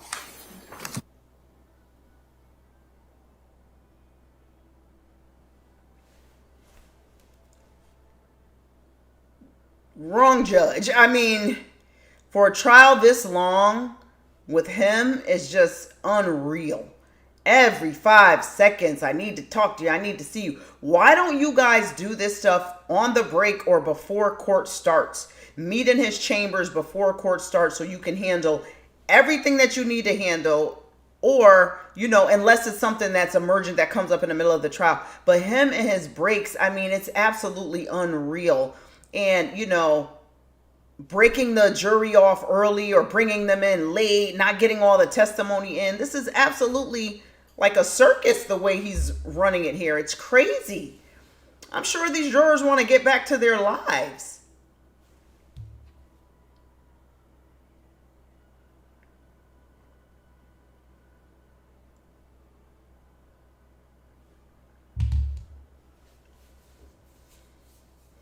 Exactly. I agree. You know, being sad and being clinically depressed are just two different things. And I mean, you know, Lindsay was coordinated and moving around and exercising, and she had more energy than, you know, someone who's just a regular mom with 3 kids who's not depressed. You know what I mean? She was on an organized schedule. She was, you know, had them on, you know, scheduling their sleep to the minute. She was up. She was cooking every day. She was going to the gym. You know, back, like, she had a lot of time. She was hanging out with her homegirls, like other nurses that she used to work with. You know, I don't know. I don't know. So I question if she was even truly ever depressed. Or is this, you know, just solely a personality disorder for attention? You know, and she was overwhelmed with those kids. She had Facebook posts saying, like, you know, Dawson was just so difficult, and, you know, I don't feel connected to them. I'm numb. Like, you know, she just was over it. And her family, you know, her mom admitting that she knew she was going to harm those kids. She told her and she didn't act on it. That makes you more liable than Dr. Tufts. But at the same time, even like with her sister is testifying today, but she was texting her here and there. Like, no one, you know, outside of the mother hearing that she was going to hurt the kids and didn't act, just that I'm overwhelmed, I need help, I'm overwhelmed, I need help. People have like their own lives, and they just, you know, it's almost like you really just cannot rely on anybody to take on all your mental health struggles. They're gonna, even her mother saying, you know, just me texting and me popping up maybe 2 times out the month to stay with the kids and stuff, I'm doing enough. You know, you feel like you're doing enough, but it might not be enough for, you know, someone else. Like, you can't really put someone else's actions or put other people in charge of your mental health outside of saying statements like you're gonna hurt your kids. Now that's when they should have acted. They're liable. They're liable because she warned you of this, you know, and she knew that they weren't gonna act. She knew they were not going to act. That's the reason why she told them. and didn't tell her providers. That's the reason why she told them, and she did not say that to Dr. Tufts or Gelada, because she knew she was be getting admitted to inpatient, and she'd be paper and she'd be stuck there. She had a plan, and she acted that plan out.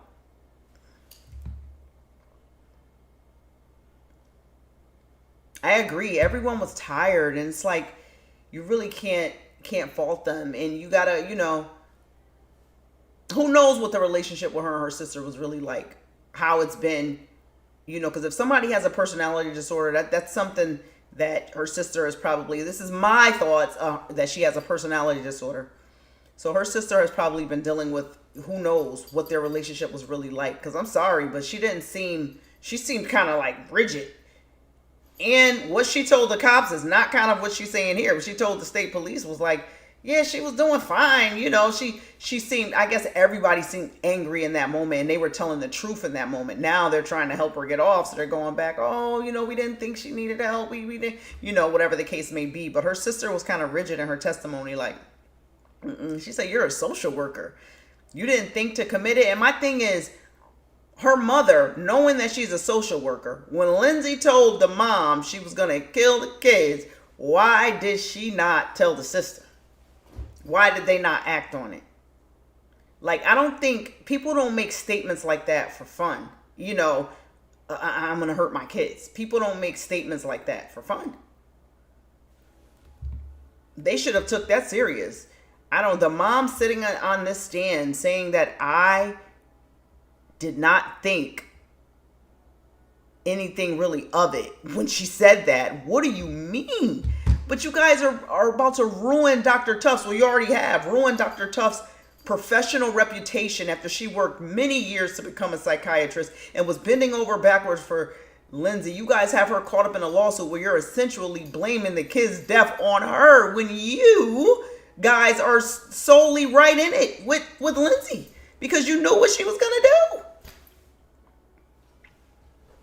Anybody else, they had some mercy on Patrick and the mom, because anybody else that someone tells, if that's one of us and someone tells us they're going to commit a crime and they actually do it, and we say they told us before they did it, we will be held liable for knowing. We would have been arrested. We would have been arrested. Like, you knew they were going to go rob this bank and all these people were going to get hurt and you didn't say anything. You would be in trouble. So I don't know how they let them slide with this.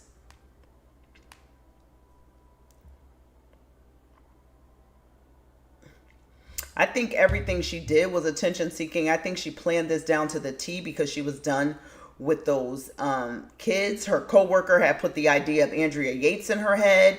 And I think that's why she was Googling postpartum psychosis and all these other different things, because she was seeing if she could get away with this, And I think it was all calling the doctors and doing all this stuff. It all was a paper trail because she was planning it.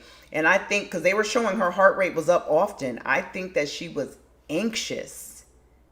I think she was anxious because she was planning on, she had anxiety. She kept saying, I have anxiety. I have so much anxiety. I think she had anxiety about this plan to take her kids out.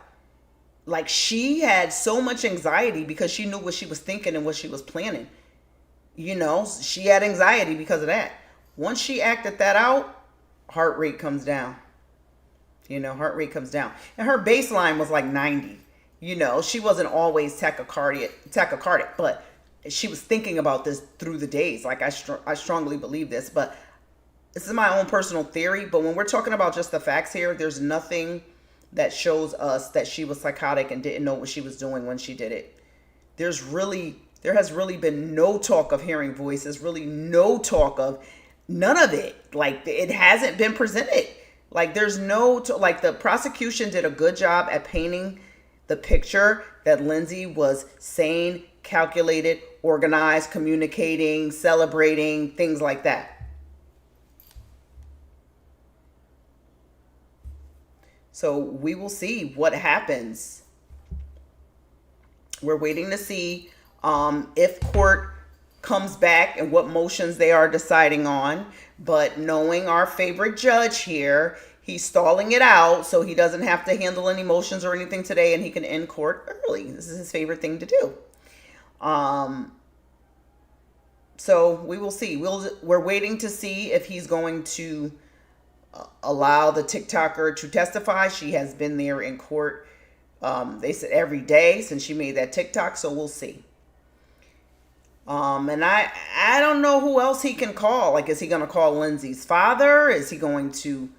I highly doubt she's going to get on the stand, but is he going to call Lindsay's father? He's going to call Dr. Zizel, obviously, because he's the one that started with the She's Hearing Voices business. But right now, his witnesses are getting ravished. The mom got ravished because she was like, yeah, you know, she told me this, then I was there supporting her. Then it shows you wasn't there. You was there twice in January. You know, you wasn't there. Just say, you know, we're old, we're retired, you know. You know, maybe the mom, like, let's be real. The parents are older and retired. Maybe they did not want, maybe the mom didn't want to be there taking care of a baby and two little ones constantly. I mean, maybe she didn't have the energy for it. It's nothing on the parents for not being there. It's like they're not wrong in that sense, wanting to give up their whole retired lives to be there to support. Like, they're not wrong for that. Where the mom is wrong is not reporting that she said she was going to kill the kids. Now that's where she's at fault.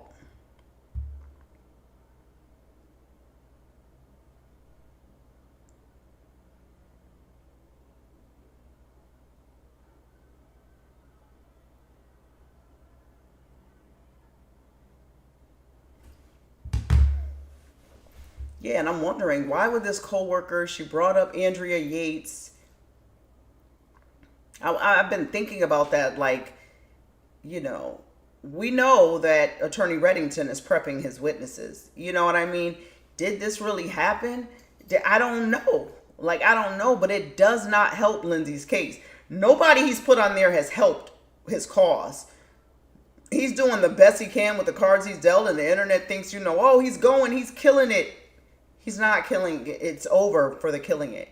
You know, he was able to rip into Dr. Tufts and Gelada because it's the medical records. And if you're, God forbid, you're busy and your documentation is one word off, somebody could tear that apart to make you look incompetent. But when you're dealing with the cell phone data, when you're dealing with all these things that's factual, there's not much doubt you could create. Create a little bit of doubt that, you know, you wrote an article saying that, oh, you know, the iPhone data is not pretty accurate. So you could put a little bit of doubt in there, like maybe it wasn't accurate, but come on. It was Lindsay going up and down those stairs. It was, you know, she was making calls in between. So the prosecution had him on the stand to say basically, no, she was up and down those stairs. She was planning this all out. And while she was texting him and calling him, she was totally, you know, coherent.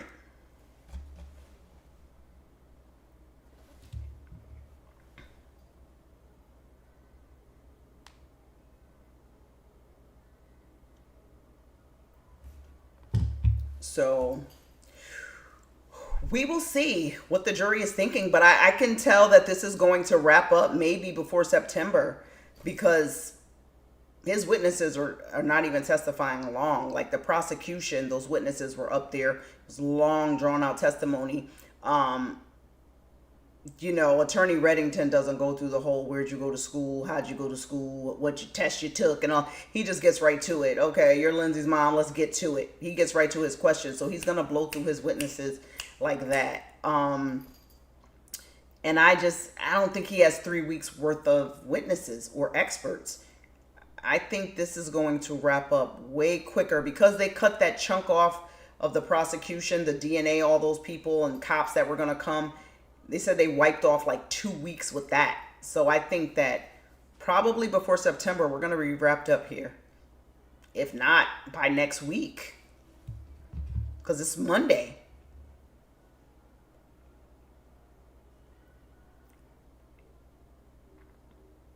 I agree. Maybe the mom never reported because Lindsay never said it to her. Patrick said she said it. I don't think Patrick's going to lie in any way, shape, form, or fashion to help Lindsay or do, and he wants nothing to do with Lindsay. Like that's a life that's like behind him now. And he's off doing him. He's like probably never wants to see or think about this woman again. So, but the mom, maybe she didn't hear it. The mom was getting caught up on that stand. I think she was getting nervous when the prosecutor was ripping through them texts, because she's like, oh man, I'm gonna get busted up here, you know? So we will see. Like, today was a lot. Today was a lot to take in. We will be back here again tomorrow. We are waiting for them to come back into court, see if the judge gives his ruling on some motions. And if he doesn't, we will be back here tomorrow for 9 a.m. The live will start at 9 a.m. and we will be back here, and we're watching this play out in real time, watching it wind down. We've seen all the evidence, and I don't think we've seen that she was psychotic. You know, I don't think we've seen it. I don't think that we have seen any where she could have been psychotic.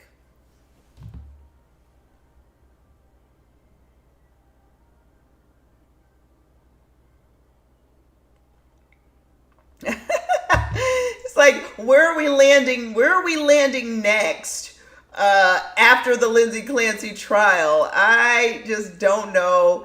If you guys are just new to me on YouTube, I generally do nurses in the news, and that's what this show is. I do nurses in the news. So any breaking healthcare stories, anything about, you know, nurses in the news or anything going on in healthcare. So that's why I'm covering the Lindsay Clancy trial, because Lindsay Clancy is a nurse who's in the news. I've been covering her for 3 years, since she first committed the crimes. And my first videos of her, I say she's a sociopath. Like, I've been saying that. That's been my opinion since day one. So where do we go when the Lindsay Clancy trial is over? We will go to just regular nurses in the news, or if there's another nurse trial, we'll be covering that. You know, Nicole Linton is supposed to go on trial. Her and Lindsay Clancy had the two biggest cases over the last few years of, you know, nurses doing something heinous and it making national headlines. So her trial should be coming up soon. She's been also waiting like 3 to 4 years with no trial. So that should be her, but I will still be here after the Lindsay Clancy trial is over for nurses in the news. Of course, it won't be all day. It won't be 6 hours. It'll be 1 hour in the morning, and we'll just be covering what's going on with nurses in the news, and we'll be having some guests on and things like that. And, you know, we're building over here on YouTube now. I kind of like the vibe on YouTube. I like it. I like the YouTube vibe. I'm feeling the community here that's building on YouTube. I like it. So we will see. Like, I enjoy getting up here and watching this play out together, and, you know, listening to all the experts, the nurses in the comments, kind of saying what they think, what they've seen, and how they think this is going to play out. And when we hear that verdict, it's just going to be like, because right now I'm thinking it guilty. I'm thinking guilty right now. I'm thinking guilty. And she'll have to get out of her posh little suite that she has going on over there at Duxbury State Hospital, and she'll be going to prison.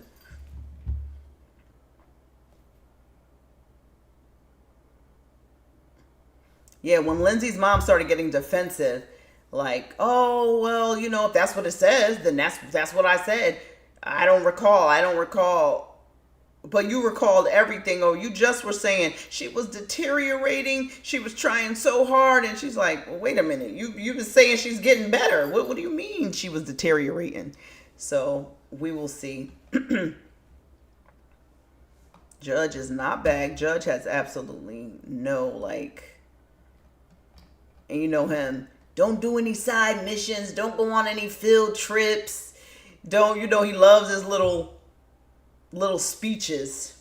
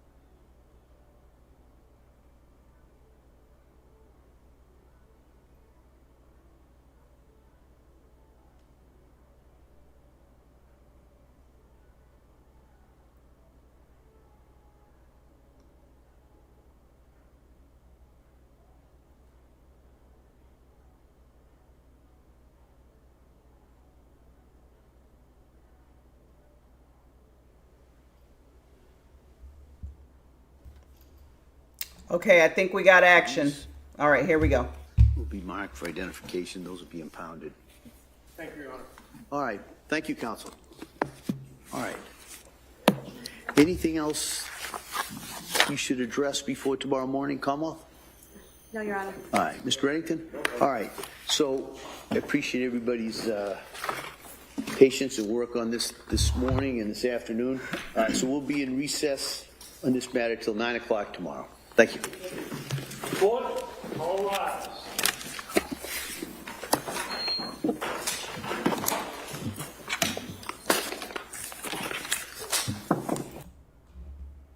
Okay, that is it. So that is day 14 of the Lindsay Clancy trial. We are done right now. The prosecution has rested today, and it looks like they've painted the picture and they've showed all the evidence that is showing that Lindsay was not psychotic. She was calculated. There was really no talk of psychosis. No one seen it. No one witnessed it. No one heard it. And now we're into the defense's case, and we will be back here tomorrow for Nurses in the News. See you tomorrow.